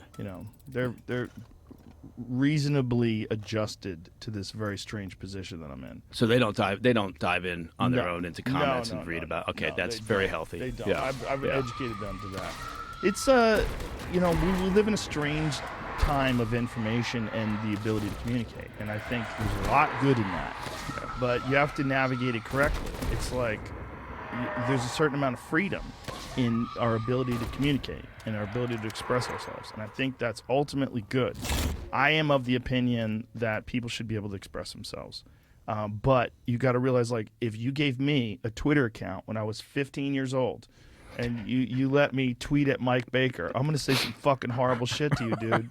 If I was a 15-year-old kid and Yeah. they let them have their fucking phones in class, right? Yeah. So if the teacher's Yeah. not paying attention and I'm bored out of my mind because I don't give a shit about math and I'm sitting there in my class, I'm going to just tweet at Mike Baker. Yeah. And if Mike Baker bites, and and people do bite. Yeah. Yeah. They bite. Oh, what did you say, you son of a bitch? And then you got fun. Yeah. You got fun on your hands. You're Yeah. tweeting at people. You got something on the line. Yeah. You got a trout on the line right there. Yeah, or people yeah. love to just make up a completely fake story and see if that makes it into the news. They get like there's been a whole thing where 100 people at least have texted me and sent me emails and contacted friends because they heard Trump was coming on my podcast. And the source of it is a fake Trump account on Twitter. Oh, God. It said, I'm going on the Joe... It's a Trump's face, and it's a fake account that said, I'm going on the Joe Rogan podcast soon. And I think it came out of the fact that Trump was on the Nelk Boys podcast, and then YouTube removed that podcast. They Okay. pulled the podcast, Yeah. which is, that's one of the craziest things you could do, because then everyone's going to talk about how YouTube removed that podcast. Like, Yeah. you can't even have Trump talk. Right. Well, Former president of the United States, you can't let him talk. somebody did send me, apparently not, but somebody did send me a note saying that he was going to be on your show. Yeah, it's crazy. And I thought, I've got yeah, the not really sure original- if that's the case. It's not the case. Yeah, I know. I'll send you the look. I have decided that I am very apolitical when it comes to the future and like in political candidates. I don't want to have that kind of an influence, and I want to be someone who can watch and observe. I don't want to be someone who's actually affecting this. Yeah. There's a certain amount I'm affecting no matter what I do. And I'm trying to find this fucking Trump thing. Do you know where it is, Jamie? Yeah. So it's a fake tweet. We could just here it is. This is the fake tweet. Okay. Donald Trump is scheduled to go on Joe Rogan podcast. Who said this? Well, he got it from somewhere else though. He got it from this fake one that I got. This was the first one that I saw. But it has 100. Oh, I got it. 1,000 likes on it. Yeah, I got the original one though. Hold on a second. Here, I'll text it to you. This is the this is the original one. You see, Okay, this is 150,000 the one that somebody sent me. Yeah. This is not real. Yeah. I don't know who Yeah, this this is person where it is. started. But who is this person? It's a fake Barron Trump account. Look, he's got a mustache. Yeah. Barron Trump has You a don't think mustache. you don't think that's really him? I No? mean, it could be. Yeah. It'd be a very He's clever. Yeah. But they also put their Gmail address there. Yeah. Well, send that guy a lot of dick Give me a pics second. because he's just making shit up. Oh, So I God. sent Jamie the original one, and this Good. is the original one that got sent out. And look, This got put To- up with the other one, though. to the normies and the casuals, this got put up first. Yeah, the other one was put up 3 hours before this one. Oh, really? Oh, Yeah, okay. but Oh. other Trump accounts started tweeting it to give it more validity because it looked like a Trump account was tweeting it. Well, yeah, you're right. Yeah, That only yeah. has 11,000 It likes. was 12:30 million. Yeah, as I've decided like what I'm actually interested in is talking to people. I'm not nearly as interested in affecting things, and unfortunately, there's so many fucking people paying attention. I'm doing it the same way Yeah. I've always done it, but Yeah. now there's more people paying attention. Well, I'll be honest with you. I never thought you were trying to affect anything. I always thought what you were doing was having people on, asking them questions, having them talk, asking them more questions. I mean, that always seemed like, and so regardless of where they are on whatever spectrum you're talking about, it seems Yeah. like a pretty straightforward formula, right? Yeah, but it doesn't matter to people because of the numbers, the sheer numbers of people that are paying attention. Yeah, and, yeah. and also, it's independent. The fact that it's this big, and this is the fucking skeleton crew, Yeah, and yeah. millions of people are paying attention. Yeah. It's a good crew. It's a good- skeleton crew, but solid, it's a good crew. Solid Yeah. crew. Yeah. Jamie's the Yeah. best. Yeah. But it's just the idea that one person can have that much influence is disturbing to a lot of folks who would like these giant corporations that are controlled by the pharmaceutical companies and whoever the fuck else is paying their advertising to decide what can and can't be talked about and not be said or not discussed, and what's misinformation and what's real information. It's like, Well, it's you know what it is. Everybody, we are living soft lives now. Yeah, and this is soft one of my as fuck. favorite topics. And so we all have the time on our hands to be offended by everything. Where before we were out there trying to collect some food and some clean water. I'm not saying we were trying to do that 10 years ago, but we've gotten to the point now where, we can all be just offended as fuck over anything. There was a free speech conversation, debate held at Yale. Just may have been this past week, and it was interrupted by a large protest from a bunch of the law students there, who objected to the fact that there was a free speech debate. that is fucking madness. It's fucking madness, and it's dangerous. And these fucking kids, they don't realize how goddamn dangerous it is. When you stifle debate, then who decides what can and can't be talked about?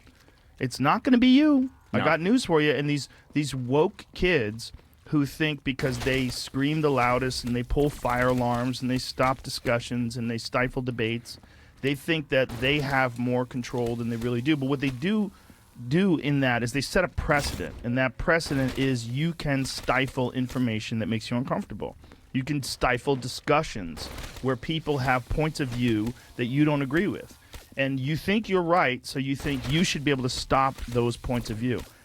That is not the way to do it. It's just not. It's never been the way to do it. It's a dangerous precedent to set, because then when more power is acquired by whoever, whether it's social media companies or the government or whoever the fuck it is, they get to establish a narrative, and that narrative might not be honest. And that's a real problem. And the only way to find out what's real and what's not real is to let people talk. I had on Daryl Davis. I don't know if you know who he is, but he's a musician who personally himself has taken more than 200 Klansmen and neo-Nazis and got them to completely abandon their ideology and hand him their robes. He's this really interesting guy because he's a brilliant musician, but through his music and doing these concerts and shows he's done, he ran into a Klansman back in the day and had a conversation with this guy, and he's black, and the guy was like, I've never talked to a black guy. I've never had a drink with a black guy before. He's like, what? He goes, yeah, I'm in the Klan. He thought the guy was joking. He goes, the guy shows him his Klan ID card. Wait, I'm sorry. I guess they have there's ID cards? I guess. That's fantastic. I guess. Who knew? I guess they don't trust that you're really in the Klan. You gotta get an ID. Until you So see this what is- the ID card and the decoder ring. This is Daryl. That's Daryl there. Wow. And he was on last week, and he was on with Bill Ottman, who is the CEO of Minds. And Minds is a decentralized social media company that does not believe in censorship. They stop threats and doxing and things along those lines, but they believe that the only way to really sort out what's right and what's wrong is to let people communicate. And Daryl has the fucking patience of a saint. I mean, the man is a saint. He what he's done is extraordinary. He's affected people personally through his own intelligence and his own ability to stay calm and communicate with people who have ridiculous ideas and give them better. And through these conversations, he's got them to change their minds. Well, and then think about the multiplying effect of that, right? Maybe Yes. people say, "Wow, a couple hundred people," but all the people those folks know that, right? They can impact their families, Yes. their behavior, their actions, and impact their friends. I mean, Then that's, come on yeah. here and then establish that and have these conversations on here, which reach millions and millions of people, and they hear about it and they talk, and then they find out these conversations that this guy's had with these people, and it makes them think. Yeah. You can't just stifle communication and think that there's dangerous thoughts out there and we have to stop them. I mean, that was how the ACLU used to fight for the right. Jewish lawyers Right. used to fight for the rights of Nazis to express themselves. The most abhorrent people in society fight for their right to express themselves because the opposite of that is more dangerous. Stifling speech is more dangerous. Yeah, well, I'm not sure how we walk the dog back from where we are right now. I did see an article. I have to remember where the hell it was, and it was just the other day that was written. I think it was an op-ed piece that basically argued that part of the problem. It started out by saying, why are our young folks so susceptible to disinformation?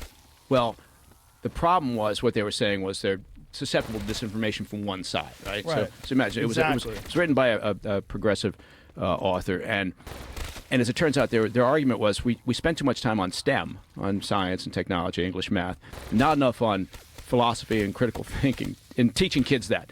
So that we should be teaching more of that. And the problem with STEM is that it teaches, finite answers or definitive answers, and doesn't teach critical thinking. I read the whole thing, and Well, it's critical yeah. theory, not critical thinking. Yeah. Because critical thinking allows you to look at all sorts of different subjects and different, different facts and what are the variables and what are the influences and what's going on here. Yeah. It lets you try to look at things critically. Critical theory, and is a lot of it is like progressive ideology.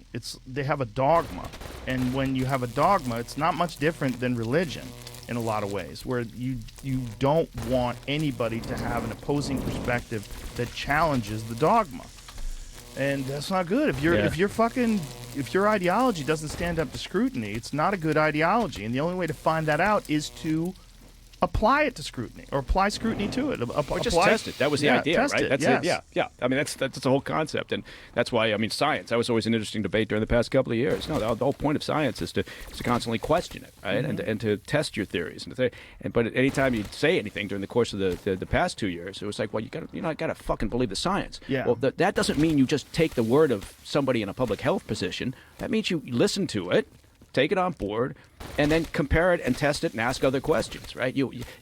But you're right. I mean, we've gotten to this point where it became a religion almost. Well, John Abramson is a guy that I had on the podcast that really opened my eyes to how these things work in terms of pharmaceutical companies.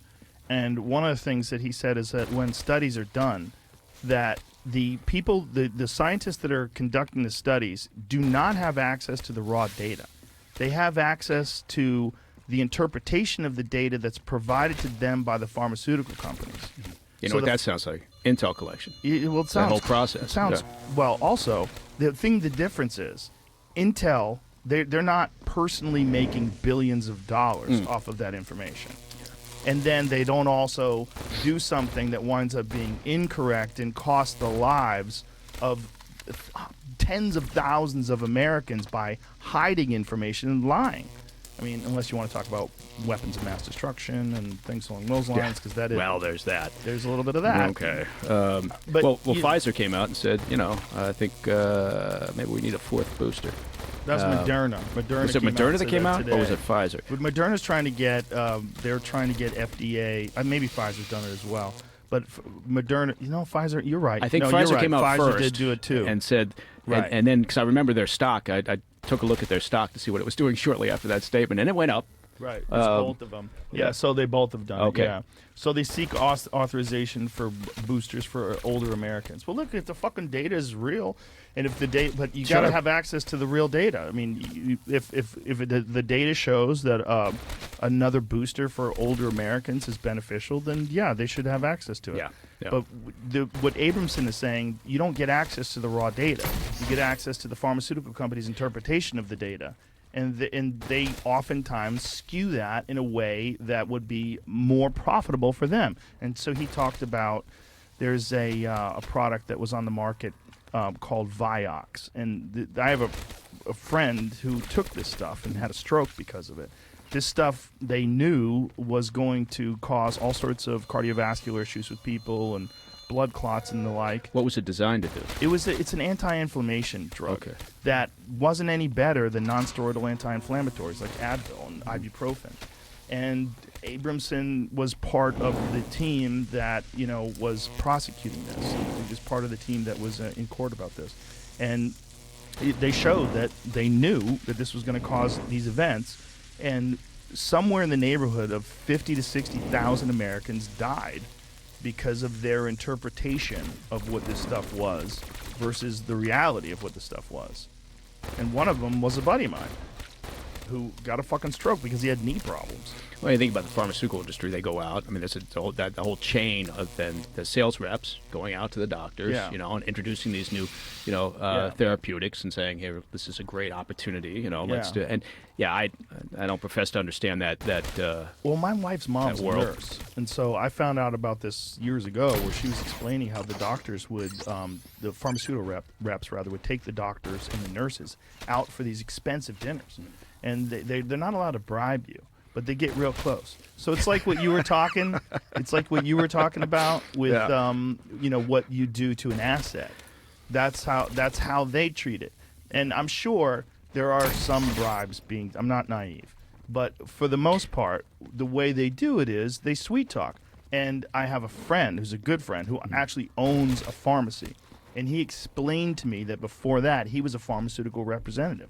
And he used to do that. Okay. And he was told, listen, I want you to know their fucking kids' names. You're going to show up at the baseball games. You're going to cheer them on. You're going to give them gifts. You're going to do whatever the fuck you can do to get close to these people so that when something comes up and maybe they could prescribe your drug, they'll be more inclined to do that. And that is the way you sell more drugs. It's a product. Yeah, it's a It's product. like you're pushing tin or anything else. You're selling Corvettes. You're It's a developing fucking great relationships. car, Mike. Yeah. You look good in that car. That car looks good on you. Not as Get good in. as my 1965 MGB looks. That fucking car is great. it's an I know old you were piece of making shit. fun of it the last It's time an I old was piece here. of shit. It's got 100 horsepower. Oh my God, it's great. Does it even have 100?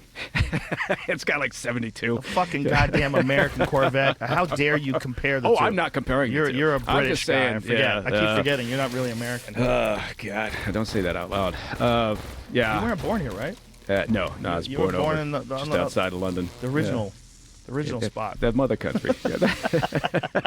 God bless the Queen. But it's yeah. the only way we find. I mean, this bring it back to the censorship thing. The only way we find out all these things, whether it's information about pharmaceutical drug companies or information about the influence of foreign bodies on students, or you have to fucking talk about things. Yeah. You have to have open communication. And the only way you find out if someone's full of shit or if someone's lying or if someone's withholding information is to let people talk and let people sort things through. The truth is messy. There's a lot going on in the world. And you can't stifle information and debate. It's not healthy for anybody. And you can't do it just because you think your side is correct. It's not good. It's not what's amazing about a free society. And you can't decide that there's certain ugly aspects of this society that you think should be suppressed. Because when you do that, then people are going to decide your aspect of society is ugly. Your perspective is ugly. If we get a fucking hardcore Putin-type leader running this country, Right. and they start cracking down on legitimate journalists that are exposing corruption, then you get into dangerous circumstances. And this is the problem that I had with, like, the New York Post article on the Biden, Right. the Hunter Biden laptop being suppressed. It's not that I'm a Trump supporter. I didn't vote for him. I didn't vote for any Republican ever in my life. But you're looking at something that's real information and you're hiding it from people because you don't like the result that you think is going to come out of that information. That's not Yeah. that's not how we're supposed to be doing things. Well, I think and it's all part and parcel. I think it's why there's so much dissatisfaction. There's so much distrust because I think people are starting to realize, right? Yeah. Regardless, again, where they are on the spectrum, both sides have an equal ability to think. I don't think I'm seeing or hearing or being told accurate information here, and you're right. I mean, Putin. Look, shit. If you talk about Biden and his age, or you talk about any presidential term and the fact that we roll it over, you look at the opposite side of it. Putin got into power in '99, right? So Yeltsin. That's crazy. Yeah, Yeltsin nominated or made him acting president in '99. So 23 fucking years of Yeah. running that country. Yeah, well, he took a break in Sort in of. '08 as he was the prime minister. Not really a break, and then for 4 years, and now he's been in office running that country literally since '99, and they've changed the rules of the game. He actually, if his health stays, and he's whatever 69, 70, 69, he can be in office until 2036. Well, he has access to the cutting edge technology and science and medical advances. That guy can be healthy as fuck for a long time. We live in a different world now, and I can say this from personal experience, being a 54-year-old guy. When I was a kid, 54-year-old men were dead. Yeah, you When don't you- look a day over like 53. Thank you. Yeah, Appreciate that. You're welcome. But what you can do with your body is so different. Yeah. If you have access to hyperbaric chambers and human growth hormone and testosterone replacement and NMN and NAD and all these different things that lengthen telomeres and improve your biological age. I mean, there's a whole science behind this now. What's the lifespan now for say don't know. in America, a They don't- U.S. male? Well, it still sucks because we drink too much and we smoke too much, as I put down my cigar, and we eat garbage food, and there's a vast majority of us are sedentary and are overweight. We've talked about this on the podcast ad nauseum, but it's a real problem. The metabolic health of the average American is piss poor, and it's because most people, first of all, they're stressed out, they work too much, they don't have a lot of time, and they also haven't made it a priority to take care of their physical health. But if you were a guy like Putin and you had boundless resources, I mean, by all accounts, that guy is worth an astounding amount of money. I mean, Possibly the wealthiest Russian alive, possibly even more so than some of his buddies who have spent a number of years now making him the richest person. I was going to talk to you about that. So what is this whole deal with the oligarchs, and what do you think is the strategy behind that? Because all these guys are like trying to hide their yachts, and some of them have had their yachts taken away from them. First of all, where do those yachts go, and who gets access to them now? No, right? How does Right, that happen? right. Well, Just my business, there were a handful of times over the past years where we were asked to go after and seize an asset like a yacht, and it's good fun, but it's we don't get to keep them, But unfortunately. who does? You Do they whoever's auction them off? Yeah, I mean, whoever. It depends on why it's being seized. If it's being Right. seized, for failure to pay, then it goes back to whoever's holding the note. But But like now, when they're seizing yachts, and these Russian the oligarchs. government, like France was involved in picking up a couple just recently. So they party on them now. Yeah, I'm thinking Macron is on board one of those yachts, having a time of his life. But this is, I mean, you touched on a really important part of what the hell is happening right now is because one of the reasons Putin just made these comments the other day, right? He came out and he talked about, the people that aren't real Russians, they're Right. scum, they're traitors. Yeah. What really set him off, because sometimes it's it's a little simpler than we imagined, kind of going back to what we talked about before. We kind of overlook the obvious in terms of why he acts the way he does. Part of this is when he came into power, nobody really gave him any thought, right? And he'd been like a deputy mayor in Leningrad, and he showed up. He proved himself fairly capable, got himself tight with Yeltsin, was appointed as head of the FSB, the old KGB, the domestic service, and FSB is the new version of the KGB. yeah. And so he sort of found himself in this position, rising to the top. And one of the first things he did, which surprised a lot of people, was he reined in the oligarchs, supposedly, right? He called them all together and he says, fuck you. He took over media companies. He understood the importance of shutting down, media that was possibly in opposition to him as he grew in strength. Reined them in. And, there's really been, other than Khodorkovsky, there's been really nobody that's gotten out of line over all these years. Now, one of the things the oligarchs did in exchange was, help essentially manage money on his behalf. And now what's happened recently since the Ukrainian invasion of Ukraine is that some of these guys, Mikhail Friedman, Avin, who else? Abramovich, they've come out and they haven't criticized Putin directly, but they've criticized the war. Said, no, we shouldn't be doing this. We got to stop this. We got to stop the bloodshed. Stop this. We shouldn't be fighting the Ukrainians.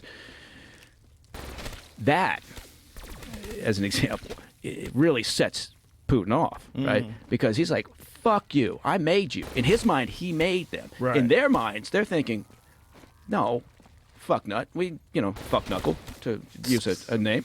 They made him, or they made him the wealthiest guy." Right. And so there's this other element. And again, you're always trying to piece together why the fuck, because you're trying to, again, beaver down into say, okay, what are his plans and intentions? What's he going to do next? To know that, you gotta get inside his head.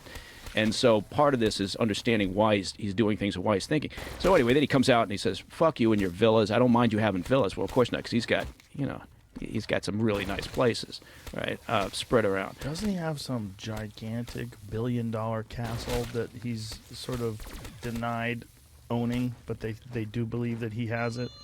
Oh, yeah. There was some, newspaper report on it. It's this massive compound.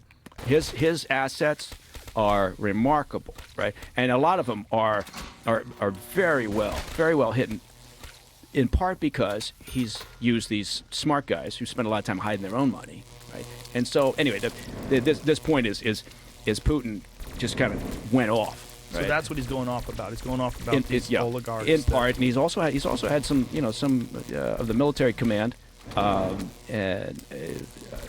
out and express concern. There's some anecdotal evidence. It's again solid intel. Is it's not as good as we'd like, but there's anecdotal evidence that there's an increasing amount of discomfort within the command structure and within his security service that we shouldn't have done this. This is the wrong tact. Where is this going? It's impacting the Russian people in a big way. He's fucking over the Russian population, right? He's creating this situation where he's isolating the country, right? And he's really putting them as sort of the he's almost creating a situation. I'm going off on a bit of a tangent here with China, where China's going to start looking at Russia the same way they look at North Korea, which is, for fuck's sake, we got to take care of these people now, right? We're going to be the ones supplying. Now China looks at this and goes, yeah, fine. And for the time being, while it looks like they look at Russia like it's a Costco now. We can get oil and gas, on the cheap because the pricing is discounted now because there's not a lot of buyers, or there's fewer buyers. Agricultural products, minerals. So China's looking at it like a place where they can go. They don't look at Russia as an equal, right? They don't look and think, oh, we gotta rise to the top, and one of the things we have to do is get past Russia. They've already done that, right? But I think Putin he's strategically overreached here, and he also doesn't understand how that relationship works, right? He's imagining somehow that he's on par with China and that they're going to have this relationship. Xi is only going to work with Russia and maintain relatively close ties for as long as it's in China's interest. That's it. You don't think Putin knows this? He seems to have been mistaken on a number of things when it comes to assessment of the situation with Ukraine. So you got to wonder, how good is the information reaching him? How isolated is he? And so this understanding of the relationship between he and Xi, I think Xi's looking at this and going, this is a great opportunity for us right now. Now, if it gets uglier in Ukraine, if things really, really get ugly, then I think you're going to see some daylight between, Xi's going to look and go, okay, politically, economically, it's now in our interests to create some space there, right? And they're not going to change their situation with Russia because we threaten them with sanctions. Threatening. There's this whole thing that the Biden administration is doing right now, where they're talking about, we've threatened them with secondary sanctions if they supply military, hardware to Russia. I think that's a complete misread of how you should be dealing with Xi and the regime right now. You don't threaten them publicly. Maybe you talk to them privately in conversation, but don't blast it all over the airwaves. So this is what we're doing. I think they're doing it. I don't know why. Maybe just to look tough. Do you think that is what's that a function of? Like who's pulling those strings? Is that the intelligence agencies? Is that Biden's administration themselves? Like who's making those decisions? Well, the Intel Services job would be to be providing as good intel, as well-sourced intel as possible on what the Chinese regime's thinking, right? And then that they would use that, the administration would factor that in when they're thinking about a strategy and how to deal with Xi. So who ultimately would make those decisions, though? So if the intel agencies provide... The White House would make that decision. The White House. The White House would make the decision, and then it would be... Typically, like when we're talking about China, you would see it mostly through Anthony Blinken and the State Department, right? But, Blinken's getting out there and publicly berating China and threatening sanctions. Again, I'm not saying we don't talk to them privately and explain how, our view is and what we want them to understand from our perspective. You do that. You'd be very clear with the Chinese. But I think... But you can't have Biden do that, right? Well, he's starting to do it. But, yeah, the problem with President Biden is, I don't know that when he says something, it never really seems to be said with much conviction, right? And his actions in the past, I mean, look, if we're talking just about Putin here, Putin knows Biden's team, to some degree, because he's seen Biden, he's seen some of these cats on Biden's team during the Obama administration, right? And so if you think about when Putin's been really aggressive, it was during the Obama administration and now, right? So he feels he knows what he's dealing with. And you have to assume the Chinese do the same assessment. But I guess my point being is that Xi is doing a daily risk gain calculation in terms of their relationship with Russia. And they're saying, okay, is it still in our best interest? And as soon as it's not, from Xi's perspective, in China's self-interest to maintain, sort of this notion of closer ties with Russia, then he'll back off. And again, I think he views it right now as an opportunity. And always, if it's an opportunity to kind of poke at us, he'll take it. I have this screenshot that someone sent me of the way the people on the left were talking about the Ukraine situation before the war. I'm going to send this to you, Jamie. Sorry. But this is one of the things that's so weird, is that they were very disparaging of Ukraine, and they were talking about the massive corruption of Ukraine and how horrible it was over there. Mm-hmm. And now all of a sudden they're looking at it like they're heroes. Yeah, I mean that's the same exact people. Yeah, this is what's confusing. This is how the West was covering Ukraine before the war. It's welcome to Ukraine, the most corrupt nation in Europe. That's Vox. A new Europe, Ukrainian president rule becomes increasingly corrupt and authoritarian. Ukrainian President Zelensky deepens alliance with the far right. And this is one of the things that we're hearing from people on both sides, that they have a Nazi problem over there, that there's a lot of Nazis involved in Ukraine. And there was something that I saw on Facebook where Facebook allowed, I don't know who this is what's so confusing about, what they call the fog of war. It's not necessarily really the fog of war. It's the fog of the distribution of information. is that we're supposed to just completely take a hard right turn or a veer away, a hard angle away from the narrative that was being pushed just a couple of years ago. Yeah. And we're supposed to ignore all this stuff now. And I don't know what's right and what's wrong. Because there was something about Facebook allowing likes. Yeah, Facebook allows war posts urging violence against Russian invaders. Like, what? Yeah, I know. What I the saw that. fuck is that? Yeah. Like, what is that? Well, Like, I mean, both things can be true, right? I mean, Right. You know, the Ukraine's had a serious, significant corruption problem over the years. They got a really interesting history. People should spend time reading the history of Ukraine and understanding what the troubles have been just recently, even with corruption, trying to get that under control. And it can also be true that, all right, in even terms so. of, yeah, even so, Right. you know, what Putin's done is, you know, reprehensible and needs to be Yes. properly dealt with. So you're kind of, it's a good example of working in the real world, right? I mean, the Saudi relationship is a good example also, I was right? going to bring that up Yeah, next. U.S. Activity with the Saudis. Or another good example is the fact that we're working with Putin's government in our ongoing negotiations with Iran, because the current administration, the Biden administration, is so keen to rejuvenate that 2015 Iran deal. And so we're actually, while we're doing all this, while we're calling him a war criminal, and we're providing, you know, we just provide another aid package full of AT-4s and javelins and stingers and helmets. Helmets always a good thing.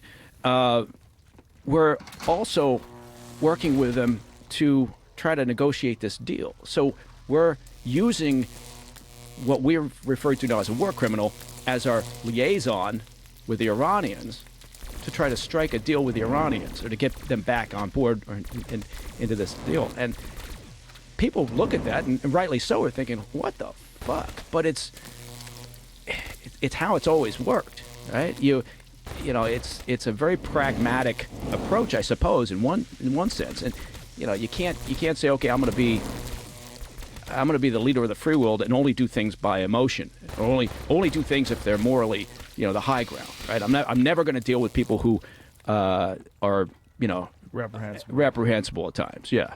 So. One of the things that's happening now is because of social media and because there's so much access to information, is that all this stuff is brutally transparent. That like the United States is contacting Saudi Arabia and trying to broker some sort of a deal. Now we're hearing that Saudi Arabia is considering using the Chinese currency instead of American dollars for their oil, which scares the shit out of people. And the fact that, I mean, I don't know if it's true, but that Saudi Arabia is not taking Biden's calls.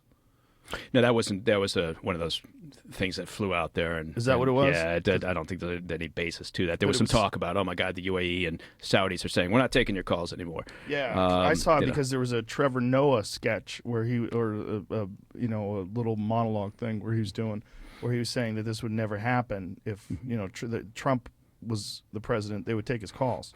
Like, you can't just not take his calls. I know. Who's there? It's President Biden. I'm busy. Yeah.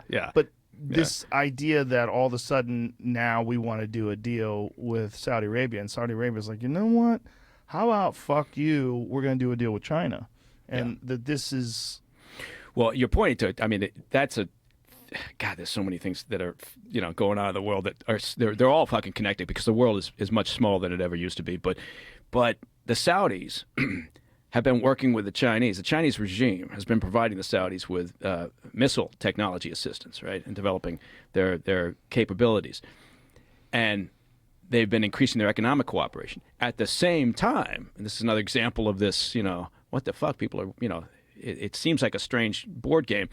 The Chinese are also increasing significantly their economic cooperation with Iran, right? So from Chinese perspective, hey, and from the regime, from Xi's perspective, it makes perfect sense. It's in China's self-interest, right? Yay, we're selling, you know, missile technology, and we're getting a better toehold into Saudis and capitalizing on chaos. And at the same time, we're dealing with the Iranians. They don't see any conflict there because, again, it's all in their self-interest, It's a Yeah. very simple calculation from their perspective. When it's not, they won't do it. When it is, they'll do it. And so this is, but there's so much to unpack there because they're selling technology to the Saudis that they originally got from the Russians, right? So the weapons technology transfer over the years has always been essentially from Russia to China, right? Now China they advance the ball, right? So they're better at it than the Russians are, because they do what they always do. They suck up all that information and all that research and development, and then they just expand it. And they got far more resource than Russia. And so now they're much better. Now Russia turns to China and says, we could sure use some assistance, right? There's a lot of shit going on out there just beyond the sort of the horrible conflict that's taking place in the Ukraine right now. There's all these things taking place on the world stage. Look at India. India and China have refused to say anything bad about the invasion, right? They're not calling it a war. They're not calling it an invasion by Putin. They're not calling it anything. They're trying to stay well out of it. And India's got a long relationship, obviously, in history with Russia. But we imagine somehow that these sanctions are going to destroy Russia, and over a long period of time, the sanctions we put in place are going to really cripple that economy. It's going to hurt the Russian people a great deal. But India and China look at it and go, gives us an opportunity. You think India's going to stop supporting? Most of the Indian population, strongly supports Putin and Russia because they've had this relationship. And Russia has provided India with all sorts of military technology and capability. And so it's I guess, and also India looks at it and goes, hey, now we get oil and gas at a discount. Keep buying it. Why is our gas so high?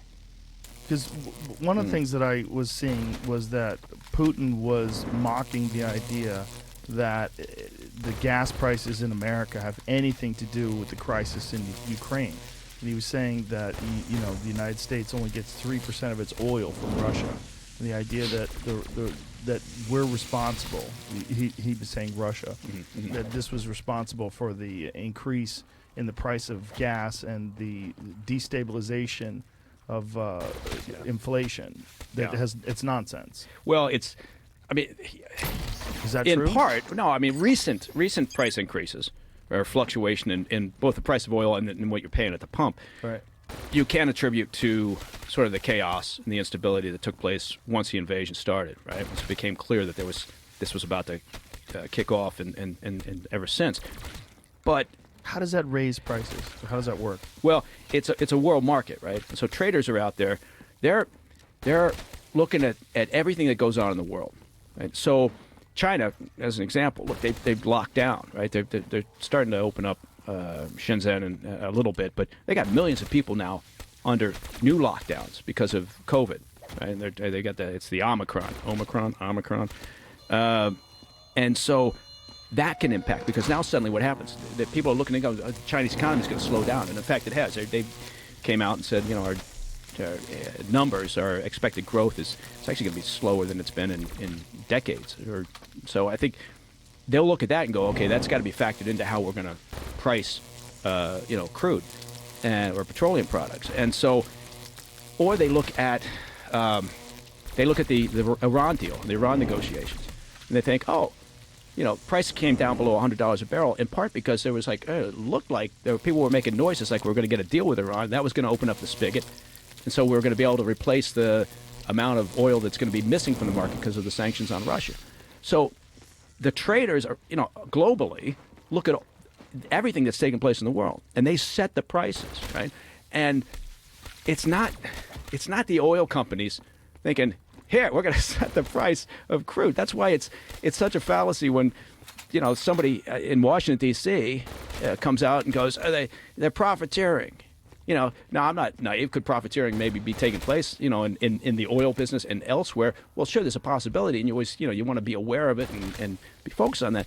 But that's not how prices get set. And so it's one of those simplistic ideas. We're going to stick it to the man. It's got to be the oil company's fault that I'm paying $7, $8, $9 a gallon now.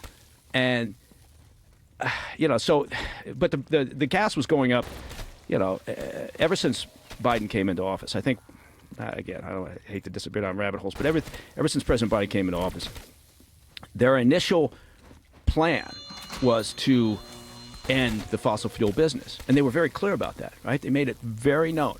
We're gonna wrap up our dependence on fossil fuels. Is Right? that physically possible?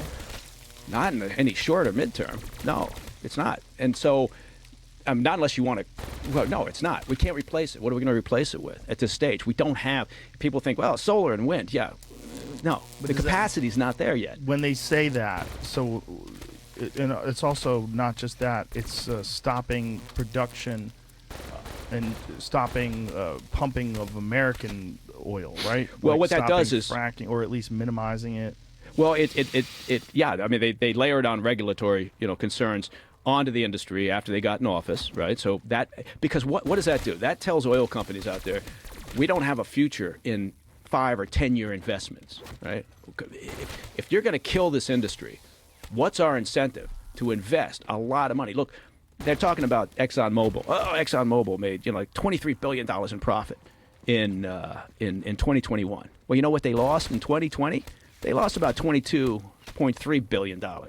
In that was their loss. So they've got to invest in the future. I'm not here to shill for oil companies, but I'm just saying this is how it works. Right. And so if they're told there's no future in long-term investment, well, guess what? Okay, they're gonna start shutting production down. They're not gonna invest in new opportunities, and so yeah, that's gonna have an impact. And I think what the Biden administration did that was incorrect was not the simple thought that energy in today's world equals national security. It is a top national security priority. Right? There's no doubt about it. And so therefore, if you think energy is a critical national security concern in this world, therefore, it's not unreasonable to think we should do everything possible to achieve or get as close as possible to achieve energy independence. Right? That should be our plan. You can still, at the same fucking time, you can invest in alternative forms of energy. You can do both at the same time. But there seems to be this thought with some folks that no, you can't do that. You gotta throw all in on alternative energy sources and fuck the fossil fuels. Well, you can do both, and eventually, yeah, hopefully one day we get there, yay, green energy. But it's not going to happen It's a probably in long our process. lifetimes. Yeah. It's so a long process. Yeah. So how much have we decreased our reliance on energy that the United States produces? I don't know. I don't know the exact numbers, but look, we've been pulling in on a daily basis from Russia, as an example, 670,000 barrels a day, right? I mean, if you think about, our concern is how do we make that up? Could we make that up by not having not having put our boot on the neck of the energy business here? Again, not saying we shouldn't be pursuing other. God, I mean, you can. I keep going back to this. We can multitask. We have that ability. In fact, oil companies spend a great deal of money researching alternative fuels because it's a capitalist motive. They understand that if they can get there, they're going to make money, right? Right. And so it's like battery development. Whoever develops the next best, smallest battery is going to win. So, it shouldn't be that hard to assume. But the problem is we send people to Washington who then just throw shit on the wall, right? Because it seems like a popular thing to say, right? And so the next thing you know, we're talking about, let's do a windfall tax. Maybe and now there's some talk about we should, price cap. How about we cap the price of gas, so that we're going to set price controls, and so you can't charge any more than this. And we tried that, right? And the problem is some of these people that are up in Washington D.C. aren't old enough to remember, but in the 70s, right, they had price controls on gas, which we also had long lines for gas, and we had all sorts of problems in terms of gas, and the resulting. It didn't do any good in terms of lowering prices long term. And then they finally released that, and they finally said, okay, take all the price controls off, and prices started to come down because, again, it's a supply-demand, it's a marketplace. And so, again, it doesn't mean you're against eventually figuring out how to get rid of fossil fuels. I think everybody who's reasonable can say, yeah, that's a good, worthy goal. It's how you do it so that you don't fuck over your own country. So what are the factors? Like, one of them was the Keystone Pipeline, right? Well, yeah, I mean, there's some argument over that because the worry is the environment. That's Yeah. what I mean. That was one of the things that when the Biden administration came in, a lot of people that are environmentally conscious were very happy because they were talking about the Green New Deal. They were talking about doing things for the environment, preparing for the future of this country, for the future of the children, and not leaving a poisoned, polluted world because a bunch of people were greedy. Right. But what you're Right. saying is that, if correct me if I'm wrong, it's much more complicated than that, and that our reliance on oil is kind of absolute. We have a certain amount of reliance on oil. You can't just erase that immediately. And natural gas. I mean, people imagine they're going to plug their electric car in. You got to get that electricity from somewhere right now. Right. And I mean, What about nuclear? That also causes some heads to explode, right? Because they God forbid we should think about nuclear energy.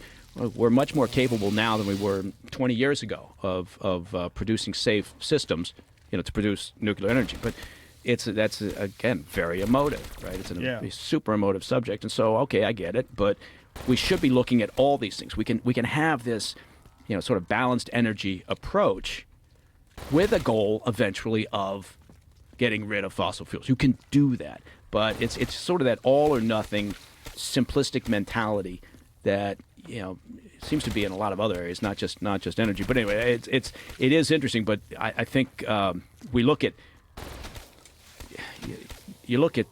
what Europe did and Europe's reliance on Russia for energy.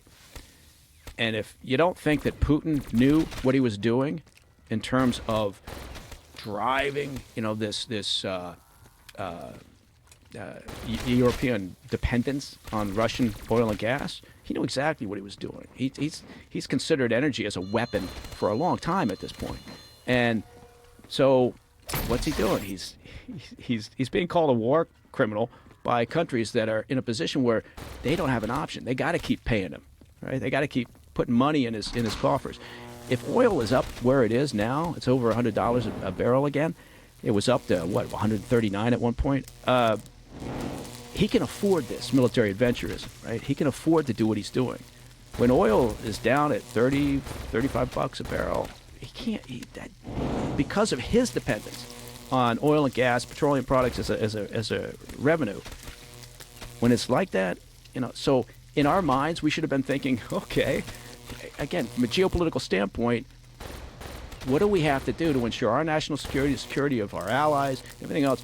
That's a part of it. That's a factor that we should be thinking about. But man, we didn't. So, fuck it. So, boy, fuck it. fuck it. Yeah. How does this end? This is what's disturbing to someone like me who doesn't know shit. When I'm looking at this, I'm going, how does this guy get out of this? Like, if he really did make a massive miscalculation, he thought that Ukraine would fall quickly, and there's talk of, I don't know how many Russian troops have been killed, but that's a good point. We talk about intel and sort of lack of intel. Mm-hmm. Intel estimates are, anywhere from a couple thousand to 10,000. Right, which that gap. Anytime you look at a gap like that in intel assessments, whether it's that or whether it's how far are the Iranians away from breakout in terms of creating a weapon, and it says a month away or 12 months away. What that tells you is that your intel sources, really solid intel, are lacking, and you need to tighten that up. But Russian troops killed. Some estimates are hovering around 7,000 or so, but yeah, you got to take that with a grain of salt because the intel's not really there. That's a lot, though. It's a lot. It's more than It's. I mean, think about it. He committed about 200,000 troops to this invasion, and if he's lost 7,000 to 10,000 already, including a handful of top commanders, right? So Really? he's had generals killed in the field, right? I mean, that's an astounding thing if you think just about that alone. He's had, I think, four commanding officers, general staff, killed in the field. And what that would imply is that they're putting themselves into positions where they can get, whacked out in the field because things aren't working properly, right? They shouldn't be out, at the front of some convoy where some sniper's going to be able to take them out. Right? They should have much better command and control systems in place. The communication should be better. But clearly, they've had all sorts of problems here, and that's just one of those small indications of some of the difficulties that they've been experiencing. So, and you think that this is this because people aren't willing to be straight with Putin because they fear the consequences, or is this just that they didn't know how fiercely the Ukrainian people would fight? I think at the 30,000 foot level, their risk threat assessments were way off, right? And which is astounding because you think about the ability for the Russians, the intel service and the military, to have assets or information on what's going on in the Ukraine. I mean, it's the long history, the ties between the two, and their ability to place assets in there over the years and to understand, what's going on. And you would have assumed that they would have had recon in Ukraine, for months leading up to this, telling them about defensive strategies, about the buildup in the Ukraine. What are they going to be facing? What's it going to look like? And so, I think he was given bad intel, or he ignored it. I suspect it was more along the lines of given bad intel, in part because I think he's distrustful, perhaps. He doesn't, he's not, I don't know. It's speculation because, the only person that really knows what Putin's thinking is Putin. So when you see these videos, and I've seen quite a few of them, it's hard to know what's real because there was one video that was being touted as evidence that turned out to be footage from a video game. Did you see that? There was like some dogfight scenario it turned out to actually be footage from a video game. Yeah. And this is a problem with the world we're living in today, right? There's so much chaos in terms of accurate information, but there's these videos of Russian convoys. And there's these essentially, they're using guerrilla tactics. They're hiding behind buildings and shooting these grenade launchers and missiles at these tanks as they roll by and blowing them up and killing these Russians. Is all that stuff real? Yeah, that's real. One of the things that has emerged from this, if you're just looking at the battle spaces, tanks may not be a thing anymore, right? Tanks were critical. At World War I they showed up, and thank you, Winston Churchill, for pushing that along. But now, with the available systems that are in place, and we've been providing the javelins. Javelin is probably the most effective anti-tank weapon out there at this stage, anyway. And it's proven it's mobile, right? It's guided. It's extremely effective, and so that has definitely changed the calculation, right? And I don't think they were anticipating that. They probably weren't anticipating, although they should have. How could they not anticipate the effectiveness of the Stingers, right? They faced that in Afghanistan, right? That's what one of the key elements that got them out of Afghanistan was, the ability for the Mujahideen to shoot their, platforms out of the sky. And so they certainly should have understood what that meant. But you're right also in the sense that you got to be really careful with the information that's coming out, right? And people should always say, okay, let me just understand what this source is that I'm looking at. I'm looking at this video, or I'm hearing this report. Is it accurate? Where's it coming from? And that can be tough, right? Trying to trace it back to, is it a legitimate source? But yeah, it's a bizarre world. I mean, we kind of went through watching war on TV. Right, during the Iraq 2003 and on, and even before then, the first Gulf War. So we kind of got used to it a little bit, but this is really playing out in social media, and it's really playing out, and it creates emotions, right? And so people start, and that, to go to your point, we were covering it 2 years ago, or Ukraine was covered in an entirely different way, but now because of the way that people get their information, the speed, and that creates this emotion, and so it's a strange fucking world. What do you think Putin thought was going to happen? I mean, when you're driving these tanks down, many miles on a straight road where everybody knows where they're coming from, everybody knows where they're going. Right.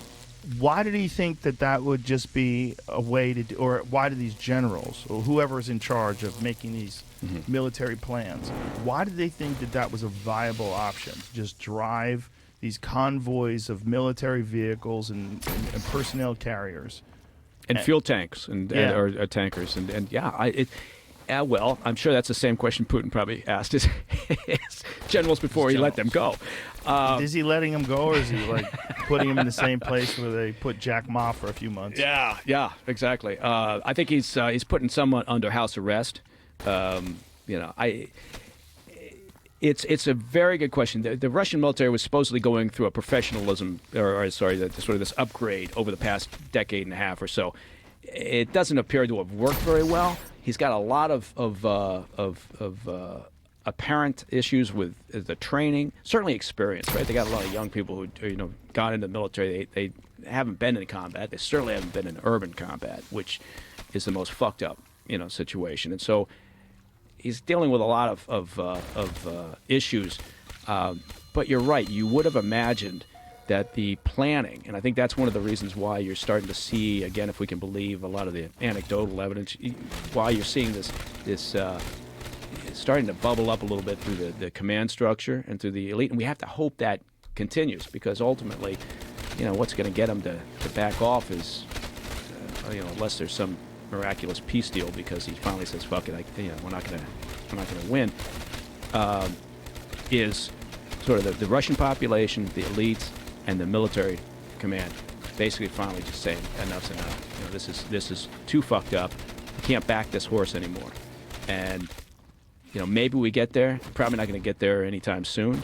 But it's one of the things we should be doing is just driving information into the Russian population, right? Giving them the visuals, not propaganda. All we got to do is show them what's happening, right? What do they have access to now? State-run media. Yeah, state-run media. Shut down really access to everything else. I mean, so they're getting and a decent population of Russia. The older population certainly they seem perfectly content with watching state-run media, and so it's a younger part of the population that you have to hope continues. And look, it's supposedly they've arrested up to 15,000 protesters, right?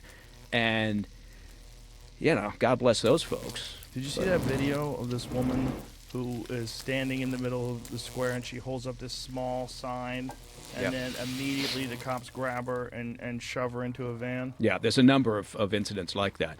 Yeah. It's remarkable in terms of the speed with which they show up on scene, and they know they're going to get arrested. Yeah. But that's what Putin, just like with Xi, what's Xi most worried about? He's worried about public unrest, right? He's worried about that massive population, thinking, turning. Oh, fuck this. Right. And so that's, and look, with Putin, he wants everyone to believe that, he's doing this because he's trying to protect the Russian people, and he's trying to protect Russian sovereignty. And so there was this thought, well, oh my God, we did this. We created this problem because we were enticing Ukraine into democracy, and we're doing bullshit. The only thing that was a threat directly to Putin's power. That's all it was having a successful democracy in Ukraine, and incrementally, slowly getting past the corruption issues and becoming more and more of a successful democracy. That poses a threat to Putin's control, his own control in the situation. And he doesn't, so when he talks about a sphere of influence, it's in part, yes, in his mind, he's thinking about the Soviet Union and I'm keeping NATO at bay. But really what he's thinking about is I don't want fucking successful democracies on my western flank. Is it that, but is it also that if Ukraine joins NATO, then NATO can park their weapons in Ukraine? Well, this is the bizarre part too. Is like nobody was going to invite Ukraine to join NATO. It wasn't. No, it wasn't that. And so, which is why it's an easy ask, right? Which is why Zelensky's now said, well, we just have to realize that we're, the door's not open to join NATO. I mean, that wasn't going to happen anyway, right? So no, that's because that's all we keep hearing. Yeah, but underneath the whatever public discourse may have been taking place, and the idea that Ukraine was becoming more of a democracy, and they were tamping down the corruption, and maybe eventually they get the NATO countries, being very pragmatic, we're looking at it and going, yeah, Ukraine is different. Ukraine's different than Poland. Ukraine's different than the Czech Republic. And on that border, right? Because of the history of Ukraine with Russia, right? And so there's a tacit understanding that that's not going to end well. You know, we don't want to put Ukraine in a position to bring them into NATO. So, again, who am I? I'm not running the world, but I would argue that that wasn't going to happen. And, but, again, I think with Putin, it was simply this presents a challenge to my authority. And fuck it, I want to be president until 2036. So you think it's just entirely because if Ukraine succeeds as a democracy and if it becomes less and less corrupt and the democracy becomes more and more established, that somehow or another could trickle into Russia? Yeah, and there was also little to zero chance that we were going to place, key strategic weaponry inside Ukraine. Now, I mean, that idea is also because people look at it from a certain perspective, which is, that might be a bridge too far. In the previous world, before this invasion, they would have looked at that as that's too escalatory. That's taking things a bridge too far. So we want to maintain a balance. We understand that would, send Putin over. So we're not going to do that either, right? So I think there was this pragmatic understanding of where Ukraine was going to be. They were perfectly happy to keep pushing them and trying to get them to be more and more aligned with the West. But I think there would have never been that moment where they said, okay, and now you can join NATO. And guess what? Here's some missile systems that we're going to place in that we know for a fact will be a provocation to Putin. Why do that? So one of the things that I read recently was that Putin had established a certain amount of parameters that need to be in place for them to pull out of Ukraine. One of them was that they agreed to not join NATO. That was something that had been expressed. Mm-hmm. Do you think that's because now that he's invaded Ukraine that the NATO countries might look at it as an opportunity to try to have Ukraine join NATO now, and that's where this narrative is coming from? No, I think it's just he wants it in writing. For whatever that's worth, I guess nowadays. But I think he wants it, and because look, it's in their Constitution, about the opportunity to join NATO. He wants that removed, and he wants it clear in any potential agreement that they're not going to. I think that's the easiest ask that you can put on the table for Zelensky, right? The hard one is the demilitarization of Ukraine, right? Yeah, and I think that can be met by agreeing not to deploy certain weapon systems into Ukraine, right? It's not going to mean the dismantling of a Ukrainian army. I don't think that they would ever get to that point. I don't think that's going to be possible as an agreement. But so there's a way this could work, but both sides are going to have to give up something, right? And there's no way otherwise we're going to get any sort of ceasefire and peace deal here. And the idea should be we're looking to de-escalate, right? Nobody wants, as people always say now, nobody wants a shooting war with Russia, right? That makes perfect sense. Right. But I think, we have to be realistic about this. And so as distasteful as it is, Zelensky's going to have to give up certain things. Putin certainly, going to have to be willing to figure out, okay, I got to figure out how to draw a line here and then, get out. But that's a big lift now because he's upset a lot of people. He's created these sanctions. It's not like we can just lift all these sanctions as soon as they come to the table with a ceasefire, right?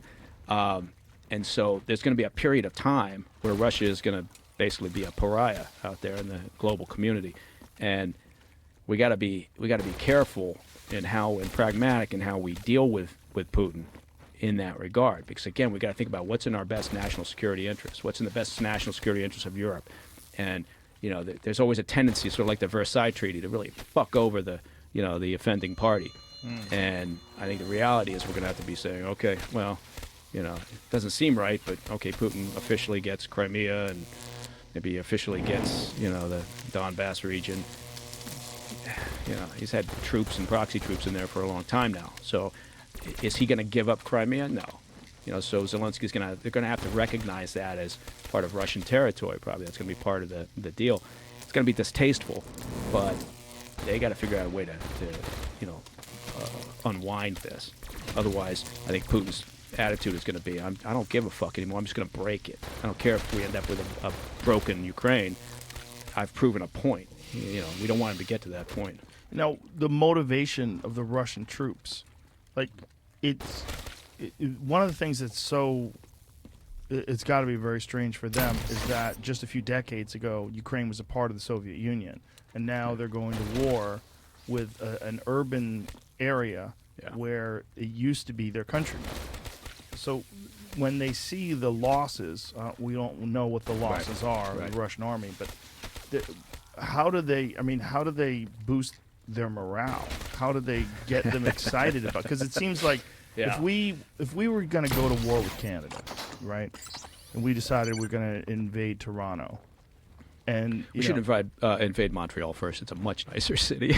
I like both places. They're both nice. I shouldn't say anything about that. Yeah, I'm a big fan of both places. Yeah, but that's bad because Montreal was never a part of America, right? Maybe like if we invaded fucking Alaska, whatever. You know what I mean? It's something along those lines, something crazy where they're just a few decades ago were our countrymen. Right. That's got to be a very strange ask for these Russian soldiers. And there's a lot of stories that have come out about statements from some of the captured Russian soldiers talking about how they didn't even realize they were doing anything other than a training exercise, long-term training exercise on the border, and then the tanks start rolling in. So, yeah, it's one of those things in terms of intel. How bad is the morale? Well, we don't really know. We have to piece together everything we can and make a determination about that. There's a lot of talk right now because it's a good narrative to say that the Russian military is collapsing because these soldiers they're young, they're disheartened, they're walking away. But that may be true. But it doesn't take into account what they're still willing to do, right? And what they're willing to put up with, and what the command staff is willing to do and instruct them to do. So, everything has to be taken with a bit of a grain of salt. But yeah, it's look, you look at the history of these two countries. I mean, go back to, who is it, Abramovich, Roman Abramovich, who owns Chelsea Football Club. He's handed over control of it now because I think he reads some of the writing on the wall in terms of his assets. But I think his parents, if I'm not mistaken, I think Abramovich's parents still live in Ukraine. Jeez. Right. So he comes out and says, this is not a good idea. We shouldn't be doing this. He's talking from a very personal place, right? Putin looks at that and goes, fuck you, buddy. So you can see why there'd be anger there, right? Yeah. But, and also, it's fascinating. It's always more complex than what we hear. It's always more complex than the headlines or the stories. It's all this interconnectivity and the reason why the reason why people are doing what they're doing. It's fascinating shit. It is fascinating shit, but like one of the things that fascinates me about the oligarchs is why are they going after those guys? Are they going after those guys because they have influence over Putin, and that the more those guys get their money taken away and their assets taken away and get their bank accounts seized, that this will somehow or another make these incredibly wealthy people less supportive of Putin? Yeah, because he needs them in order to. Is that what's going on? Well, it's the idea being is that they, the more uncomfortable they are, the more it hurts them, the more likely they are to pressure, Putin into changing his strategy, his thought process, coming to the table, doing some sort of ceasefire. So I think that is a big part of it, right? Do they have influence over him at all? Well, there are indications that it's less than it certainly was, right? So it's decreasing the more that they come out and say something, not again negative directly against Putin, but against this invasion. So you'd have to argue that Putin at a certain point is going to think, yeah, fuck you, I don't mind the sanctions on you. Look, financial sanctions have never really worked on Putin anyway. So it's one of the few things we can actually do. It's the leverage that we've got, and so I think it's important to do it, but. And a lot of corporations have been taking it upon themselves, right, to pull out or to not do business. The oil companies are saying, "Fuck it, we're not." And they pulled out before, the White House, took any action. So it has a cumulative effect, but not in the short term, right? And this is a process, and so it's dissatisfying to a lot of people who say we should be doing more, right? And there is a fair amount of aid being provided to them. But in typical Washington fashion, everybody focuses then on the MiGs. It becomes the narrative, it becomes the story. If we could just get them the MiGs, we'd solve this problem. Well, I hear people talking about a no-fly zone. That we need to enforce a no-fly zone, and then I've heard other people going, "You don't know what you're asking for, because you're literally asking to enforce that." Which means if America enforces a no-fly zone, that means America is going to shoot down jets that violate the no-fly zone. Right. That's war. Right, I'm on board with that. It's one of those. Even doing it for humanitarian corridors, right? People imagine somehow that it's a tidy process, and it's not. I mean, you pointed out it's a major goat rope, right? If we do something along those lines, and the chance for direct conflict is massively increased, and even if it's just if it doesn't matter whether it's NATO or whether it's us, we're all in the same shitstorm then at that point, theoretically, right? And maybe Putin, one of his calculations is, I don't know, you know what, is NATO really going to push? It's 30 countries. I think one of the things he was looking to do was to try to identify if there are any cracks in NATO as well. So they're staring at everything that NATO and the U.S. does and saying, where's the weakness here? Do we have some weak links? Do we have some countries and there are a handful of countries now calling for a no-fly zone from NATO, right? I think Lithuania, the Baltic states, basically. Yeah. Because why? They feel the most threatened, basically. And so, I think it's, you talk about what's a bridge too far. I think that's a bridge too far. I think we do not want to engage in that game, because that I don't think ends particularly well. No. Yeah. No, that sounds terrifying. That's one of the crazy things about mutually assured destruction, right? That all war is sort of like a slap fight. It's like, you know what I mean? Like, you don't necessarily throw leg kicks and head kicks and pick each other up on, dump each other on their head. Yeah. You're agreeing to just slap for a little bit. Yeah. And then at some point somebody gets really pissed off, and then it all falls to shit. And then they tighten up a fist, and then next thing you know, it's snot takedowns and yeah. I mean, it seems like with mutually assured destruction, because of the nuclear power, it seems like, how do you negotiate your way around that? How do you get out of that while you're actually killing people? Because they're actually shooting missiles into apartment buildings. We're seeing the destruction. We're seeing the real consequences of war. I mean, I watched a video. It was horrible. Of these, it looked like old ladies, like a house coat, that were outside this apartment building that were blown apart, and these people were screaming and crying, and the dust was in the air, and they'd just been hit by missiles. And they've literally rebelized Mariupol, right? Which is strategically as important from their perspective, the Russian military's perspective, right? And we have these. You hear the politicians talking. Well, is it a war crime? I don't know. Is it a war crime? We're going to have to gather evidence, and we're going to have to take it to the international court, and we have to decide. When everybody can see it, like you just said, right? Everybody can see it now. It's a cell phone video. They don't rely on news reports anymore. People who pull out their phones are filming this stuff. Right, and so it's clear that they're engaged in war crimes, right? So that's another part that you have to put into the mix when you're trying to determine what Putin's plans and intentions are, right? He's gone this far, right? And he's gone that far before. Look, he helped Assad in Syria. They didn't have a problem with chemical weapons at that point. Didn't bother him. And so, you have to, and again, it all gets thrown in the mix when you're trying to think about what the hell is his mindset? What is he going to do next? What is he thinking? And so if you look at that and you go, okay, he's clearly doing the same thing he's engaged in the past, right? And they Chechnya is another good example, but it doesn't.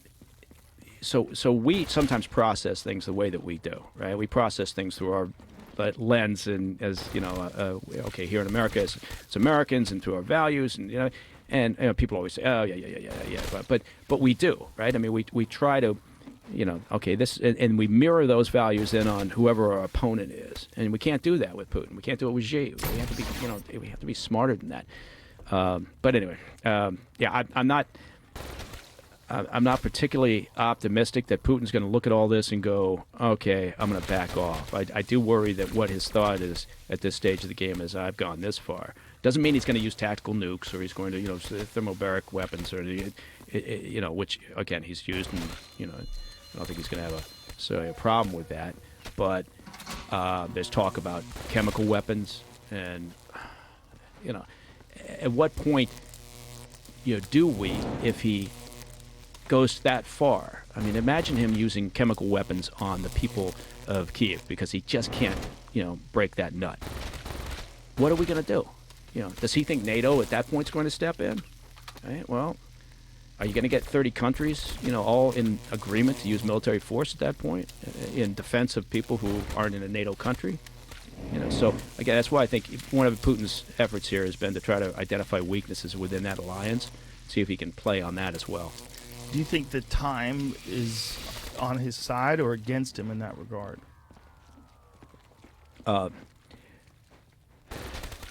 It depends on the Russian people. I hate to say it, but I think this is my speculation. This is my opinion. Time is from just a crushing the country and breaking it militarily. Time is on his side, right? If we kind of have drawn the line where we're willing to provide assistance, and we say, okay, this is it. We'll continue to provide aid packages of some military assistance, and maybe we'll ratchet up. There's not much else we could do on the sanctions side, but we'll ratchet up some more sanctions. I think time is on his side if all he wants to do is break the fucker, right? But he knows. Look, the Ukrainian people have overthrown 2 Russian-backed governments already. He knows a long-term occupation isn't in the cards, right? And he's also destroying a lot of the infrastructure that he would need, to have a successful long-term occupation. And so that's can't be an upside from his perspective. He's got to figure, okay, I put a puppet regime in. I've done that before, and it hasn't worked, right? And it's certainly not going to work now, because now I got a nation that hates me a lot more than they did a month ago, right? And so then, what is he looking to accomplish? And that's I'm just raising the question. I have an answer, but that's the big question. What the hell's his end game? I was reading this thing where they were making an assessment of what would be required to occupy Ukraine, and they said it would be a minimum of 500,000 Russians. I think it'd be more than that. It's a big ass place, and then they would have to run everything. Yeah. They would have to take over the government. They would have to take over the utilities. They would have to take over the grid, the internet. Yeah, and that's why I say, does his command staff, do they realistically believe that, and going back to your question before and your point before, which is, okay, so what was he thinking? What did he think was going to happen? Again, I think the assessments were so far off base, but they honestly believed they were going to get much more support from the Ukrainian people than they imagined. They thought the Ukrainian people were going to support a military invasion. Yeah, I think that was an assessment. I mean, again, in part because they thought, well, they'll be far more docile than they are, because there is some history there, obviously, and there's a lot of mix, right? A lot of family with family in Russia, a lot of Russians with family in Ukraine. And I think they just imagined somehow that it was going to blend, and that's just a failure of intelligence gathering and understanding, risk versus gain, and I think so. That was a real problem, and they assumed that okay, we'll be into Kiev, we'll get rid of Zelensky, we'll have a puppet regime in place probably within the first week, and Bob's your uncle. No one's going to do anything about it because nobody did anything about Crimea, nobody did about Georgia. The world pretty much left him alone in Chechnya. So, they were basing it to some degree on past actions. Why do you think it's so different? Why do you think they were so successful in Crimea and Chechnya and Georgia? Like, why did that happen so easily? Because Crimea it's very important in access for oil and natural gas. Yeah, Black Sea port. Yeah. That's a great question. To be honest, I don't have a real good answer for what has changed. What was the difference? In part, it was the size of the operation, right? They're calling it a military operation. I can't believe I just said operation. The size of the invasion, and I think there was a sense with Zelensky that, look, it wasn't going to happen because there wasn't a Russian-backed sort of puppet regime or a regime in place that was supportive of Russia. And so that had a lot to do with it as well. The current government under Zelensky is not inclined and hasn't been inclined, right? And they don't view themselves as controlled by the Russians. In fact, Zelensky was put in place for the very reason that they were going to, advance the ball with the West and, create more of a relationship there. That's what the people wanted. That's why they threw out the last president, and because they didn't like the fact that they were getting closer and closer to Russia. So, and the last president was, you said they were waiting to reinstate this guy? well, that was a possibility because there was, intel that he'd moved to Minsk, right? So he was going to be sitting in Belarus waiting, and then once they got to Kyiv, they just, he shows up, and somehow, if that was the case and that was who they were going to pick, I mean, it does seem insane that you're going to install the previous guy who was thrown out, but again, if you think that their assessments were so bad, maybe that was the case. So in 2014, what went down? Like, what was the rebellion? It literally was a massive uprising from people. It was just it started as street protests over a handful of things: corruption, ties to Russia, increasing ties to Russia, efforts by that regime at the time to back away from the West, and it was kind of a remarkable series of events, but it was a popular uprising, which is remarkable, right, in a sense, and that's what you would like to think possibly could happen in Russia, where people are saying, no, you know what, we don't want to return to the breadlines here. We don't want to be isolated like this. We went through that long enough. We didn't think that's the way Russia was going. But Ukraine didn't have an established ruler like Putin, who's been there since '99. Like, how would anyone outside of an assassination, how would anyone take over? I mean, so he must be terrified of assassinations or extremely paranoid. At this Putin? point. Yeah. Because he's done it. Yeah. There's he's done yeah, again, I think about it. Allegedly. I think We have to Sergei be Skripal, I think Litvinenko, I think Navalny, I think they'd all think it's more than alleged, but he's never had a problem with reaching out and terminating political opponents wherever they happen to be. Right. And the favored method has always been poison, right? And so polonium-210 with Litvinenko. And so I think he's increasingly isolated, which causes problems for us, because you do have to then figure out, okay, what information is he getting? How good is the information he's getting? And is he making decisions based on sound intelligence and information? Is he getting, somewhat paranoid? And there's been some reporting that, he's fired a lot of his staff and brought in. Who the fuck does he bring in? He brings in other people. I have no idea. His cousins, Jesus his Christ. kids. That's what Trump did, right? He's got That's fucking his kids working for him. Did Trump have food tasters? I don't know. Oh, Maybe he does he did. does He's got Putin have food supposedly, tasters? according to some reports, he's got God. people tasting his food now before he eats it. So Oh, that kind of gives you an indication. But you look at this rally he just held. It was the largest football stadium they've got, and you look at it, and if you didn't know better, it's an old Soviet-style rally, or it looks like sort of something North Korea would put on. I haven't seen it. Yeah, they've you got pull that up? the stadium's just full of people. Supposedly it's a pro-war protest, because those are really popular. Let's have a big rally to celebrate the war, and so he's got this stadium filled, and they're all waving flags, and he's out there talking, and Is there a it's video crazy. of this, Jamie? Oh my God! Look how many people there are. Yeah. So these people are all waving Russian. Is it possible that there's that much support for the war over there? I think I think there is support for it from folks who, are staring at state-run TV, or older folks who, appreciate the fact that, What is this? It says Russian state TV cuts away from Putin at pro-Russia rally.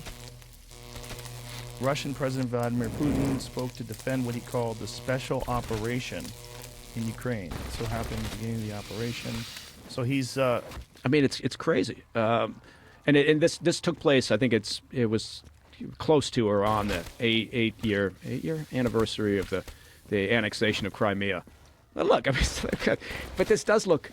It looks exactly like what you would expect Soviet propaganda to look like, or Yeah. again something coming out with Kim Jong Un in North Korea. exactly like And that, yeah. bring out the bands. Maybe Pussy Riot will play. What is this guy saying? Maybe they won't. Oh boy. So it's very bizarre. It's a very bizarre thing to see. And it tells you, in a sense, again, putting all these little things into a bucket to try to assess his mindset, it tells you, why did he feel the need to do this? Well, and how many of these people are actually out there to support it? How many, were instructed in their apartment block, you know what, you're going to show up at the stadium, we're going to have a rally, we expect you to be there. Yeah, like what do you say when they say that? Well, they already know. I mean, most people there, because word does get around. I think they're aware that thousands of protesters have been arrested, and aren't doing well just yet. But I think they understand that. So that was inside. So is this picture of the stadium the outside? Is that a bunch of people that are trying to get in? I think those are just people who have gathered or have been invited So to what they're saying, also attend. it says they cut away from him mid-sentence. And they went to some nationalistic songs. Right. So That's got to be disrespectful, though, isn't it? To cut away from his speech? Yeah, I don't know Why what the did they do production that? values are on state TV anymore. I don't know. It's may not be quite as good as like the NCAA's or something like that. I think it's probably lacking. But it's just a bizarre indication of the situation over there right now. And you would, again, but it's hard to read, right? We'd like to imagine, because we imagine what we would do. We'd like to imagine, or would hopefully do. We imagine that the Russian people will get out there and say, no, this isn't right. But there's a lack of information. So I think we need to, one of the things that we should be doing, hopefully we are, is trying to pump accurate information into the Russian population. Right, Remember they might not have access to this. They might not be even understanding what's going on in the rest of the world. There's a lot of folks, and it's stories of you talk to people in the Ukraine, and they've got relatives in Russia, and the relatives in Russia are going, well, we're trying to beat back the neo-Nazis who are killing Russians in the eastern part of the country. And you think, okay, that's your story? But that's what's being fed on national TV or state-run TV. And so in the old Cold War days, we had Voice of America, right? I think we need sort of a Voice of America on steroids, delivered very quickly, so that we're getting accurate information, so that they can kind of see what. We don't need to do propaganda. All you got to do is show what the fuck's happening and what they're doing, and at least give them that opportunity to see what is going on. Easier said than done, but it's an important part of this exercise. It's a traditional covert action campaign, right? Just like we tried to do in the Cold War, to let them know what the hell's happening in the rest of the world. How do they get that? I mean, if the internet is down and all they have access to is state-run television, they've got to be suspicious if the internet is down, right? I mean, that's one of the things that I've heard from friends that are Russian, is that Russians don't trust anything the politicians say or anything the news media says anyway. They have a dismissal of anything that's like the standard narrative that they're worried about happening in America. It's one of the things that people say when they talk about the misinformation, that like when CNN lies about stuff and when they withhold information, they worry that we're going to eventually develop this same sort of nonchalant attitude about our mainstream media. Right. I think it's already happening. Right. Yeah. I mean, we talked about that. I think it's that's the danger. And then you have the media here saying, well, it doesn't make sense. Why do they distrust us? Why isn't it? And in part, it's because every outlet now spends more time on opinion pieces and opinion journalism than just reporting the facts. Right. Just someone should dump some money into a network that does nothing but, like the old CNN. They're doing that. Yeah. Supposedly. That's what the new. Yeah, CNN got bought out. And so the new owners of CNN apparently want to reestablish objective journalism on CNN, which is wise because, first of all, there's a market for it. Yeah, and exactly. Second of all, the people that they have giving out opinions, they wouldn't survive if they were on their own. If they were independent, imagine if Brian Stelter had a podcast. How many fucking people listen to that thing? You know what I'm saying? Yeah, no, it's this is exactly the problem. It's like the people that you can get to do that job are not the people that people want to listen to. Right, and that would be a great thing if that's the case and CNN is actually able to do that. I mean, you remember when they spent a lot of money on field bureaus, and that you knew that, okay, I'm going to turn on CNN because I'm going to get the news. Right? Yeah. This was a long time ago, it seems, but that's what you did, and I agree with that. I think there's a market for it. I think people, if you just tell them what the fuck's going on and you don't try to tell them how to think about it, Exactly. it's not a bad thing. People have a hunger for that, and that's one of the reasons why independent news is thriving now, and they're trying to stifle that. And it's one of the things that people have a problem with also with social media is that independent news sources are being stifled while these corporate news sources are being promoted. Yeah. And it's I mean, I get calls from various outlets, network outlets, and they'll say, "Hey, could you come on like Wednesday or whatever time?" And for some of them, yeah, fine, okay, you want to talk about X, but there are a number of them that will say, "Okay, so what are your thoughts on this? Can we get your talking points on this? Because we're going to have, somebody from." Another, whatever your opinion is, we're going to have somebody from the other side. and you're going to yell at each other for 5 Yeah, minutes. we're going to yell. Yeah, I don't have an opinion. I'm just going to say what seems to be the situation on the ground or whatever it is, and how about that? And so there's a number of times now where you just have to say no, I can't do it. I'm not available because it's not advancing the ball, and it's kind of, in fact, it's feeding the beast here, right? It's just Right. like all I'm going to do is sit there and listen to somebody yell at me, and then I'm supposed to yell at them, and nobody learns. Anything. Well, here So- we are. We're 2 hours plus into this, and there's been no commercials, right? So we're Yeah. just talking. And when you realize that, when you're going on one of these other shows, they're so handicapped by the format that they exist in, where they have an hour to do the show, and in between segments, you're gonna have to pause for a commercial. You have to interrupt the conversation. You have to come back and pick up, and usually you've got a whole new subject when you come back. Yeah. So you get a cursory examination of each individual topic, and it's all based on having people argue. So you got 3 heads. There's the sometimes more than that. I love when they have the Oh. Brady Bunch thing where they got like 4 or 5 or 6 Madness. people up there, and Madness. you each Whose get idea 10 is that? seconds. Whose idea Yeah. is that? It's so stupid, especially when you're dealing with something that's as complex as any sort of international action like what we're handling now. Yeah, well, if you're talking about, Syria was a good example. They did a lot during when ISIS was raging and rampaging, and so they say, okay, we got about 3.5 minutes. Okay, so you got about 3.5 minutes to talk about a very complex situation, and then you figure you've really only got about 1 minute and 20 seconds because the anchor is gonna their question is gonna last a minute. Yeah. Right? It's never just, well, why is that? Or what happened there? Or what's next? Or who is responsible? Or there's never like a short 1-sentence question. I feel like there's going to come a time in the future where those shows just don't exist anymore. Because they're so limited in the way they can cover complex subjects. And if people want to get information, if you want to get sound bites, that's one thing. yeah. But sound bites, I think they're just so inadequate when it comes to something complex. Well, it works in part because, again, this is not rocket science, but I think it works in part because, people love to have their opinions, affirmed or, Yes. Yeah. reaffirmed. And so, if I can tune into a station and I think a certain way, I don't really want to know what the fuck's going on. I just want someone to tell me I'm right. Right. So that's where, and again, it doesn't matter Yeah. whether you're right or left. The Yeah. left will say, oh, that's Fox. And, Exactly. Fox would say, well, that's MSNBC. Yeah. And in reality, it's both sides. It's part of its human nature. But if you had that outlet that just said, hi, here's what's going on right now. Yeah. Here's the footage. Here's what's happening.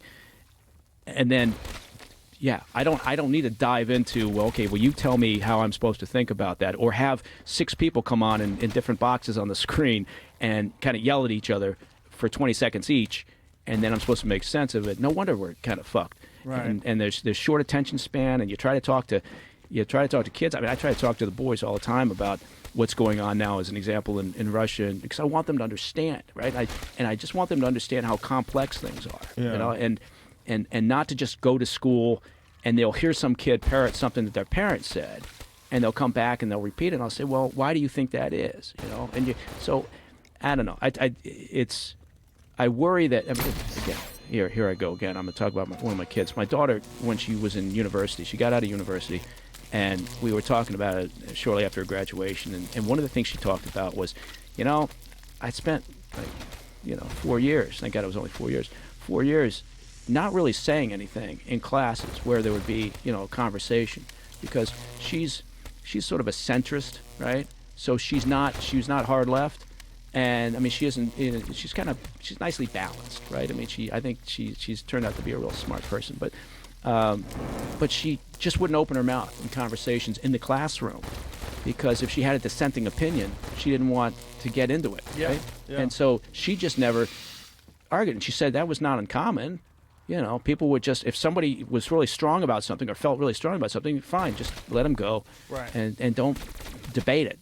That's a people talk about it, and so I'm not raising anything new, but it hits home when it's your kid and you've spent all that money on their university education.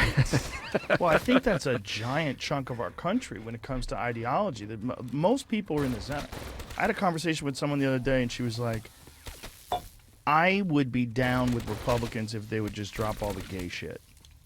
She was like, Yeah. all that gay stuff, like, leave those fucking gay people alone. Like, it's one of the dumbest aspects Yeah. of hardcore conservatives. Yeah, that they, absolutely. That they deny gay rights.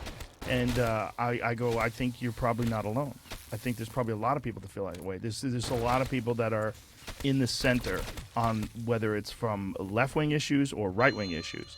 With left-wing issues, maybe it's trans women in sports, or maybe it's gender confirmation. It's like this "don't say gay" thing in Florida. When I heard that, I was like, "What? What are they saying? You can't say gay? Is that really what's going on?" my God. It turns out that's not what it is. Yeah. It's not what it is Yeah. at all. What it Yeah. is ages. It's first through third grade. They're saying you're not supposed to talk about sexual orientation, gender orientation, or sexual proclivity, or what you're Yeah. interested in. Yeah. They said you should just teach math and science and history to little kids.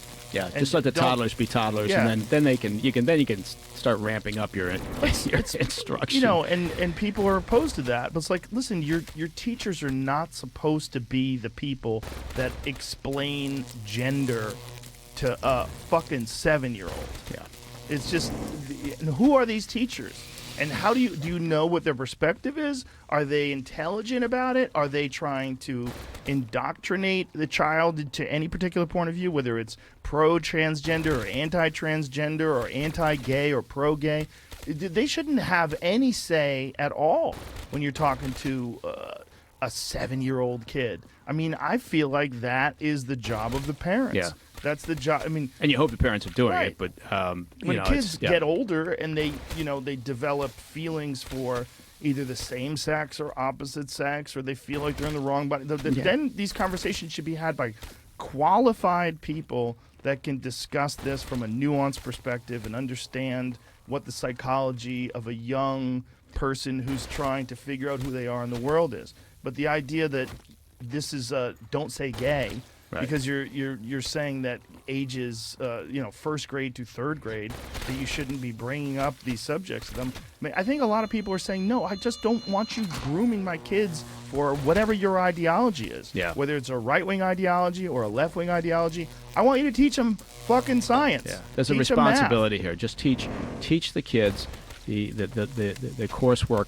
Yeah. That we, as parents, I think, that's what you expected. Right? I think one of the things the pandemic did was it kind of showed, because you had to homeschool all of a sudden. We had a nation full of homeschoolers working with their schools, local Yeah. schools. Then they started to realize, wait a minute, their assignment is what? They got to do what? And so I think it did raise this awareness level. I mean, I agree. Look, one of the funny things about conservatives I've always found is that they talk about freedom and small government a lot of times.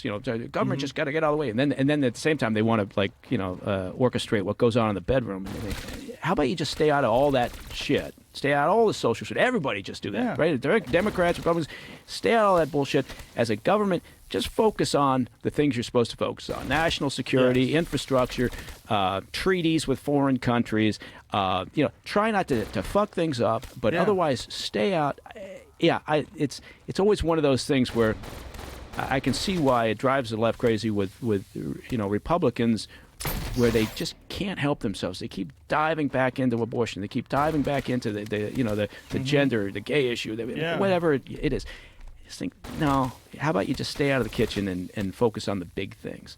But look, it's hard enough to learn history. It's hard enough. Hard enough to learn grammar and the proper use of contractions. Like, Jesus Christ. You get proper You know what I'm use of saying? I mean, contractions. No, it's true. That's a tough one. It's Yeah. all this is like you're Yeah. teaching fucking 7-year-olds. Yeah. Like, all that stuff is hard enough. And if but first of all, it's not your business to indoctrinate a child into your ideology.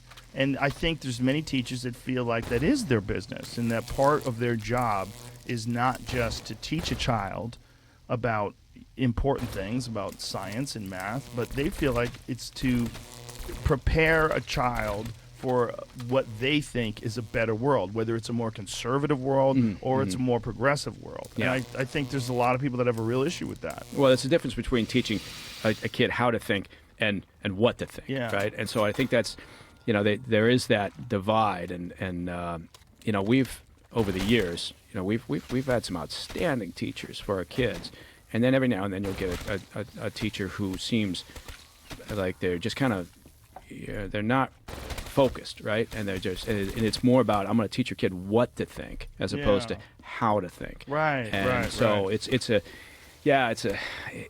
interesting, but I don't know. Again, you raise all these issues, and then you think, well, how do we walk it back? How do we change that?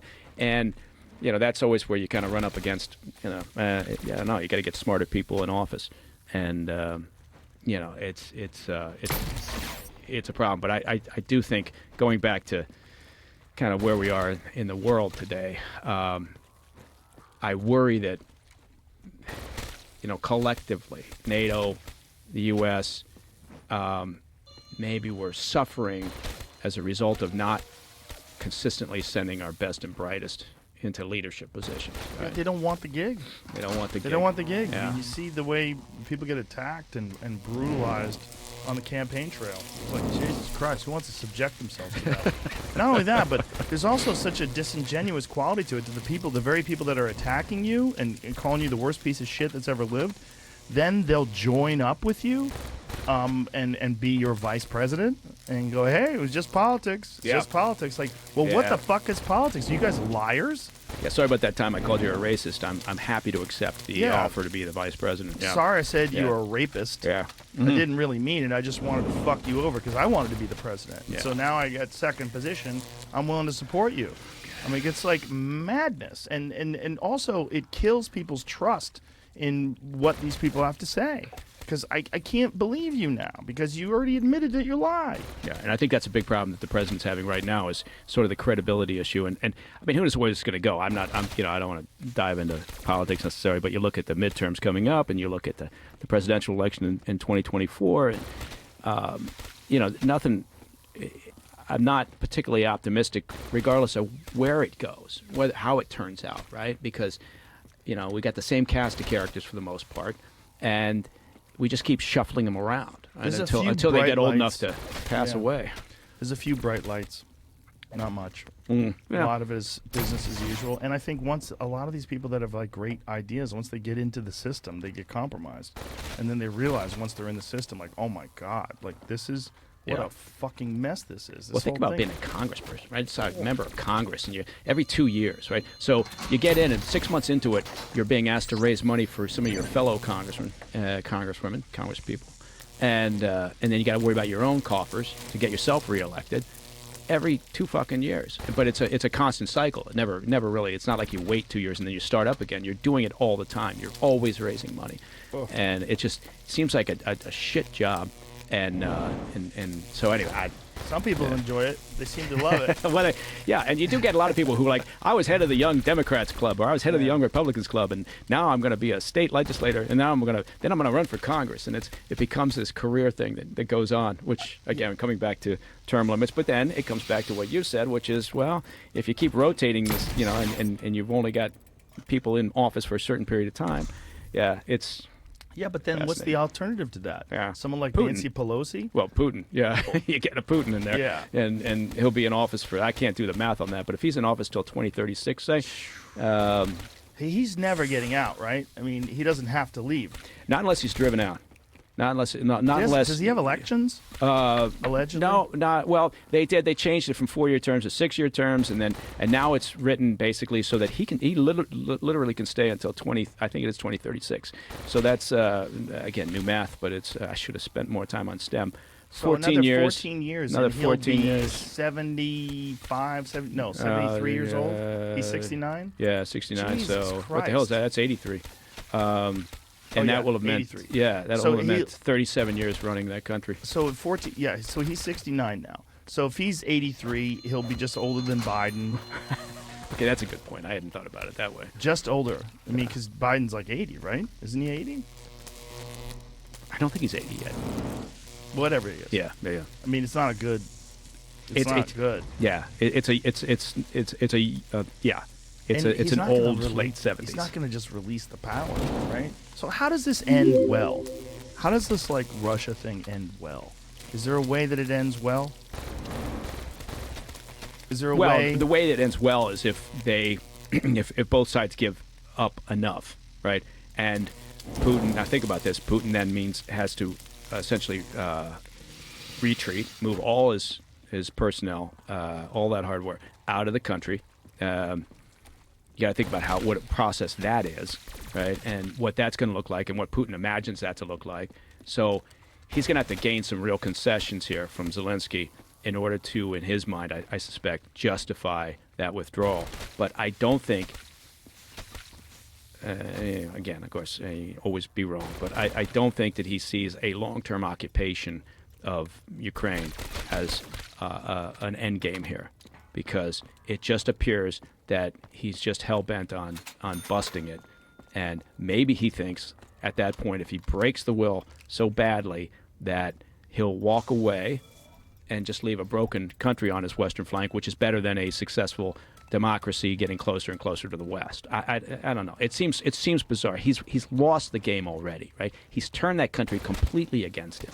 I mean, it wasn't necessarily pro-Russian before. It's definitely not now. So Isn't that what the fuck has he gained? Isn't that what really scares people, though? Is that he could be desperate? Oh, yeah, and there is that talk that says, well, if he feels backed into a corner, then he'll launch the tactical nukes, or he'll use chemical weapons, or he'll and then the question becomes, what do we do? What do they do if Yeah. he, like, let's imagine Yeah. he launches a nuke and kills 100,000 people. Flattens the city. Yeah. Then you say to yourself, okay, what are we going to do in response? What are we going to do? Take troops, go into into that country and fight on the ground against, or we're going to launch our own nuke in response, And then when what we is haven't he, been and then attacked. He nukes Chicago or Yeah. Seattle or Jesus Christ. I mean, look, the response time nowadays. I mean, in the old days, it was. I don't want to say it was easier, but it was in a sense. The attack time calculation was a lot different. In the old days, the Cold War, beginning of the Cold War, whatever, a Soviet bomber takes 5 hours to get into position for U.S. airspace, and that's 5 hours. And then with missile technology, it eventually made its way down to about 15 minutes, less with a sub-launched missile, and so suddenly your attack time, to consider a response, a retaliatory response, was down to minutes rather than hours and hours. And now with the development of hypersonics, right, you're talking about no time whatsoever. You're talking about weapons that can completely evade current existing air defense systems. So mutual assured destruction was in part based on this idea of a retaliatory response.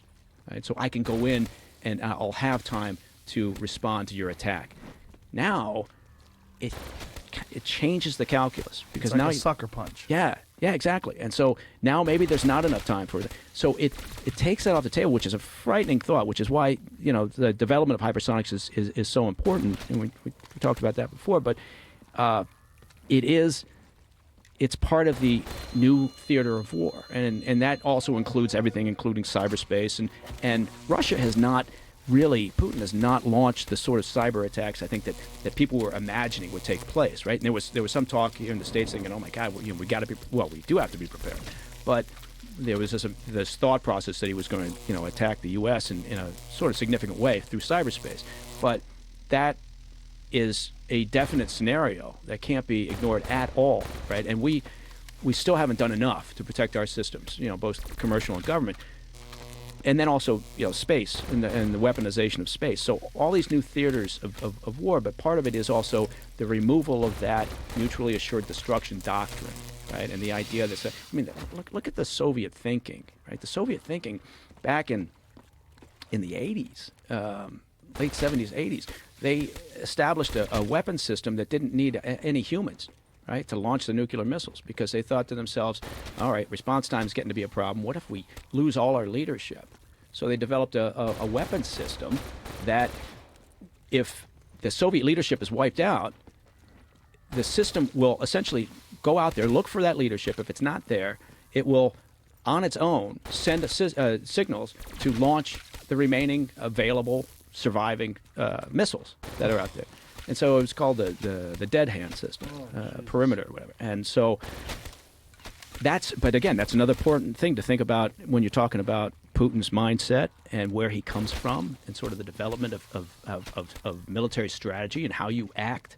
So, yeah, and that's one of the reasons why the Biden administration, rightly so, is so concerned about escalating to a point where we're getting dangerously close to something that we thought was pretty much off the table for all these decades, right? Nuclear war, and so it's rightly so. You have to be careful. Again, people are quick to criticize whatever administration's in power, but I think you have to, it has to be more of a conversation than that. You can't just say I disagree with them because they're in the other party or whatever. And the question is, if someone's willing to kill a few thousand, I mean, how many people have died in Ukraine? How many civilians have died so far? Do we have an estimate of that? It's in the. I think they were looking at, in terms of the soldiers, military losses for the Ukraine side, it was in the 1,500 range or thereabouts, and civilians, I think we're talking in the, it's hard to get an accurate estimate, but I think UN was placing it around close to 1,000, just under 1,000. So a couple thousand people dead. Yeah. How do you? I mean, if not to mention his own personnel. If he decides that a tactical nuke, one individual tactical nuke to send a message, kills 100,000 people. If they've already killed a few thousand people, and he's lost a few thousand people, and he thinks the way to stop the bleeding and keep this from escalating to a point where he loses 100,000 troops is to just drop a nuke. And then we have to figure out what happens next. Like, imagine a world in 2022, which is so nuts to think that a nuclear bomb could be detonated by a superpower like Russia, just to say, "Hey, I'll do this." Right. And what do we then negotiate? What do they do? Well, that's the unknown, right? It's like cyber warfare. We don't know because it's unknown, right? We always had a strategy for nuclear warfare. We always thought we did, right? Because we always kind of placed it on rational actors out there. Right? I mean, there's always the outlier. Okay, what a rogue state gets it, or a terrorist group gets one, but we always had it in the back of our minds that it was rational actors, and so therefore this is how it won't play out because people will be rational. Yeah, and now we're faced with this question again, and the question is, if that happens, if he fires a tactical nuke because he's decided again he's just going to break it, he's having a hard time encircling Kyiv, he's not making the headway he wants to. He feels as if he either wins or he's out of power, and he does this. It's the unknown. What are we going to do? Do we think that it's like with China? If China goes after Taiwan, says we're taking Taiwan, do we think that the U.S. is going to get into a shooting match with China to save Taiwan? I'm not in charge, but I suspect there's going to be a lot of debate about that. And by the time we finish that debate in our democracy, maybe it's too late. So I don't know. I mean, I don't mean to bum you out. Too late. Hey, I'm just here to. Jamie's got that. If we want to have a happy ending, then we've got that 30-second trailer for Black Frost Declassified on Discovery. Maybe we should end with that because I'm so bummed out right now. Don't be bummed out. I'm not bummed out about your show, but I'm terrified that this is a real scenario. When you're talking about these supersonic weapons that can go faster than the speed of sound, that we really don't have any time to retaliate. They'll hit us before we even realize it, especially if it's coming from like a submarine, right? Yeah. Well, and they shoot something subsonic from a supersonic rather from a submarine? Yeah, there's been all sorts of developments in terms of because you want to be able to, hypersonics. You want to be able to use a variety of platforms. Now the thing about it is, the thing with submarine launched attacks was it got you closer, right? It got you closer to the target. With hypersonics, it doesn't really matter because of the speed with which they're moving and the ability to evade air defense systems because they're moving in an unpredictable pattern. Ballistic missiles kind of go up, they come down. You can plot the trajectory, and you know how to intercept. Hypersonics don't move that way. They don't move at those predictable speeds. So, that's where the attack time is completely reaction is completely recalculated, and that's where the problem is. And again, we've talked about it before, but that's why it's so important, I think, for people to pay attention to who's doing what. Where are these developments coming from? Where are people spending their money on weapon systems? Why is that important? Why is weaponization of space important? Why is cyber warfare? What are the rules in cyber warfare? We don't have any because it's unknown turf, and we don't know how bad it could get, how quickly it could go south, and so. People are very reluctant to talk about major cyber warfare scenarios. Yeah, it's terrifying. The destruction of the grid's terrifying. The idea that that it's not that hard to take out our entire power grid. Not at all. Not at all. It's no. And those grids are being tested all the time, right? And okay, fine. People say, well, we do the same thing. Well, yeah, we do. We're plotting and planning. We're testing, infrastructure in nations that don't have our interests at heart. But China, Russia, Iran, any nation that's got the ability, they every day are testing our systems, and they've been drawing up maps and understanding the weaknesses and the access points, and they've been doing it for years, and they've got playbooks in place already. So if it were to head south that way, and suddenly we're in this goat rope, then they just turn to their playbook, they open up to page 1, and they've already got it mapped out because that's what they've been doing. They've been testing our systems for a long time, and yeah, our power grid goes down, and it shuts everything down. Fuel, transport, access to cash, food, healthcare.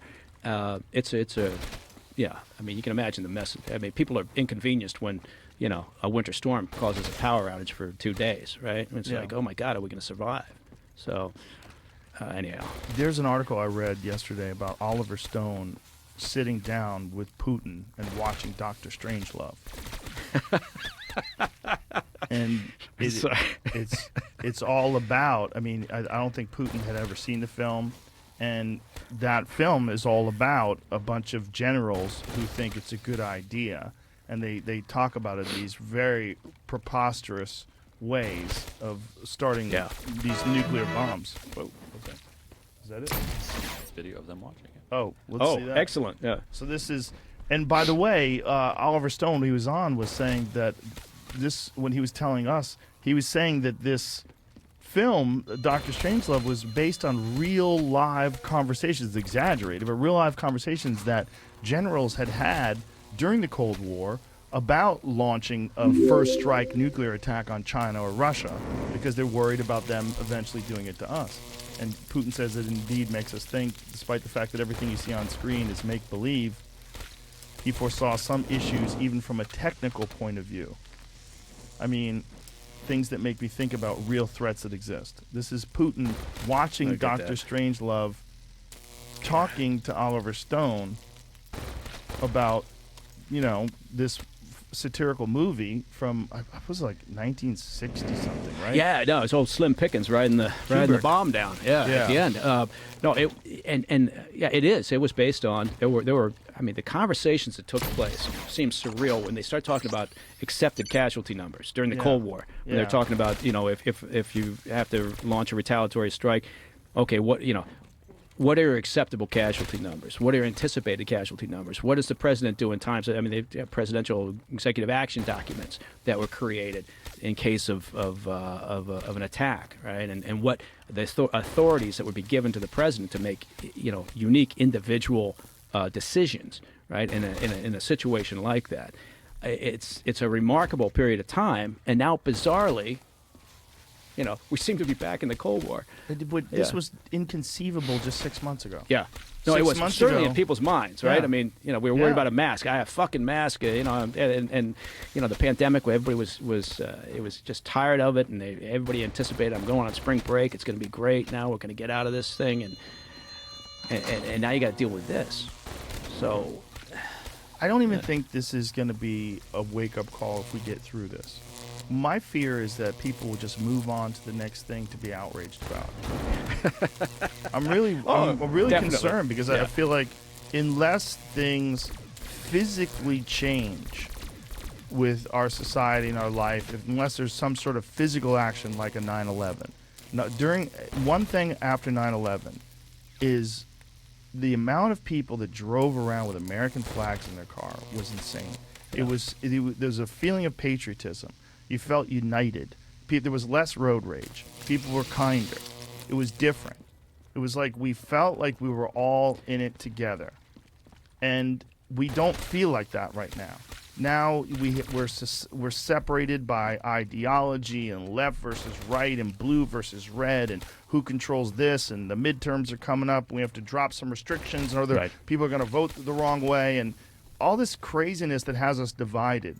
well, because it's not that. I mean, it was obviously on a home turf, right? So 9/11 Yes. happened, and it was against us, Yes. right? And so that allowed us to come together because, okay, now what? We got this shared enemy. We got this common, point that we can. And so you're right. It was remarkable, right? But with what's happening, yeah. I mean, look, this is a serious threat to our national security and to the safety and security of us and our allies. It's life on Earth. Yeah, exactly. And so, but we don't feel it We don't quite feel that it, way, right. right? And so it's not that same thing. We can't compare the two, I guess, but we should be smart enough, and that's why for a brief moment it was like, oh, we're all Americans. We all have to support the government and make sure that we're doing the right thing in terms of Russia and Ukraine. And that only lasted for a couple of days, and then it's all like, Biden screwed up, or they're not doing the Yeah. So the Republican, they talked a good game up in Washington D.C. for a couple of days about how we are all coming together, and this is something that we all have to be worried about. It's national security, and then they couldn't help themselves, and so now we're back to partisan politics over something as important as what we're currently facing.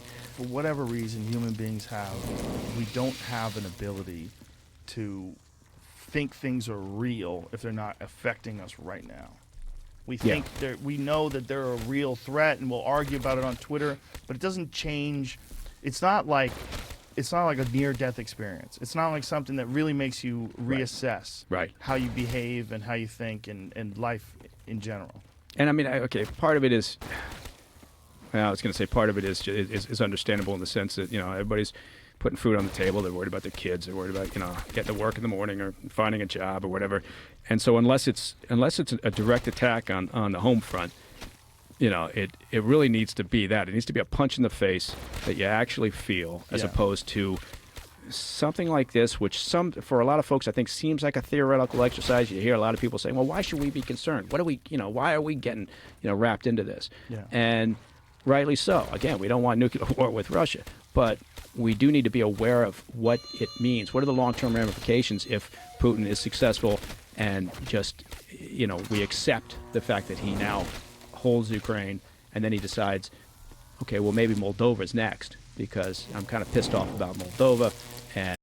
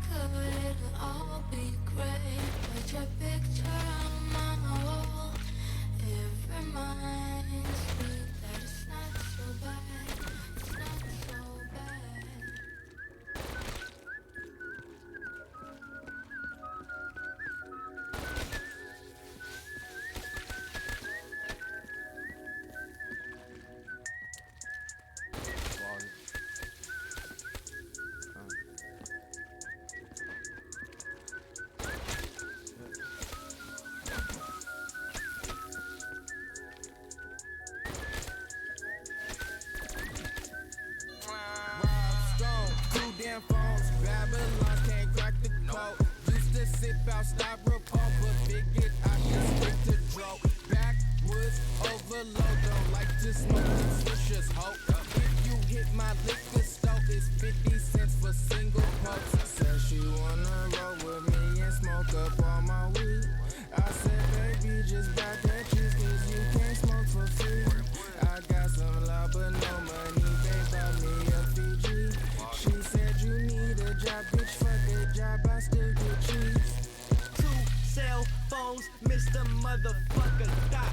Mr. I be on that block. 1207, fucker out. They hear my name, they see my squad. Rolling dope up on the spot. I'm with your bitch, she on my job. Ain't got no time to love a dot. Got niggas mad, my flow so hot. Got niggas mad, my squad won't stop. We in the game, won't take no loss. I'm sipping water out the bar. Got lean all in my fucking Sprite. Turning up on fucking sight. Mr. Kenny Powers, gotta take your girlfriend home tonight, bitch. And I'm smoking on that window when you see it out the window. Got a dusty OT, look at me, live a simple. Growing up, I was always in the middle, so I gotta hold it down for my older and my little, and my brothers beside me. So look at me, now be running, no finding me, but I be an OG. If you little fuck boy, lame ass, wanna creep, and I live by the limit, cause that fucker chose me.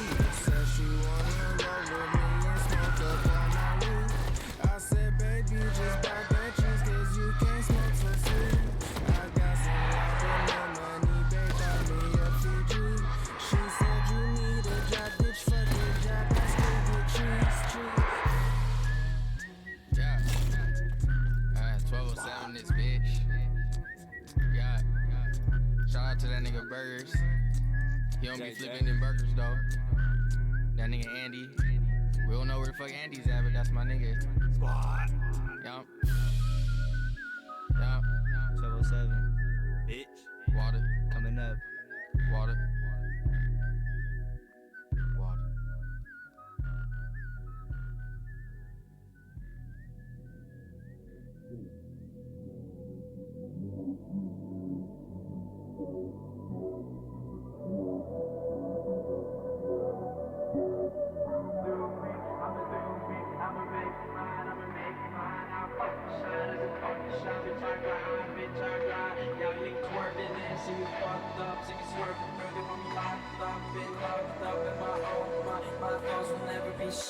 I got an empire of emotional squads, see me cruising in my go-kart. I'm Warhol, I'm Wario when I'm in Mario Kart.